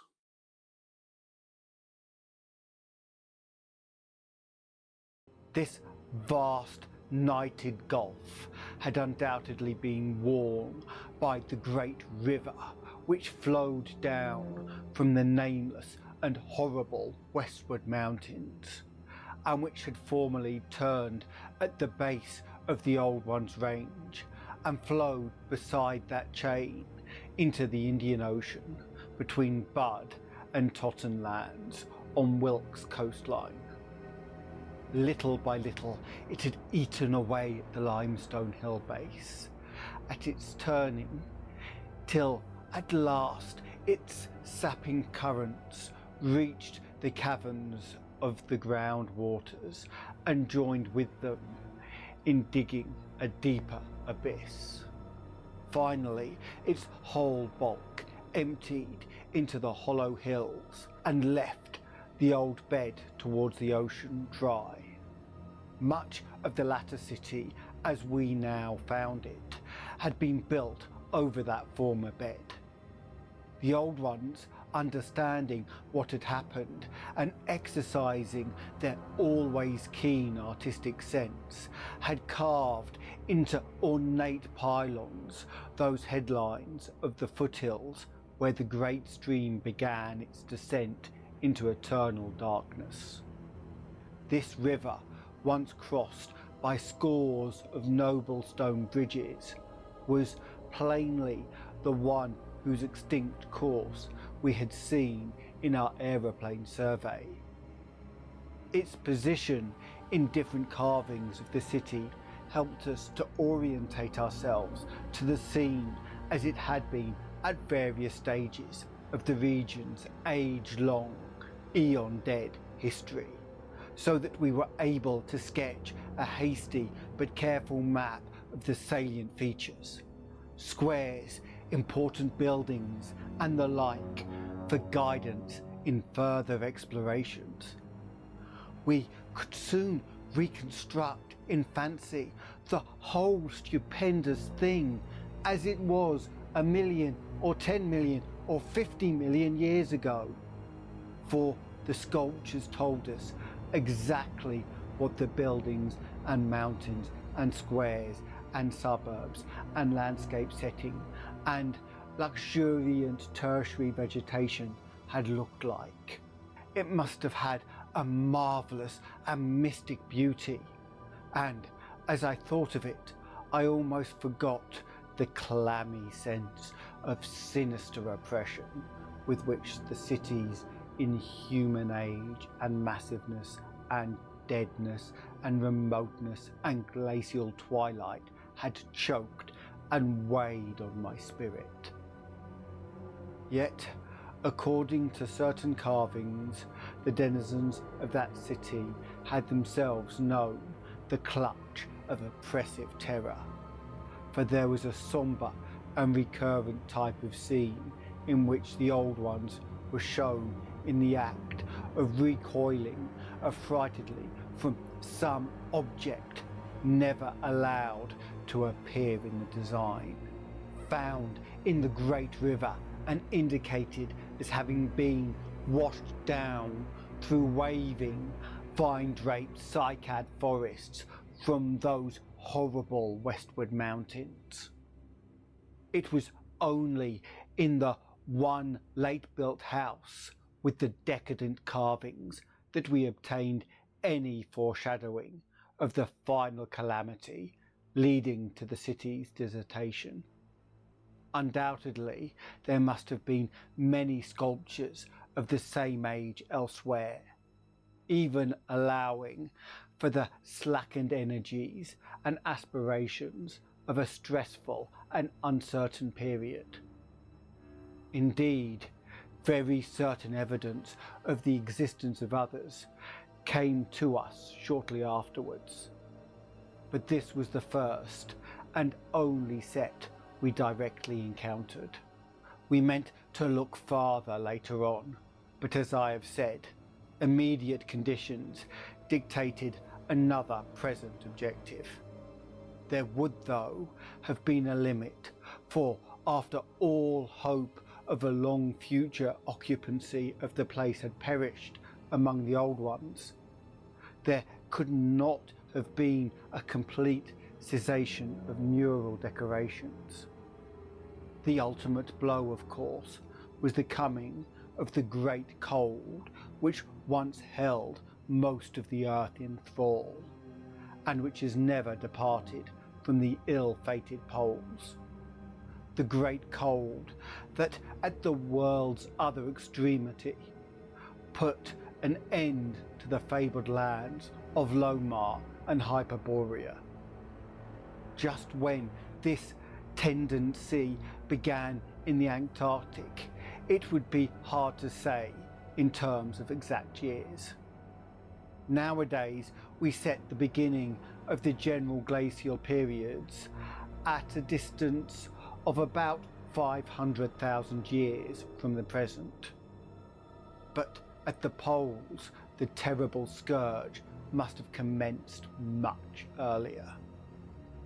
All quantitative estimates are partially guesswork, but it is quite likely that the decadent sculptures were made considerably less than 1 million years ago, and that the actual desertation of the city was complete long before the conventional opening of the Pleistocene 500,000 years ago, as reckoned in terms of the Earth's whole surface.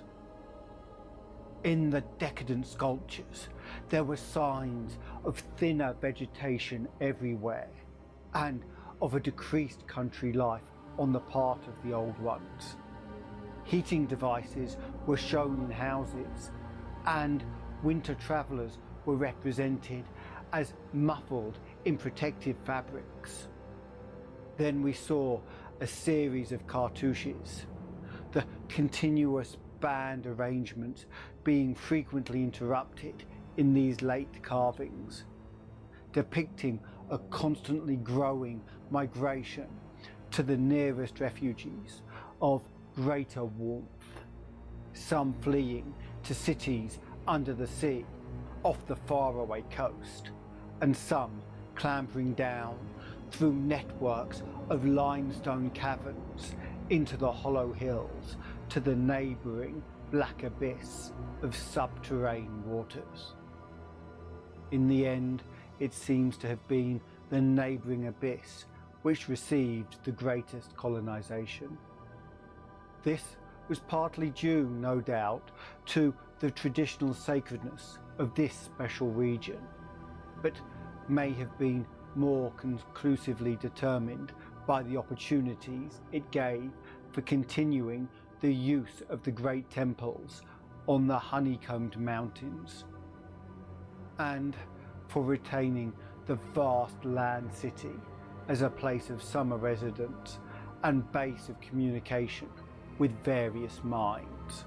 The linkage of old and new abodes was made more effective by the means of several grading and improvements along the connecting routes, including the chiselling of numerous direct tunnels from the ancient metropolis to the black abyss, sharply down-pointing tunnels, whose mouths we carefully drew according to our most thoughtful estimates on the guide map we were compiling.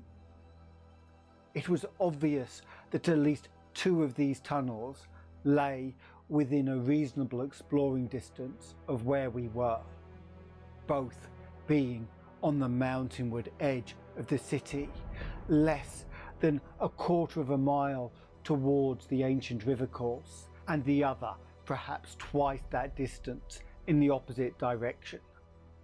The abyss, it seems, had shelving shores of dry land at certain places, but the old ones built their new city underwater, no doubt because of its greater certainty of uniform warmth.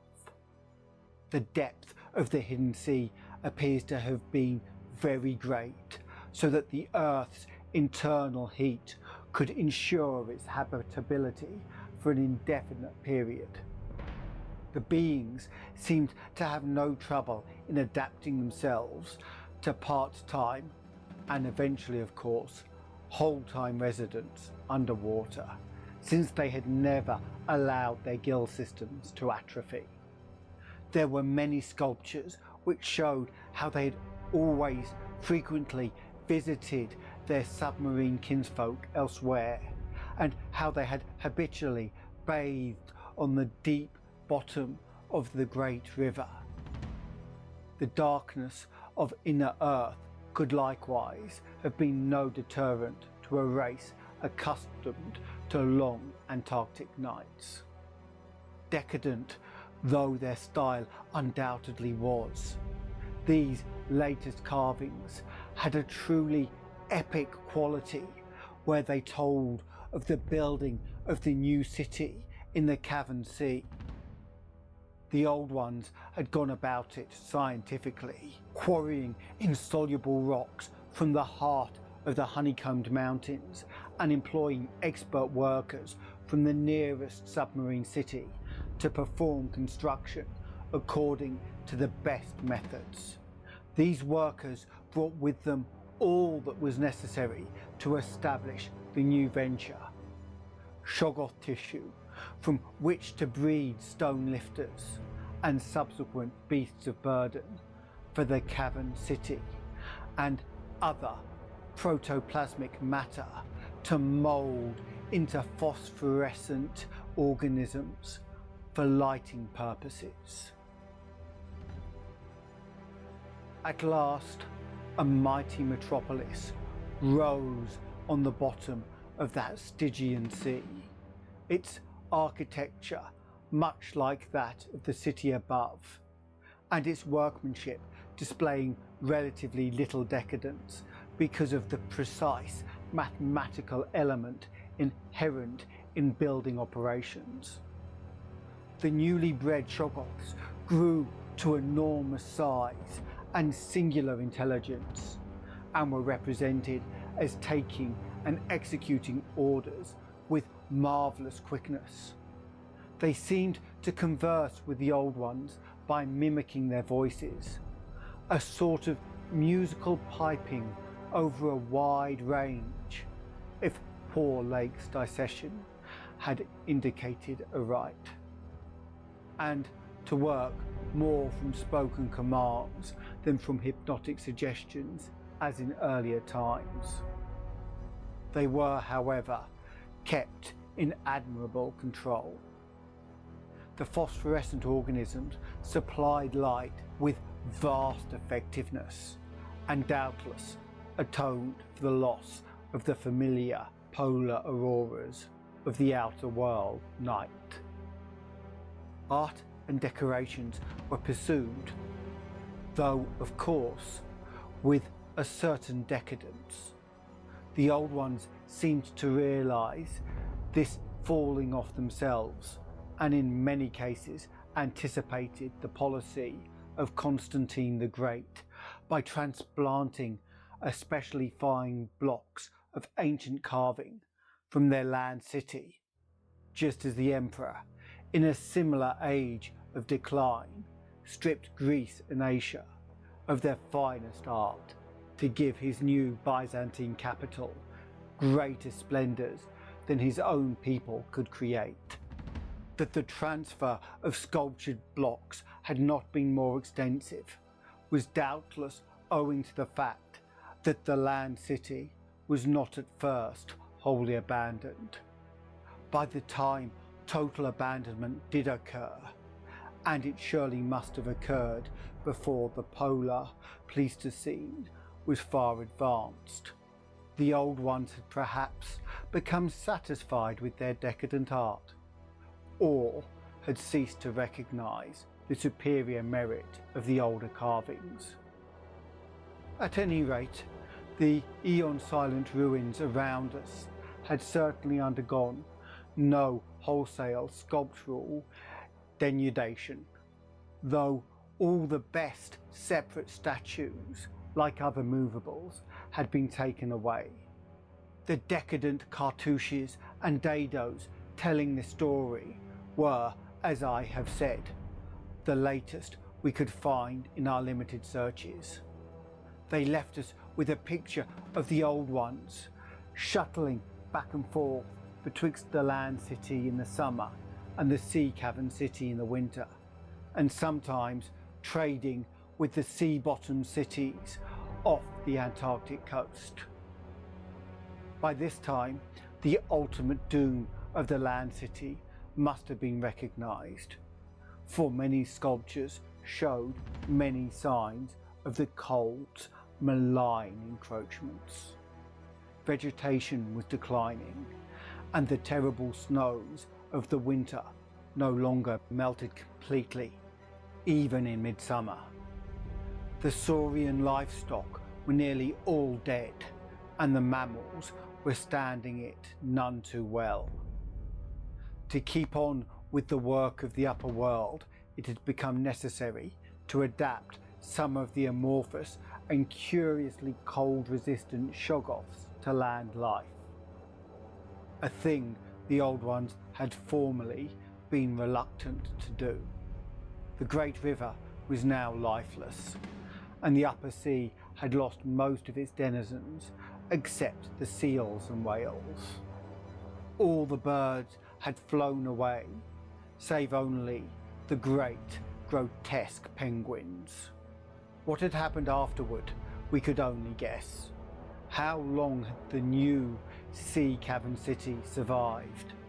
Was it still down there, a stony corpse in eternal blackness? Had the subterranean waters frozen at last? To what fate had the ocean-bottom cities of the outer world been delivered? Had any of the old ones shifted north ahead of the creeping ice cap? Existing geology shows no trace of their presence. Had the frightful Migo still been a menace in the outer land world of the north? Could one be sure of what might or might not linger, even to this day, in the lightless and unplumbed abysses of the earth's deepest water? Those things had seemingly been able to withstand any amount of pressure, and men of the sea have fished up curious objects at times. And has the killer whale theory really explained the savage and mysterious scars on Antarctic seals noticed a generation ago by Borchgrevink? The specimens found by Poor Lake did not enter into these guesses, for their geologic setting proved them to have lived at what must have been a very early date in the land city's history. They were, according to their location, certainly not less than 30 million years old.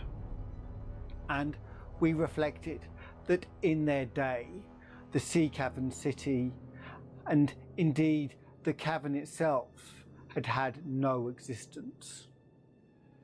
They would have remembered an older scene with lush tertiary vegetation everywhere, a younger land city of flourishing arts around them, and a great river sweeping northward along the base of the mighty mountains towards a faraway tropic ocean. And yet we could not help thinking about these specimens, especially about the 8 perfect ones that were missing from Lake's hideously ravaged camp.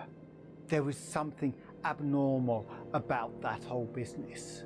The strange things we had tried so hard to lay to somebody's madness.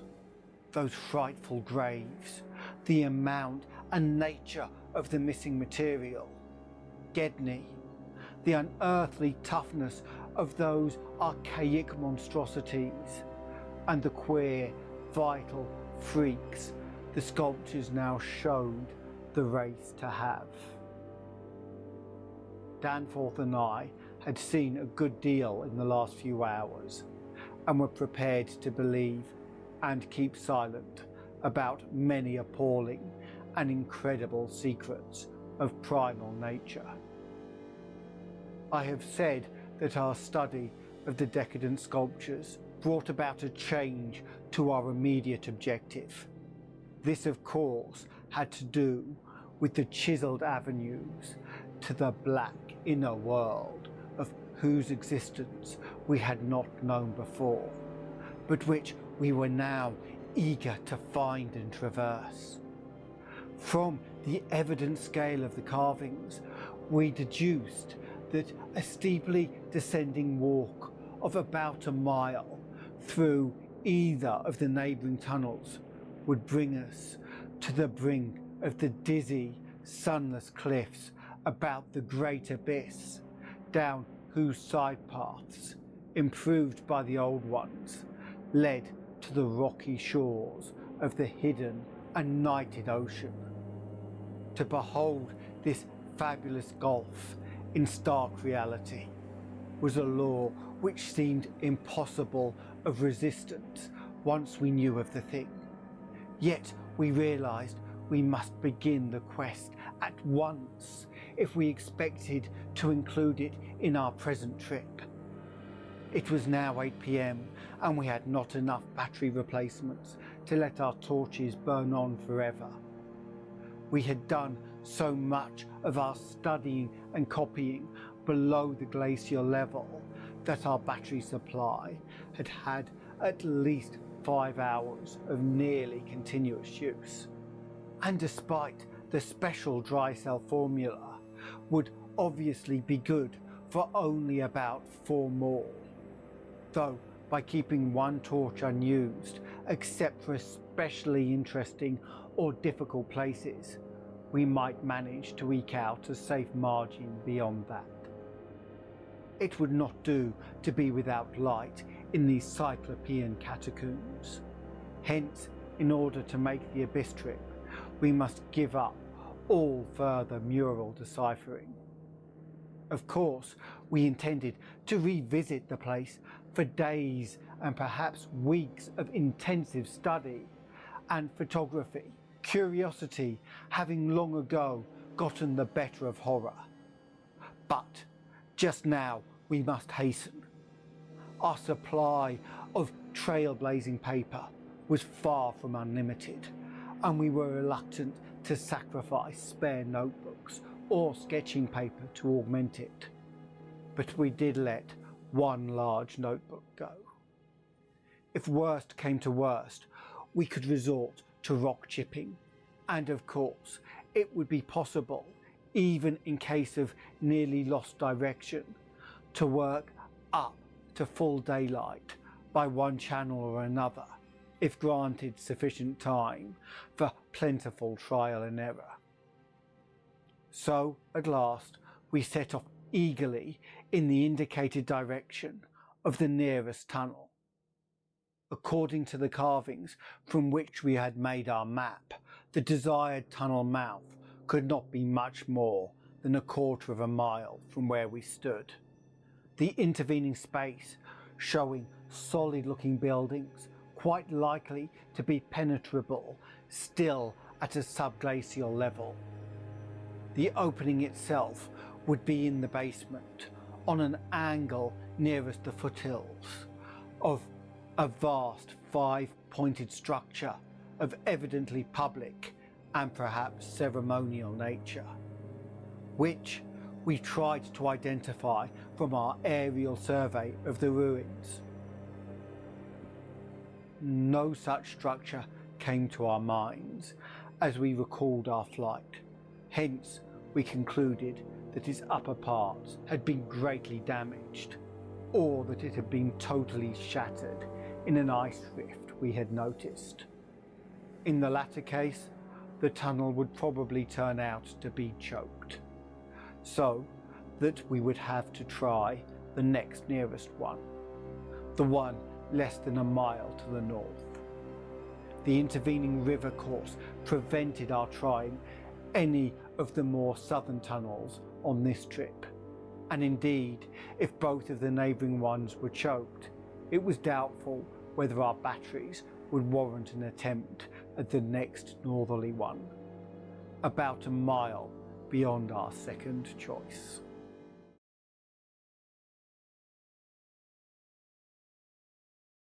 As we threaded our dim way through the labyrinth with the aid of map and compass, traversing rooms and corridors in every stage of ruin or preservation, clambering up ramps, crossing upper floors and bridges and clambering down again, encountering choked doorways and piles of debris, hastening now and then along finely preserved and uncannily immaculate stretches, taking false leaves and retracing our way, in such cases removing the blind paper trail we had left, and once in a while striking the bottom of an open shaft through which daylight poured or trickled down. We were repeatedly tantalized by the sculptured walls along our route. We had wormed our way very close to the computed site of the tunnel's mouth, having crossed a second-story bridge to what seemed plainly the tip of a pointed wall, and descended into a ruinous corridor, especially rich in decadently elaborate and apparently ritualistic sculptures of late workmanship, when, about 8:30 p.m, Danforth's keen young nostrils gave us the first hint of something unusual. If we had had a dog with us, I suppose we would have been warned before. At first, we could not precisely say what was wrong with the formerly crystal pure air, but after a few seconds, our memories reached only two definitely. Let me try to state the thing without flinching. There was an odour, and that odour was vaguely, subtly, and unmistakably akin to what had nauseated us upon opening the insane grave of the horror poor Lake had dissected. Of course, the revelation was not as clearly cut at the time as it sounds now. There were several conceivable explanations, and we did a good deal of indecisive whispering. Most important of all, we did not retreat without further investigations, for having come this far, we were loath to be balked by anything short of certain disaster. Anyway, what we must have suspected was altogether too wild to believe. Such things did not happen in any normal world. It was probably sheer irrational instinct which made us dim our single torch, tempted no longer by the decadent and sinister sculptures that leered menacingly from the oppressive walls, and which softened our progress to a cautious tiptoeing and crawling over the increasingly littered floor and heaps of debris. Danforth's eyes, as well as nose, proved better than mine, for it was likewise he who first noticed the queer aspect of the debris after we had passed many half-choked arches leading to chambers and corridors on the ground level.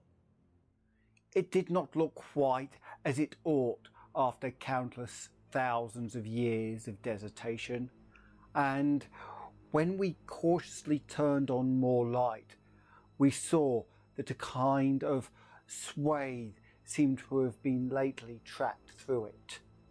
The irregular nature of the latter precluded any definite marks, but in the smoother places there were suggestions of the dragging of heavy objects. Once we thought there was a hint of parallel tracks, as if of runners. This was what made us pause again. It was during the pause that we caught, simultaneously this time, the other odour ahead. Paradoxically, it was both a less frightful and a more frightful odour.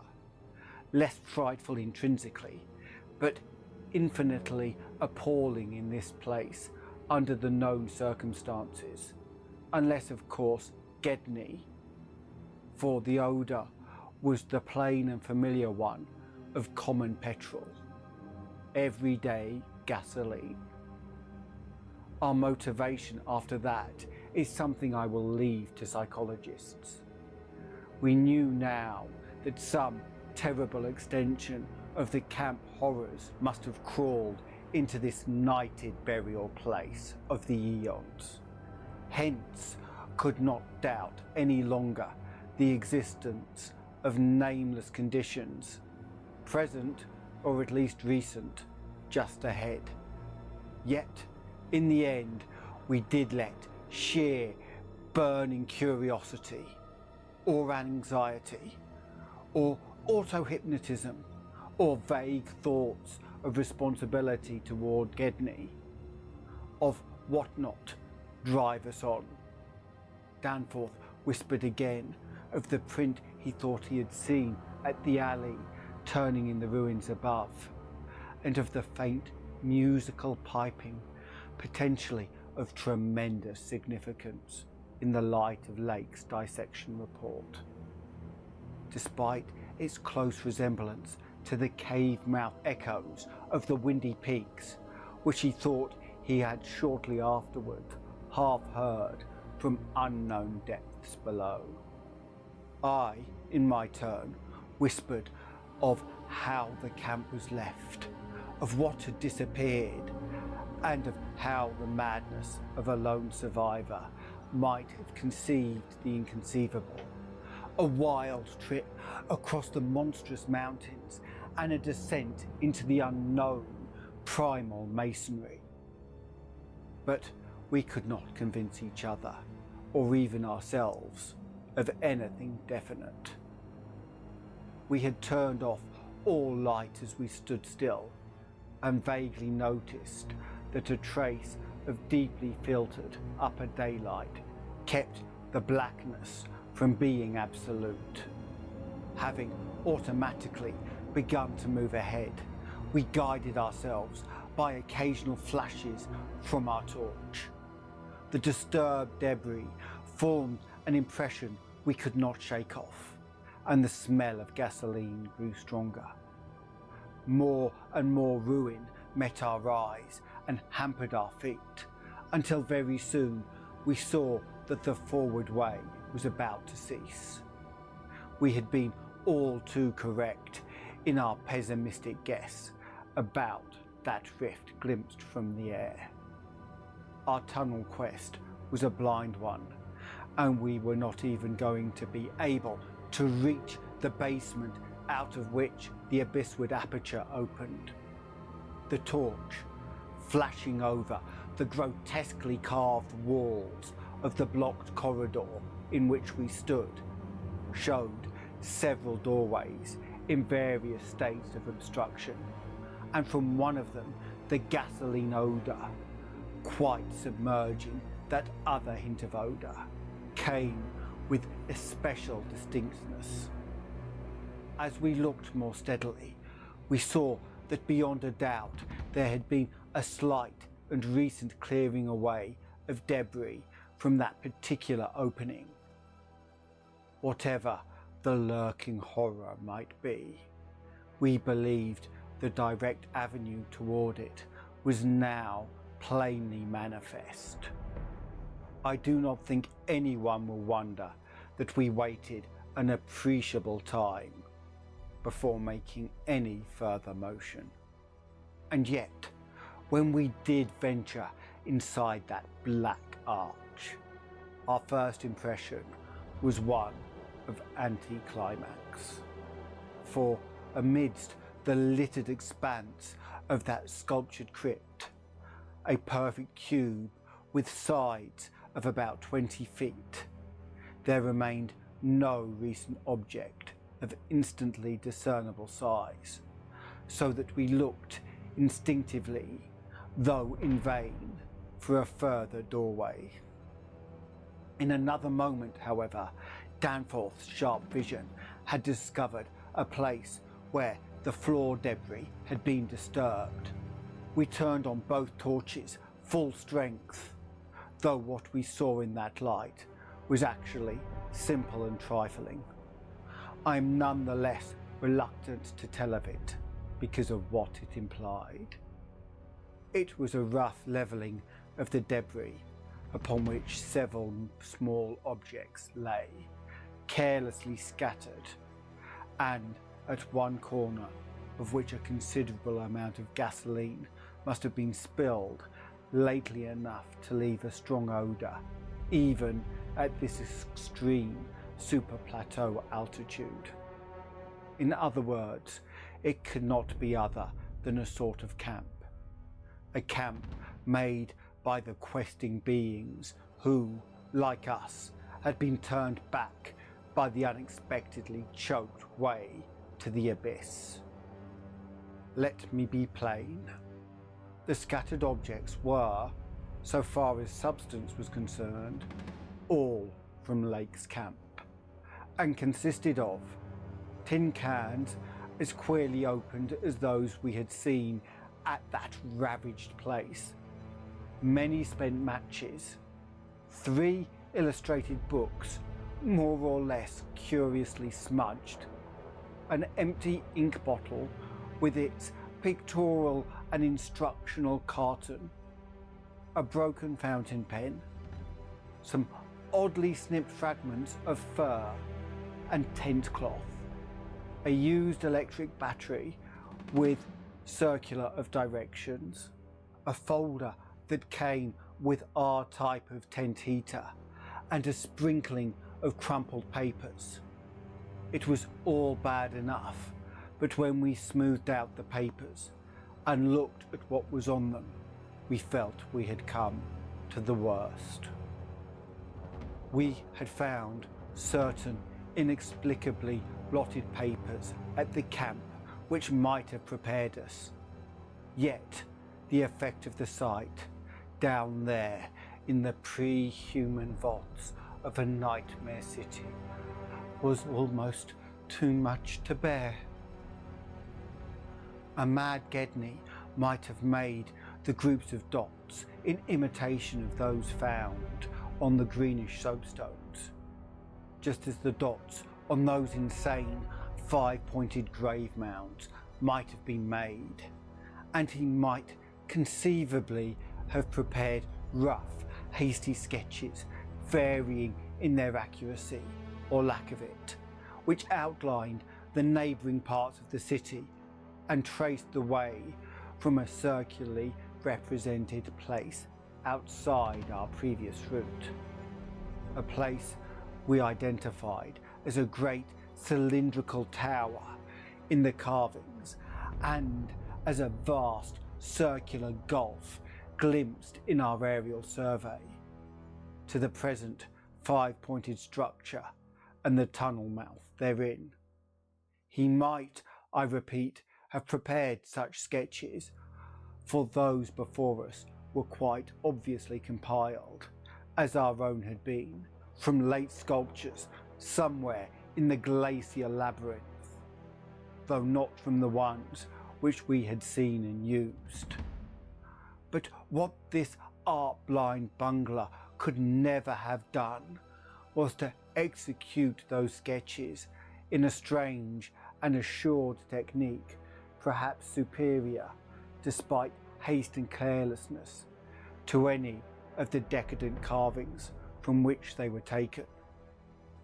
The characteristic and unmistakable technique of the old ones themselves, in the dead city's heyday.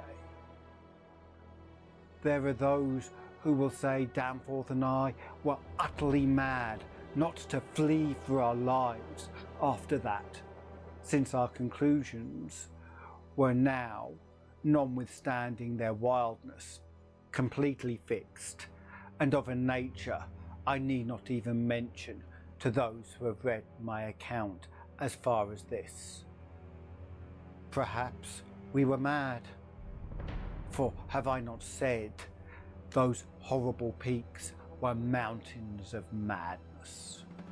But I think I can detect something of the same spirit, albeit in a little less extreme form, in the men who stalk deadly beasts through African jungles to photograph them or study their habits. Half paralysed with terror though we were, there was nevertheless fanned within us a blazing flame of awe and curiosity which triumphed in the end. Of course, we did not mean to face that or those which we knew had been there, but we felt that they must be gone by now. They would, by this time, have found the other neighbouring entrance to the abyss, and have passed within, to whatever night-black fragments of the past might await them in the ultimate gulf they had never seen.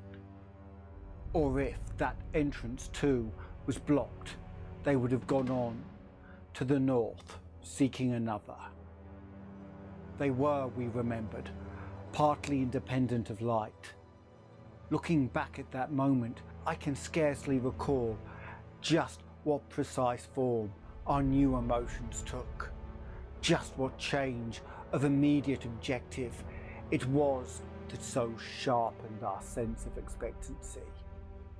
We certainly did not mean to face what we feared, yet I will not deny that we may have had a lurking, unconscious wish to spy certain things from some hidden vantage point.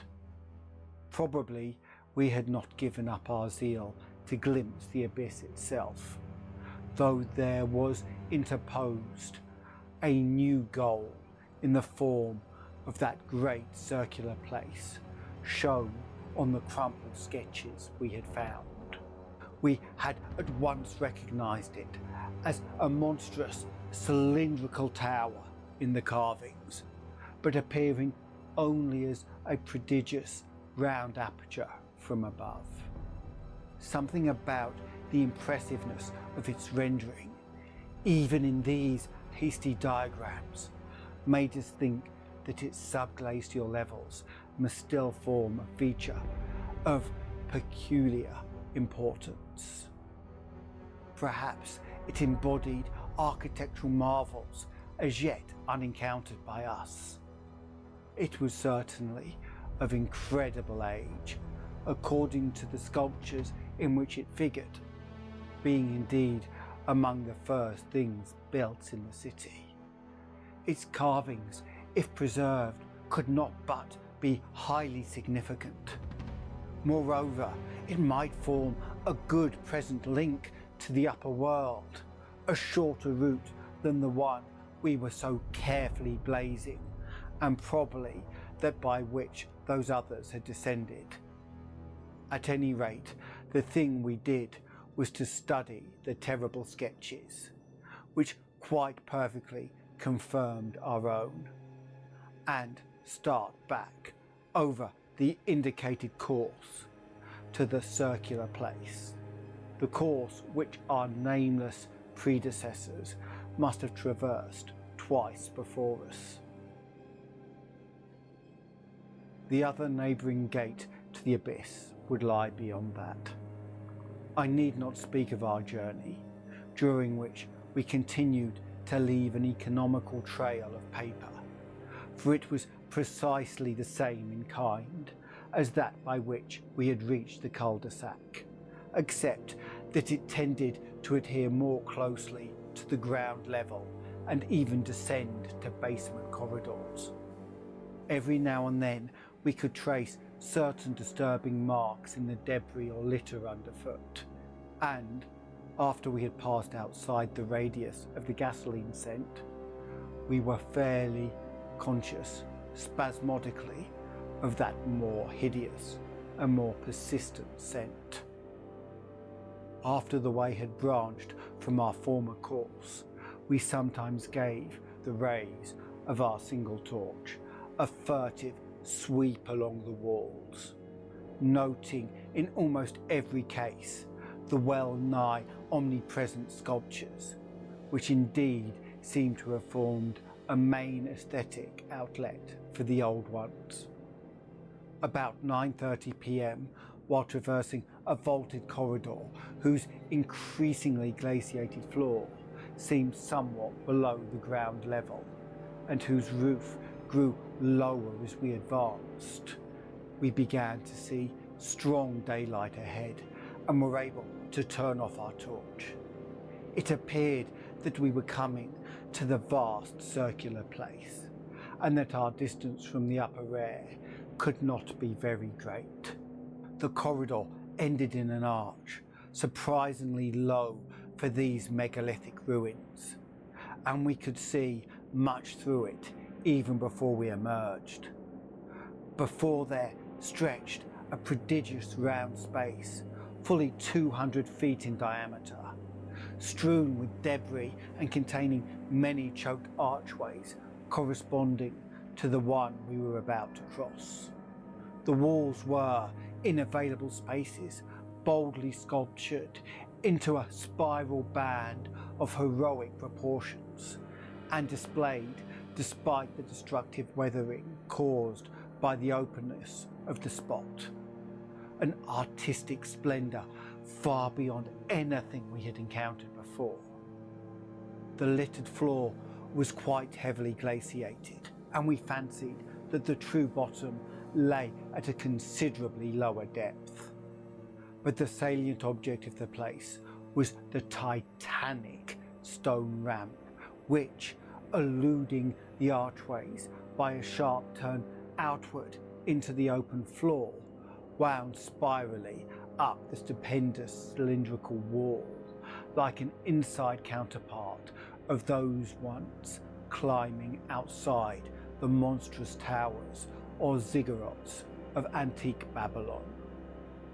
Only the rapidity of our flight and the perspective which confounded the descent with the tower's inner wall had prevented our noticing this feature from the air, and thus caused us to seek another avenue to the sub-glacial level.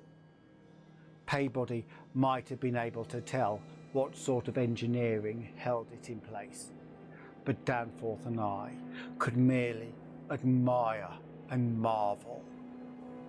We could see mighty stone corbels and pillars here and there, but what we saw seemed inadequate to the function performed.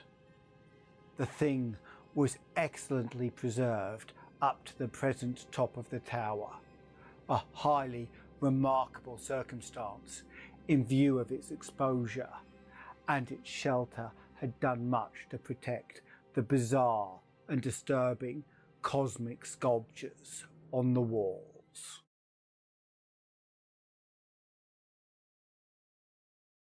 As we stepped out into the awesome half daylight of this monstrous cylinder bottom, 50 million years old, and without doubt the most primarily ancient structure ever to meet our eyes, we saw that the ramp traversed sides stretched dizzily up to a height of fully 60 feet.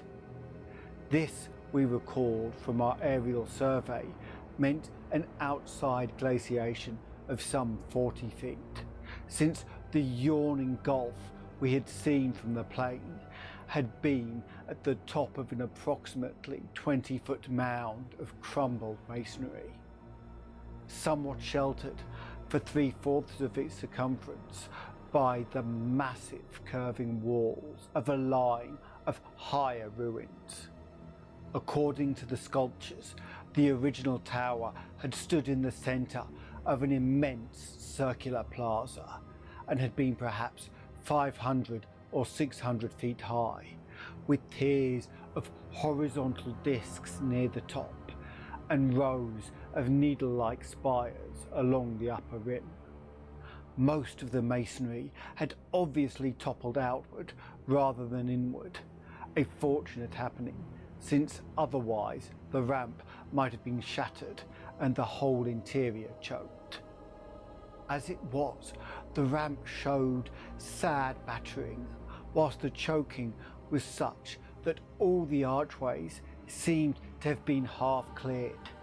It only took us a moment to conclude that this was indeed the route by which those others had descended, and that this would be the logical route for our own ascent, despite the long trail of paper we had left elsewhere.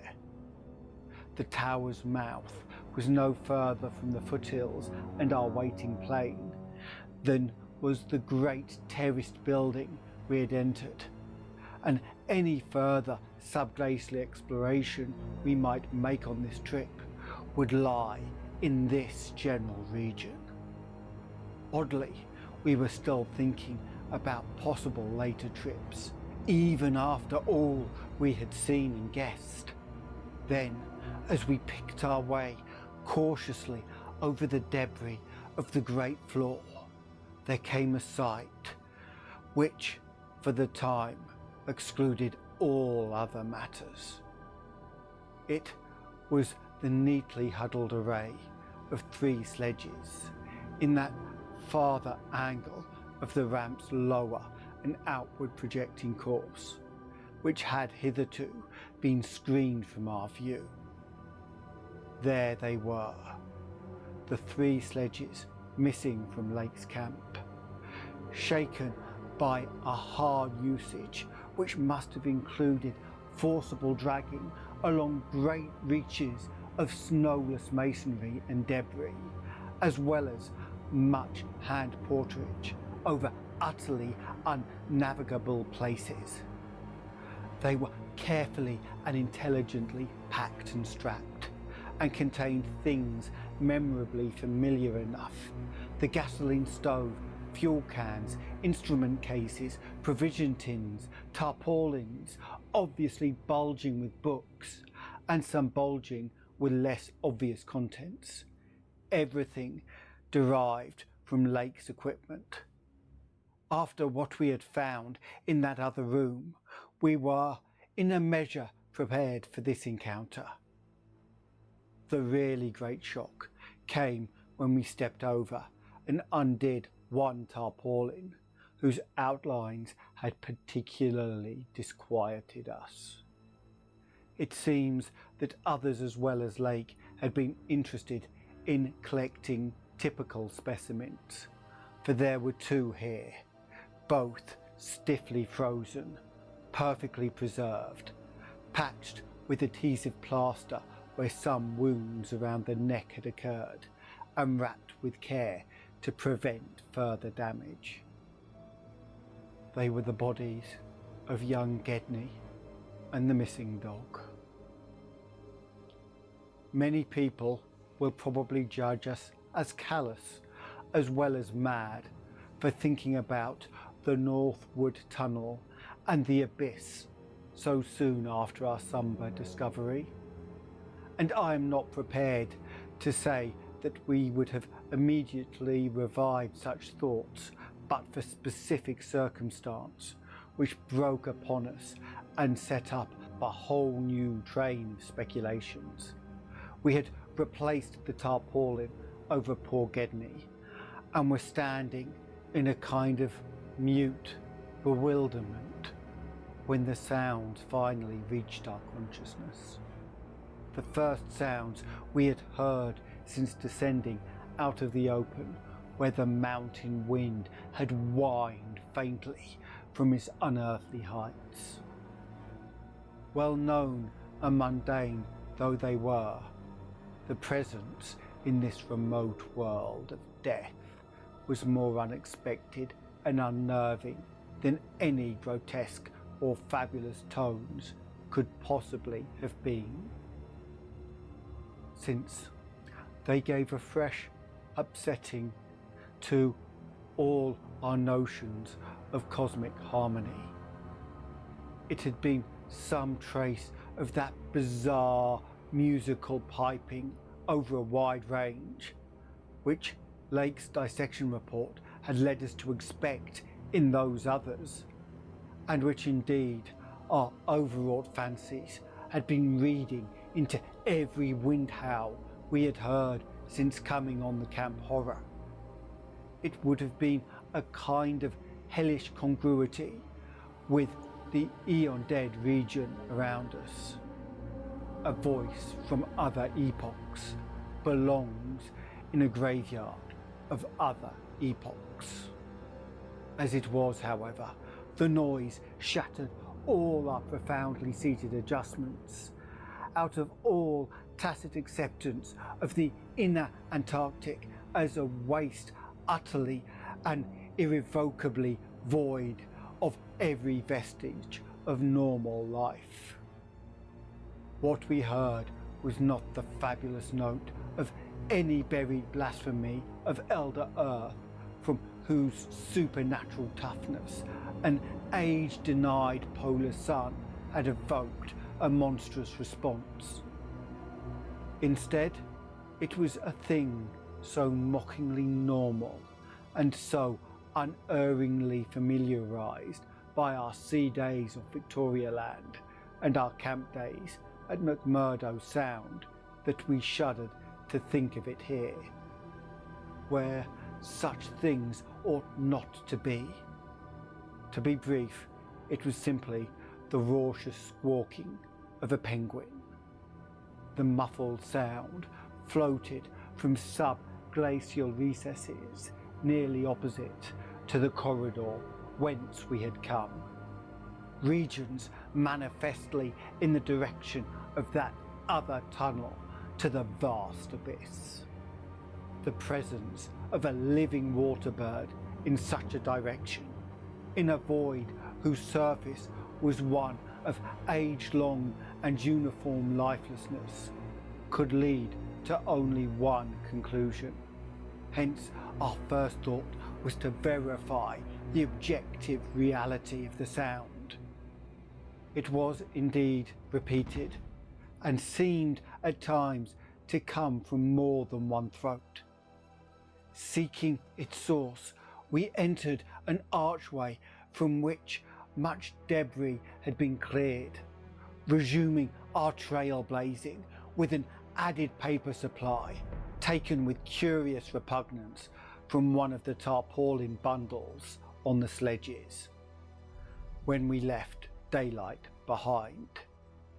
As the glaciated floor gave place to a litter of detritus, we plainly discerned some curious dragging tracks, and once Danforth found a distinct print of a sort whose description would be only too superfluous. This, of course, indicated by the penguin cries, was precisely what our map and compass prescribed as an approach to the more northerly tunnel mouth, and we were glad to find that a bridgeless thoroughfare on the ground and basement levels seemed open.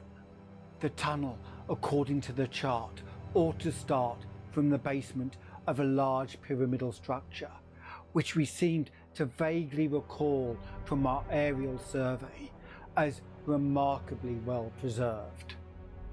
Along our path, the single torch showed a customary profusion of carvings, but we did not pause to examine any of these. Suddenly, a bulky white shape loomed up ahead of us, and we flashed on the second torch. It is odd how wholly this new quest had turned our minds from earlier fears of what might lurk near.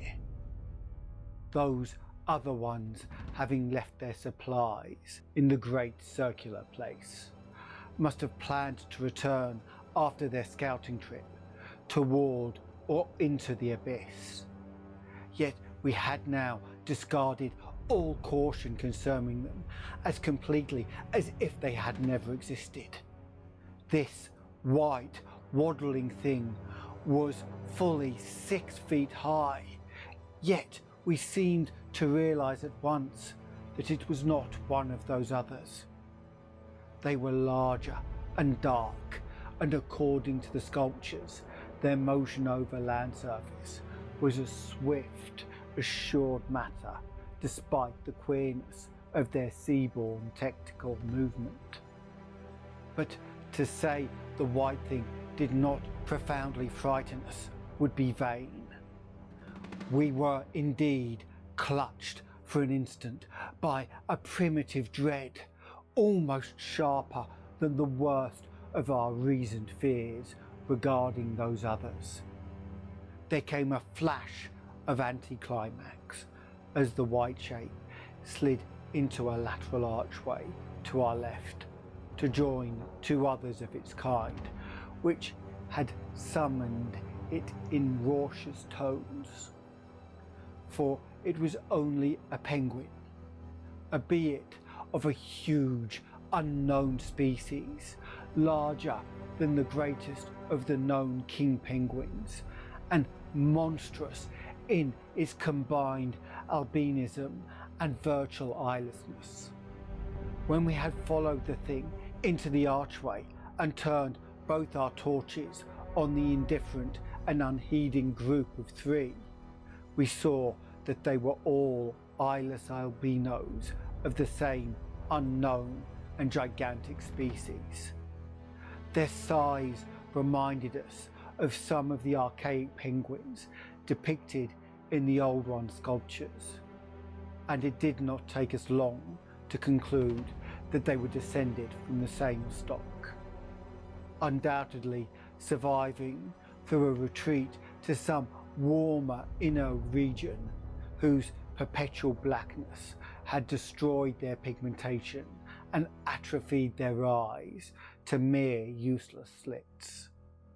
That their present habitat was the vast abyss we sought was not for a moment to be doubted, and this evidence of the gulf's continued warmth and habitability filled us with the most curious and subtly perturbing fancies. We wondered too what had caused these 3 birds to venture out of their usual domain. The state and silence of the great dead city made it clear that it had no time been a habitual and seasonal rookery, whilst the manifest indifference of the trio to our presence made it seem odd that any passing party of those others should have startled them. Was it possible that those others had taken some aggressive notion or tried to increase their meat supply? We doubted whether that pungent odour which the dogs had hated could cause an equal antipathy in these penguins, since their ancestors had obviously lived on excellent terms with the Old Ones, an amicable relationship which must have survived in the abyss below as long as any of the Old Ones remained. Regretting, in a flare-up of the old spirit of pure science, that we could not photograph these anomalous creatures, we shortly left them to their squawking and pushed on towards the abyss, whose openness was now so positively proved to us, and whose exact direction occasional penguin tracks made clear. Not long afterwards, a steep descent in a long, low, doorless and peculiarly sculptureless corridor led us to believe that we were approaching the tunnel mouth at last. We had passed 2 more penguins. Then the corridor ended in a prodigious open space which made us gasp involuntarily. A perfect inverted hemisphere, obviously deep underground, fully 100 feet in diameter and 50 feet high, with low archways opening around all parts of the circumference, but one, and that one yawning cavernously with a black arched aperture which broke the symmetry of the vault to a height of nearly 15 feet. It was the entrance to the great abyss. In this vast hemisphere, whose concave roof was impressively, though decadently carved to a likeness of the primordial celestial dome, a few albino penguins waddled, alien there, but indifferent and unseeing.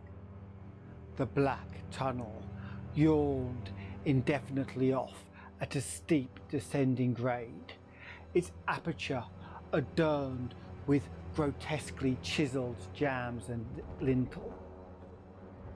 From that cryptical mouth we fancied a current of slightly warmer air, and perhaps a suspicion of vapour proceeded, and we wondered what living entities other than penguins, the limitless void below, and the contiguous honeycombings of the land and the Titan mountains might conceal. We wondered too whether the trace of mountaintop smoke, at first suspected by Poor Lake, as well as the odd haze we had ourselves perceived around the rampart-crowned peak, might not be caused by the tortuous channeled rising of some such vapour from the unfathomed regions of the Earth's core. Entering the tunnel, we saw that its outline was, at least at the start, about 15 feet each way, sides, floor and arched roof composed of the usual megalithic masonry. The sides were sparsely decorated with cartouches of conventional designs in a latter decadent style, and all the construction and carving were marvellously well preserved. The floor was quite clear, except for a slight detritus bearing outgoing penguin tracks and the inward tracks of those others. The further one advanced, the warmer it became, so that we were soon unbuttoning our heavy garments. We wondered whether there were any actually igneous manifestations below, and whether the waters of that sunless sea were hot. After a short distance, the masonry gave place to solid rock, though the tunnel kept the same proportions and presented the same aspect of carved regularity. Occasionally, its varying grade became so steep that grooves were cut into the floor. Several times we noticed that the mouths of small lateral galleries were not recorded in our diagrams, none of them such as to complicate the problem of our return, and all of them welcome as possible refuges in case we met unwelcome entities on their way back from the abyss. The nameless scent of such things was very distinct. Doubtless, it was suicidally foolish to venture into that tunnel under the known conditions, but the law of the unplumbed is stronger in certain persons than most suspect. Indeed, it was just such a law which had brought us to this unearthly polar waste in the first place. We saw several penguins as we passed along, and speculated on the distance we would have to traverse. The carvings had led us to expect a steep downhill walk of about a mile to the abyss, but our previous wanderings had shown us that matters of scale were not wholly to be depended on. After about a quarter of a mile, that nameless scent had become greatly accentuated, and we kept careful track of the various lateral openings we passed. There was no visible vapour as at the mouth, but this was doubtless due to the lack of contrasting cooler air. The temperature was rapidly ascending, and we were not surprised to come up across a careless heap of material, shudderingly familiar to us. It was composed of furs and tent cloths taken from Lake's camp, and we did not pause to study the bizarre forms into which the fabrics had been slashed. Slightly beyond this point, we noticed a decided increase in the size and number of the side galleries, and concluded that the density of the honeycombed region beneath the higher foothills must now have been reached.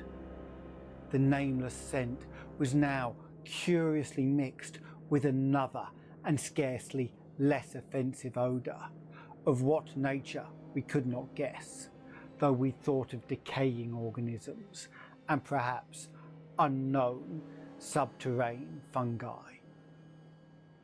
Then came a startling expansion of the tunnel for which the carvings had not prepared us, a broadening and rising into a lofty, natural-looking elliptical cavern with a level floor, some 75 feet long and 50 broad, and with many immense side passages leading away into cryptical darkness.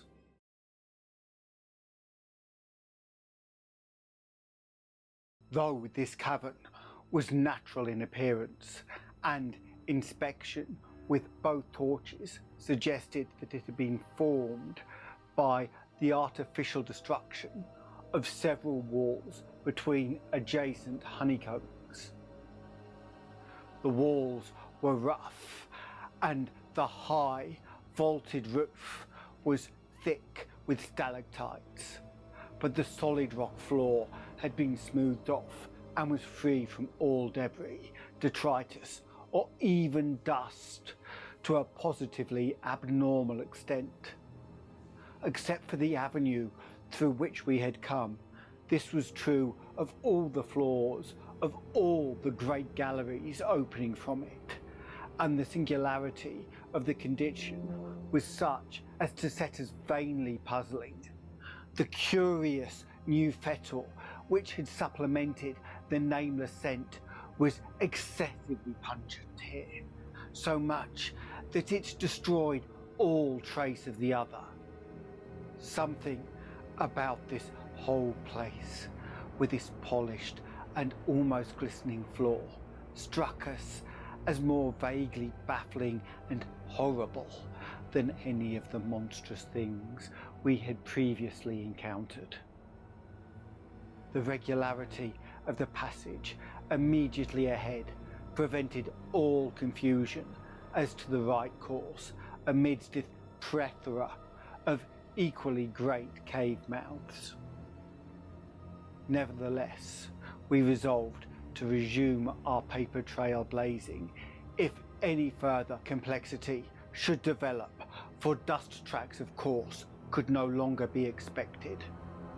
Upon resuming our direct progress, we cast a beam of torchlight over the tunnel walls and stopped short in amazement at the supremely radical change which had come over the carvings in this part of the passage.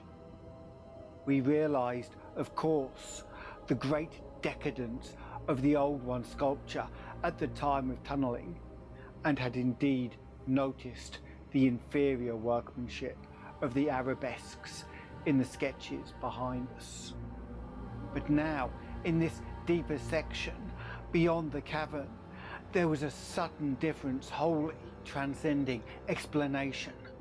A difference in basic nature, as well as in mere quality, and involving so profound and calamitous a degradation of skill that nothing in the hitherto observed rate of decline could have led one to expect it.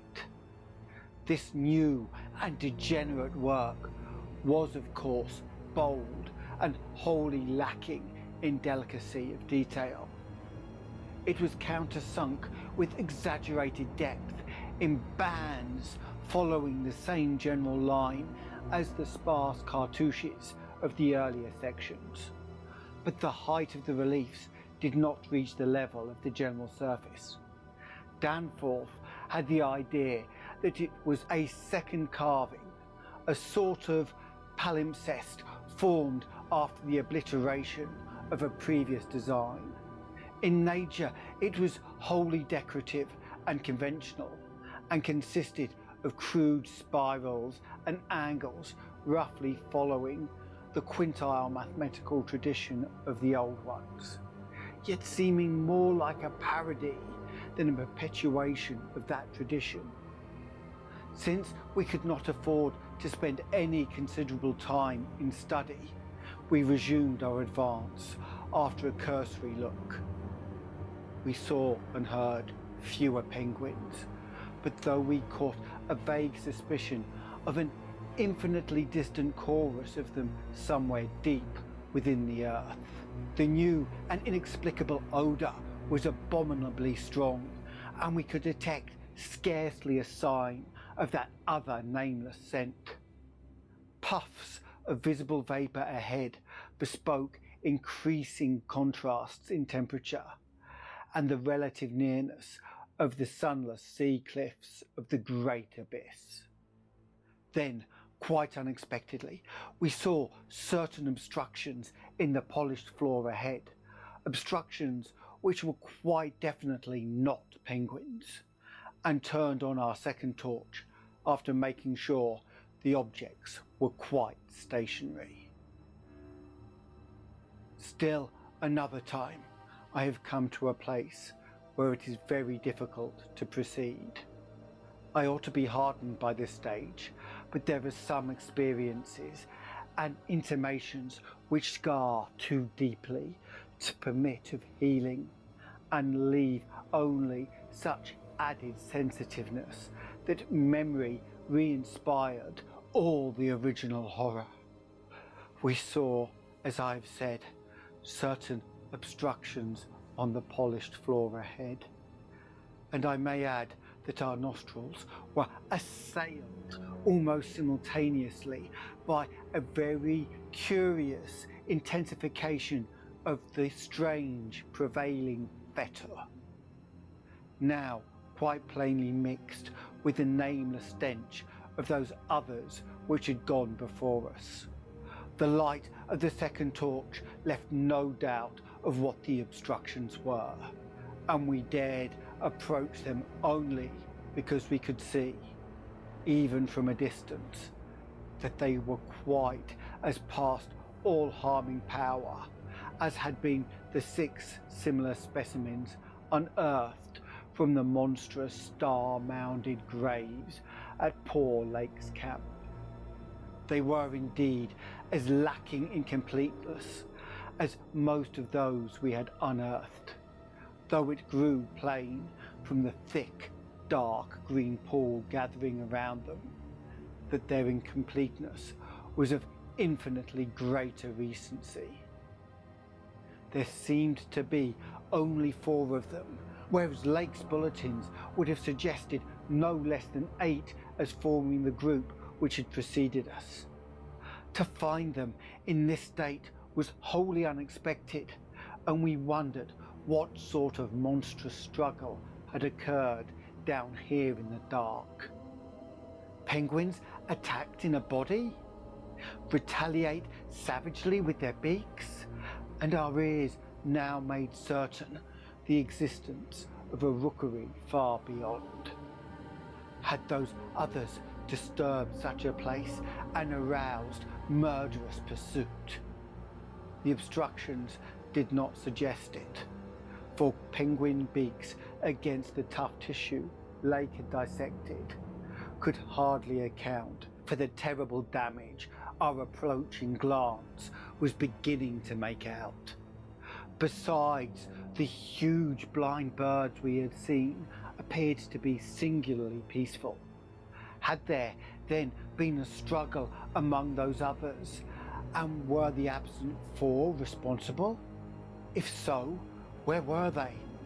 Were they close at hand and likely to return to form an immediate menace to us?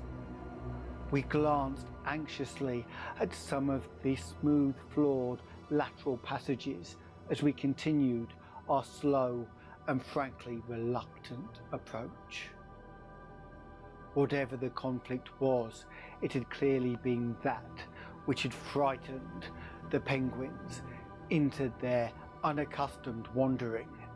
It must then have arisen near that faintly heard rookery in the incalculable gulf beyond, since there were no signs that any birds had normally dwelt here.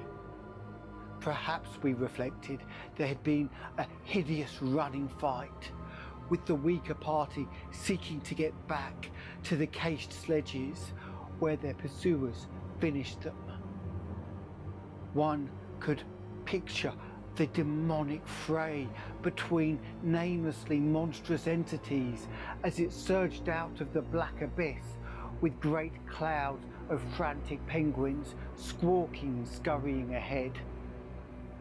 I say that we approached those sprawling and incomplete obstructions slowly and reluctantly. Would to heaven we had never approached them at all, but had run back at top speed out of that blasphemous tunnel, with the greasy smooth floors and the degenerate morals aping and mocking the things they had superseded, run back before we had seen what we did see, and before our minds were burned with something which will never let us breathe easily again. Both of our torches were turned on the prostrate objects, so that we soon realized the dominant factor in their incompleteness. Mauled, compressed, twisted and ruptured as they were, their chief common injury was total decapitation. From each one, the tentacled starfish head had been removed, and as we drew near, we saw the manner of removal looked like some hellish tearing or suction than like any ordinary form of cleavage. Their noisome dark green ichor formed a large spreading pool, but its stench was half overshadowed by that newer and stranger stench, here more pungent than at any other point along our route. Only when we had come very close to the sprawling obstructions could we trace that second inexplicable fetor to any immediate source. And the second we did so, Danforth, remembering certain very vivid sculptures of the Old One's history in the Permian Age 150 million years ago, gave vent to a nerve-tortured cry which echoed hysterically through that vaulted and archaic passage with the evil palmipest carvings. I came only just short of echoing his cry myself, for I had seen those primal sculptures too, and had shudderingly admired the way the nameless artists had suggested that hideous slime coating found on certain incomplete and prostrate old ones, whom the frightful Shoggoths had characteristically slain and sucked to a ghastly headlessness in the Great War of Resubjugation. They were infamous nightmare sculptures, even when telling of age-old, bygone things, for Shoggoths and their work ought to not be seen by human beings or portrayed by any beings. The mad author of the Necronomicon had nervously tried to swear that none had ever been bred on this planet, and that only drugged dreamers had ever conceived them. Formless protoplasm, able to mock and reflect all forms and organisms and processes. Vicious agglutinations of bubbling cells, rubbery 15-foot spheroids, infinitely plastic and ductile, slaves of suggestion, builders of cities, more and more sullen, more and more intelligent, more and more amphibious, more and more imitative. Great heavens, what madness made even those blasphemous old ones willing to use and carve such things. And now, when Danforth and I saw the freshly glistening and reflectively iridescent black slime which clung thickly to those headless bodies and sank obscenely with that new, unknown odour whose cause only a diseased fancy could envisage, clung to those bodies and sparkled less voluminously on a smooth part of the accursedly resculpted wall in a series of grouped dots, we understood the quality of cosmic fear to its uttermost depths. It was not fear of those four missing others, for all too well did we suspect they would do no harm again. Poor devils. After all, they were not evil things of their kind. They were the men of another age and another order of being. Nature had played a hellish jest on them, as it will on any others that human madness, callousness, or cruelty may hereafter drag up in that hideously dead or sleeping polar waste. And this was their tragic homecoming. They had not been even savages. For what indeed had they done? That awful awakening in the cold of an unknown epoch, perhaps an attack by the furry, frantically barking quadrupeds, and a day's defence against them and the equally frantic white simians, with the queer wrappings and paraphernalia. Poor Lake, poor Gedney, and poor old ones. Scientists to the last. What had they done that we would not have done in their place? Lord, what intelligence and persistence! What a facing of the incredible, just as those carven kinsmen and forebears had faced things only a little less incredible. Radiates, vegetables, monstrosities, star-spawn, whatever they had been, they were men. They had crossed the icy peaks, on whose tempted slopes they had once worshipped and roamed among the tree ferns. They had found their dead city brooding under its curse, and had read its carven latter days as we had done. They had tried to reach their living fellows in fabled depths of blackness they had never seen. And what had they found? All this flashed in unison through the thoughts of Danforth and me as we looked from those headless, slime-coated shapes to the loathsome palmipest sculptures and the diabolical dot groups of the fresh slime on the wall beside them, looked and understood what must have triumphed and survived down there in the cyclopean water city of that nighted, penguin-fringed abyss, whence even now a sinister curling mist had begun to belch pallidly as if in answer to Danforth's hysterical scream. That shock of recognizing that monstrous slime and headlessness had frozen us into mute, motionless statues, and it is only through the latter conversations that we have learned of the complete identity of our thoughts at that moment. It seems eons that we stood there, but actually it could not have been more than 10 or 15 seconds. That hateful, pallid mist curled forwards as if veritably driven by some remoter advancing bulk, and then came a sound which upset much of which we had just decided, and in so doing broke the spell and enabled us to run like mad past squawking, confused penguins over our former trail back to the city, along ice-sunken megalithic corridors to the great open circle, and up that archaic spiral ramp in a frenzied automatic plunge for the sane outer air and light of day.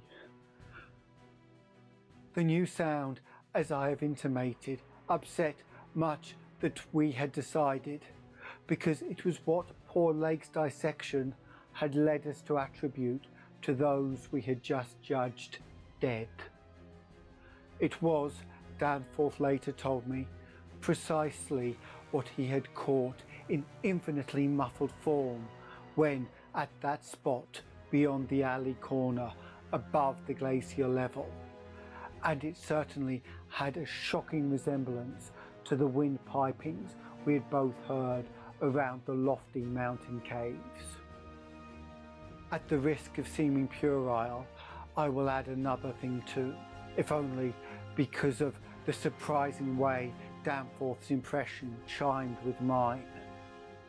Of course, common reading is what prepared us both to make the interpretation, though Danforth has hinted at queer notions about unsuspected and hidden sources to which Poe may have had access to when writing his Arthur Gordon Pym a century ago. It will be remembered that in that fantastic tale there is a world of unknown but terrible and prodigious significance connected with the Antarctic, and screened eternally by the gigantic, spectrally snowy birds of that malign region's core. Tickly-lee, tickly-lee. That, I may admit, is exactly what we thought we heard conveyed by that sudden sound behind the advancing white mist, that insidious musical piping over a singularly wide range.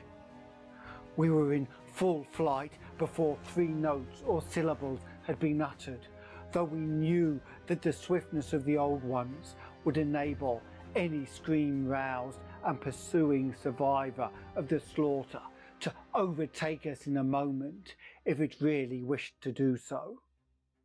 We had a vague hope, however, that non-aggressive conduct and a display of kindred reason might cause such a being to spare us in case of capture, if only from scientific curiosity. After all, if such a one had nothing to fear for itself, it would have no motive in harming us. Concealment being futile at this junction, we used our torches for a running glance behind and perceived that the mist was thinning. Would we see at last a complete and living specimen of those others? Again came that insidious musical piping. Tickly-lee, tickly-lee. Then, noting that we were actually gaining on our pursuer, it occurred to us that the entity might be wounded. We could take no chances, however, since it was very obviously approaching in answer to Danforth's scream, rather than in flight from any other entity. The timing was too close to admit of doubt. Of the whereabouts of that less conceivable and less mentionable nightmare, that fetid, unglimpsed mountain of slime-spewing protoplasm, whose race had conquered the abyss and sent land pioneers to recarve and squirm through the burrows of the hills, we could form no guess.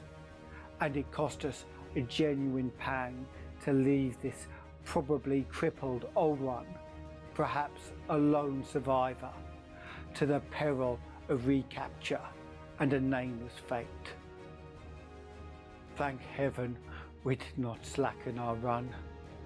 The curling mist had thickened again and was driving ahead with increased speed, whilst the straying penguins in our rear were squawking and screaming and displaying signs of panic, really surprising in view of their relatively minor confusion when we passed them. Once more came that sinister, wide-ranged piping, "Tekili-lee, Tekili-lee." We had been wrong. The thing was not wounded, but had merely paused on encountering the bodies of its fallen kindred and the hellish slime inscription above them. We could never know what that demon message was, but those burials at Lake's camp had shown how much importance the beings attached to their dead.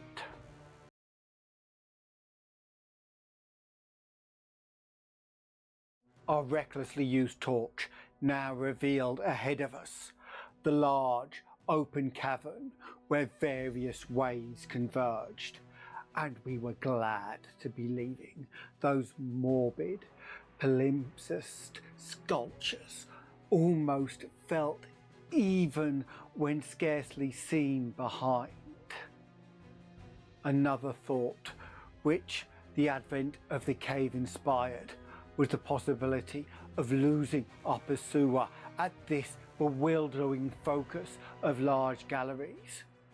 There were several of the blind albino penguins in the open space, and it seemed clear that their fear of the oncoming entity was extreme to the point of unaccountability.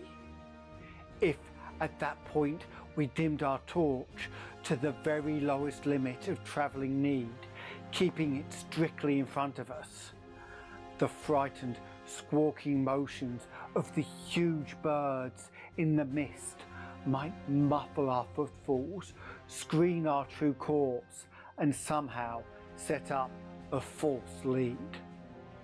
Amidst the churning, spiralling fog, the littered and unglistened floor of the main tunnel beyond this point, as differing from the other morbidly polished burrows, could hardly form a highly distinguishing feature, even so far as we could conjecture for those indicated special senses which made the old ones partially, though imperfectly, independent of light in emergencies. In fact, we were somewhat apprehensive lest we go astray ourselves in our haste, for we had of course decided to keep straight on towards the dead city, since the consequences of loss in those unknown foothill honeycombings would be unthinkable. The fact that we survived and emerged is sufficient proof that the thing did take a wrong gallery, whilst we providently hit on the right one. The penguins alone could not have saved us, but in conjunction with the mist they seemed to have done so. Only a benign fate kept the curling vapours thick enough at the right moment, for they were constantly shifting and threatening to vanish. Indeed, they did lift for a second just before we emerged from the nauseously resculptured tunnel into the cave, so that we actually caught one and only half glimpse of the coming entity as we cast a final, desperately fearful glance backwards before dimming the torch and mixing with the penguins in the hope of dodging pursuit. If the fate which screened us was benign, that which gave us the half glimpse was infinitely the opposite. For to that flash of semi-vision can be traced a full half of the horror which has ever since haunted us.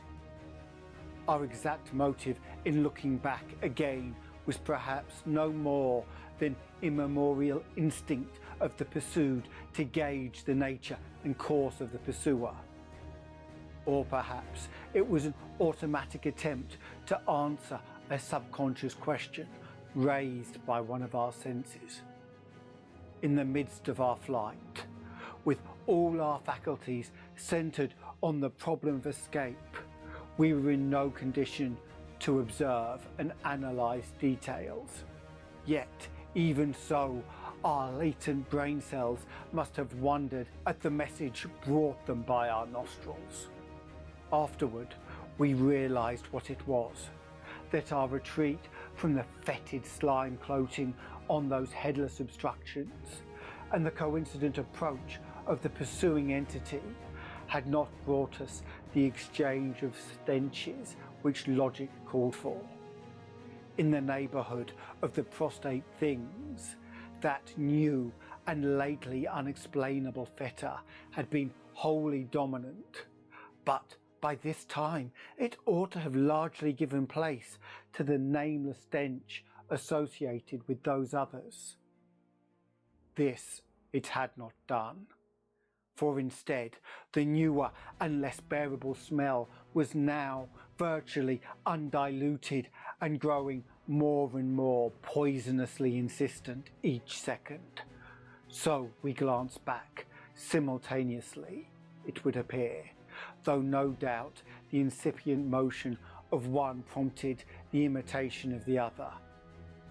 As we did so, we flashed both our torches full strength at the momentary thinned mist, either from sheer primitive anxiety to see all we could, or in a less primitive but equally unconscious effort to dazzle the entity before we dimmed our light and dodged among the penguins of the labyrinth centre ahead. Unhappy act! Not Orpheus himself, nor Lot's wife paid much more dearly for a backward glance. And again came that shocking wide-range piping, "Tickly-lee, tickly-lee." Danforth was totally unstrung, and the first thing I remember of the rest of the journey was hearing him lightheadedly chant a hysterical formula in which I alone of mankind could have found anything but insane irrelevance. It reverberated in falsetto echoes among the squawks of the penguins, reverberated through the vaulting ahead, and, thank heaven, through the now empty vaultings behind. He could not have begun it at once, else we would not have been alive and blindly racing.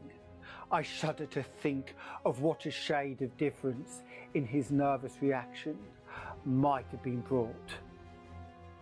South Station, under Washington, under Park Street, under Kendall, Central Harvard.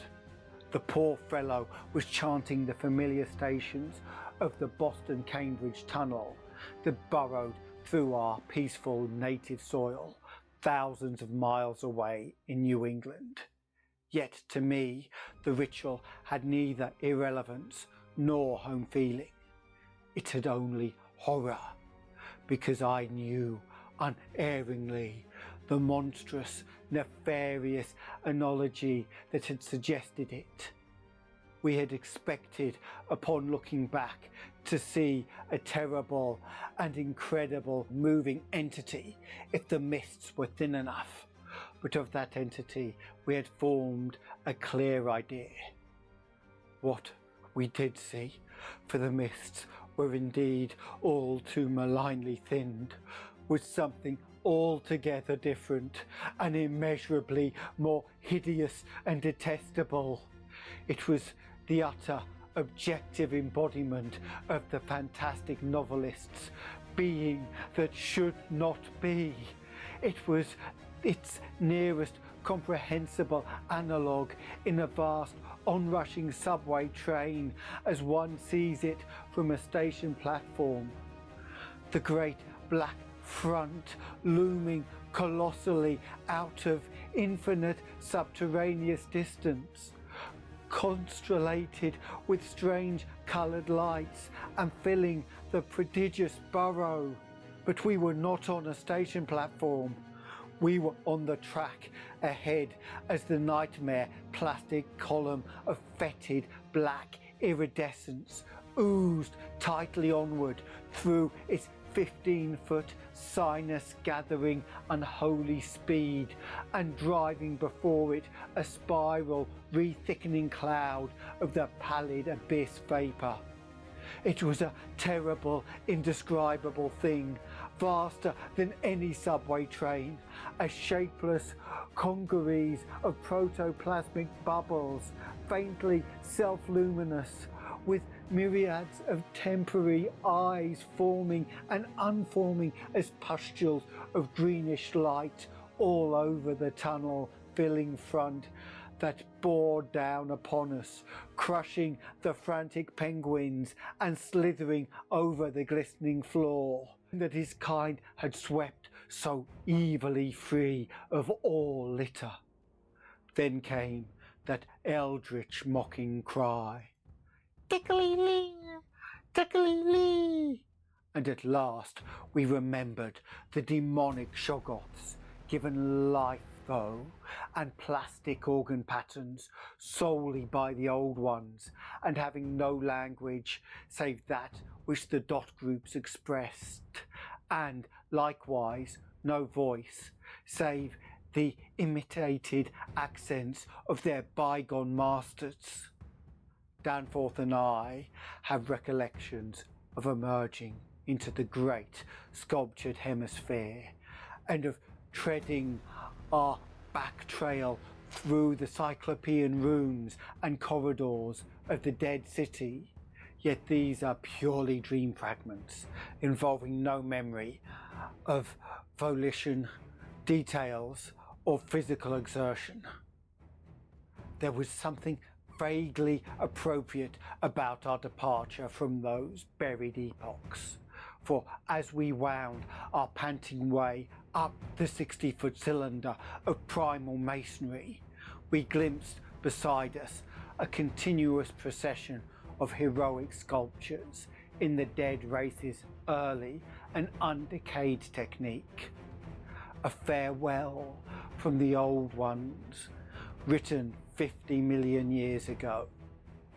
Finally, scrambling out to the top, we found ourselves on a great mound of tumbled blocks, with the curved walls of higher stonework rising westward, and the brooding peaks of the great mountains showing beyond the more crumbled structures towards the east.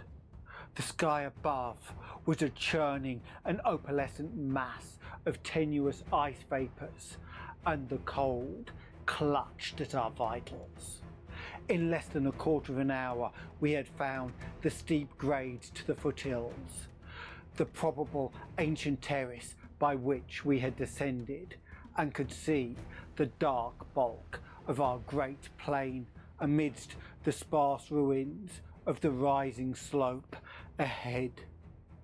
Halfway uphill toward our goal, we paused for a momentary breathing spell and turned to look again at the fantastic tangle of incredible stone shapes below us, once more outlined mystically against an unknown west.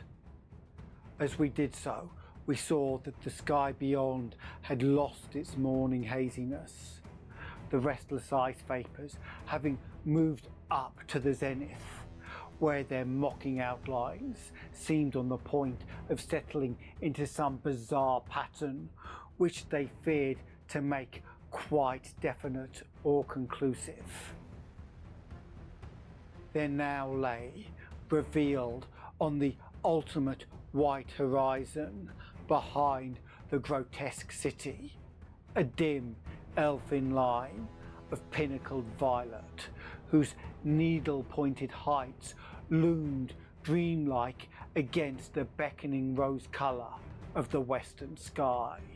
Up towards this shimmering rim sloped the ancient tableland, the depressed course of the bygone river traversing it as an irregular ribbon of shadow. For a second, we grasped in admiration the scene's unearthly cosmic beauty, and then vague horror began to creep into our souls. For this far violet line could be nothing else than the terrible mountains of the Forbidden Land, highest of Earth's peaks and focus of Earth's evil, harbourers of nameless horrors and Archean secrets, shunned and prayed to by those who feared to carve their meaning untrodden by any living thing of earth, but visited by the sinister lightnings and sending strange beams across the plains in the polar night.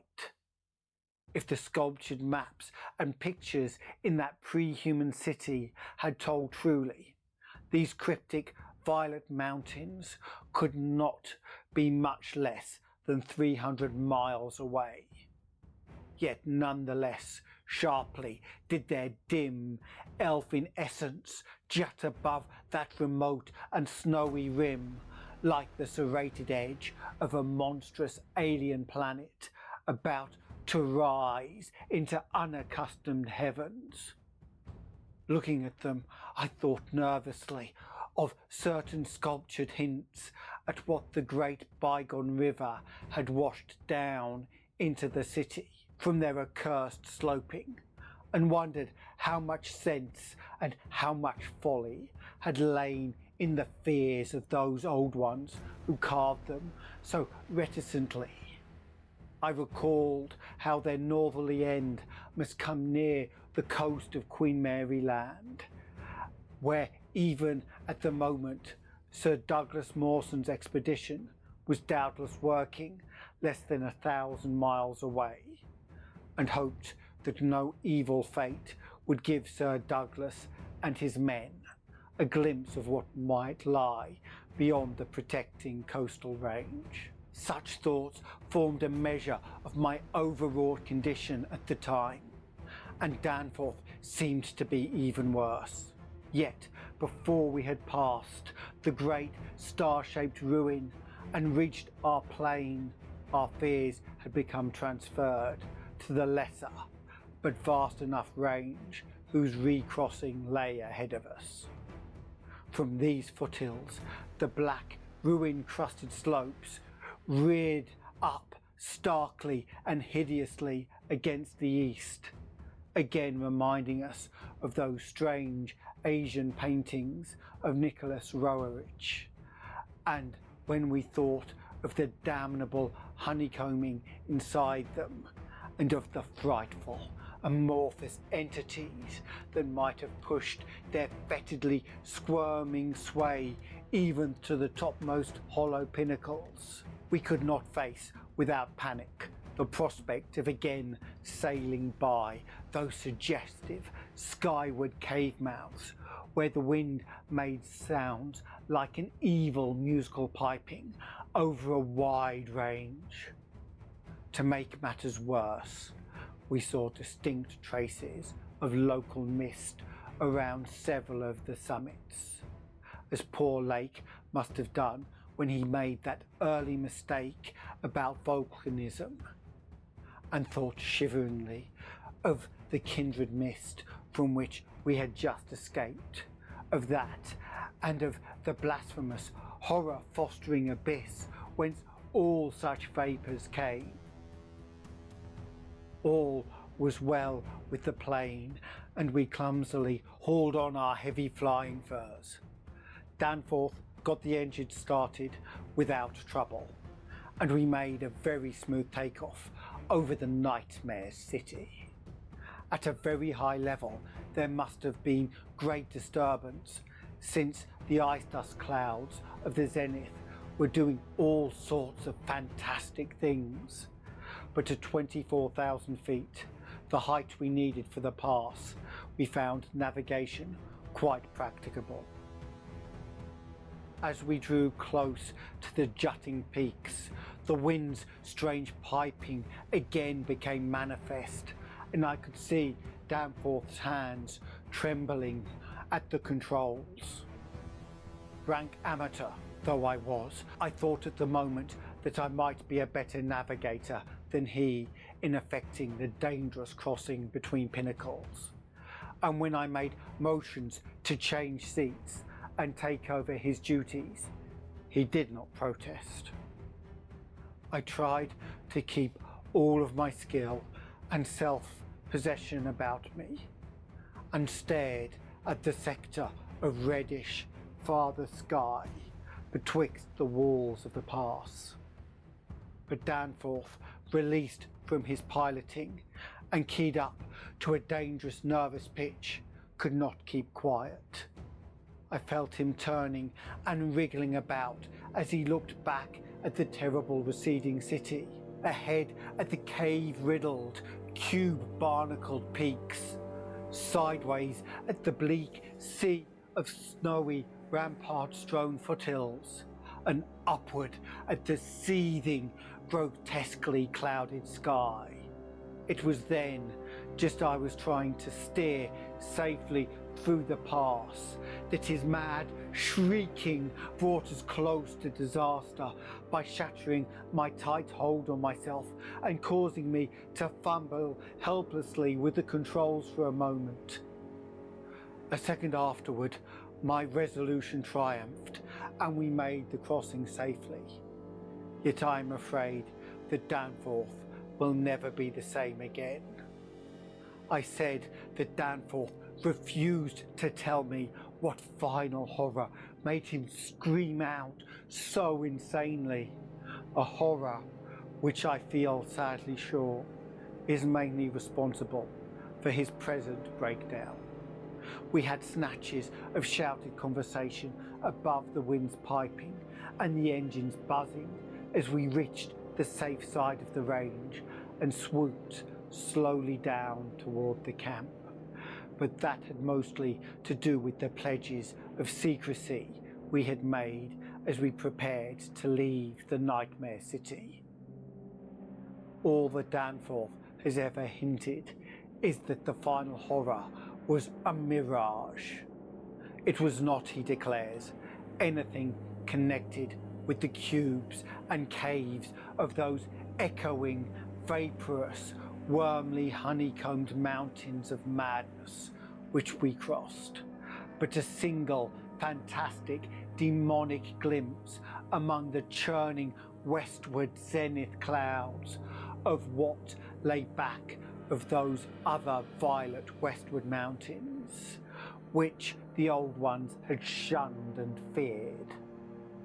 He has, on rare occasions, whispered disjointed and irresponsible things about the black pit, the cavern rim, the proto-shoggoths, the windowless solids in the 5 dimensions, the nameless cylinders, the elder pharaohs, Yog-Sothoth, the primal white jelly, the colour out of space, the wings, the eyes in darkness, the moon ladder, the original, the external, the undying, and other bizarre conceptions. But when he is fully himself, he repudiates all this and attributes it to his curious and macabre reading of earlier years. Danforth indeed is known to be among the few who have ever dared go completely through that worm-riddled copy of the Necronomicon kept under lock and key in the college library. The higher sky as we crossed the range was surely vaporous and disturbed enough, and although I did not see the zenith, I can well imagine that its swirls of ice dust may have taken strange forms.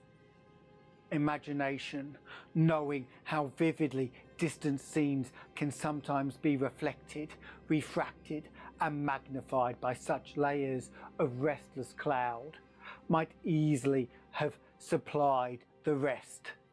And of course, Danforth did not hint any of these specific horrors till after his memory had had a chance to draw on his bygone reading.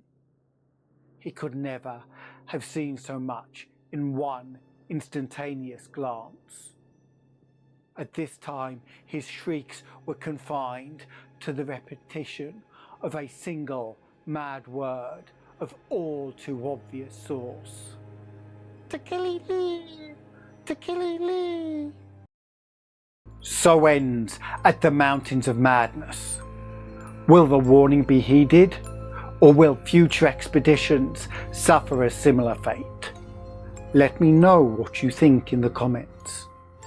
After this, I will be going to one release a week to see how that works. The total length of the content will be the same, but in one rather than 3 episodes, so a much longer episode, and releasing on Saturdays at 5 PM UK time. If you enjoyed the tale, it helps us if you let others know, so please click the like button and share with others that may be interested. Subscribing will let you travel with us on further adventures of the dark and terrible, with the bell notifying you as we set off. If you want to join our Eldritch Order on Discord, come visit us on Patreon. Then you can join in the discussions and even help guide the choice of stories. See the description for details of the Patreon and for a link to Canje Studios to find out about modern board games where you can create your own dark and terrible stories. Until next time, farewell. But consider, we have a strong desire to explore, despite the fact that old maps showed the unknown areas frequently warning, here there be monsters.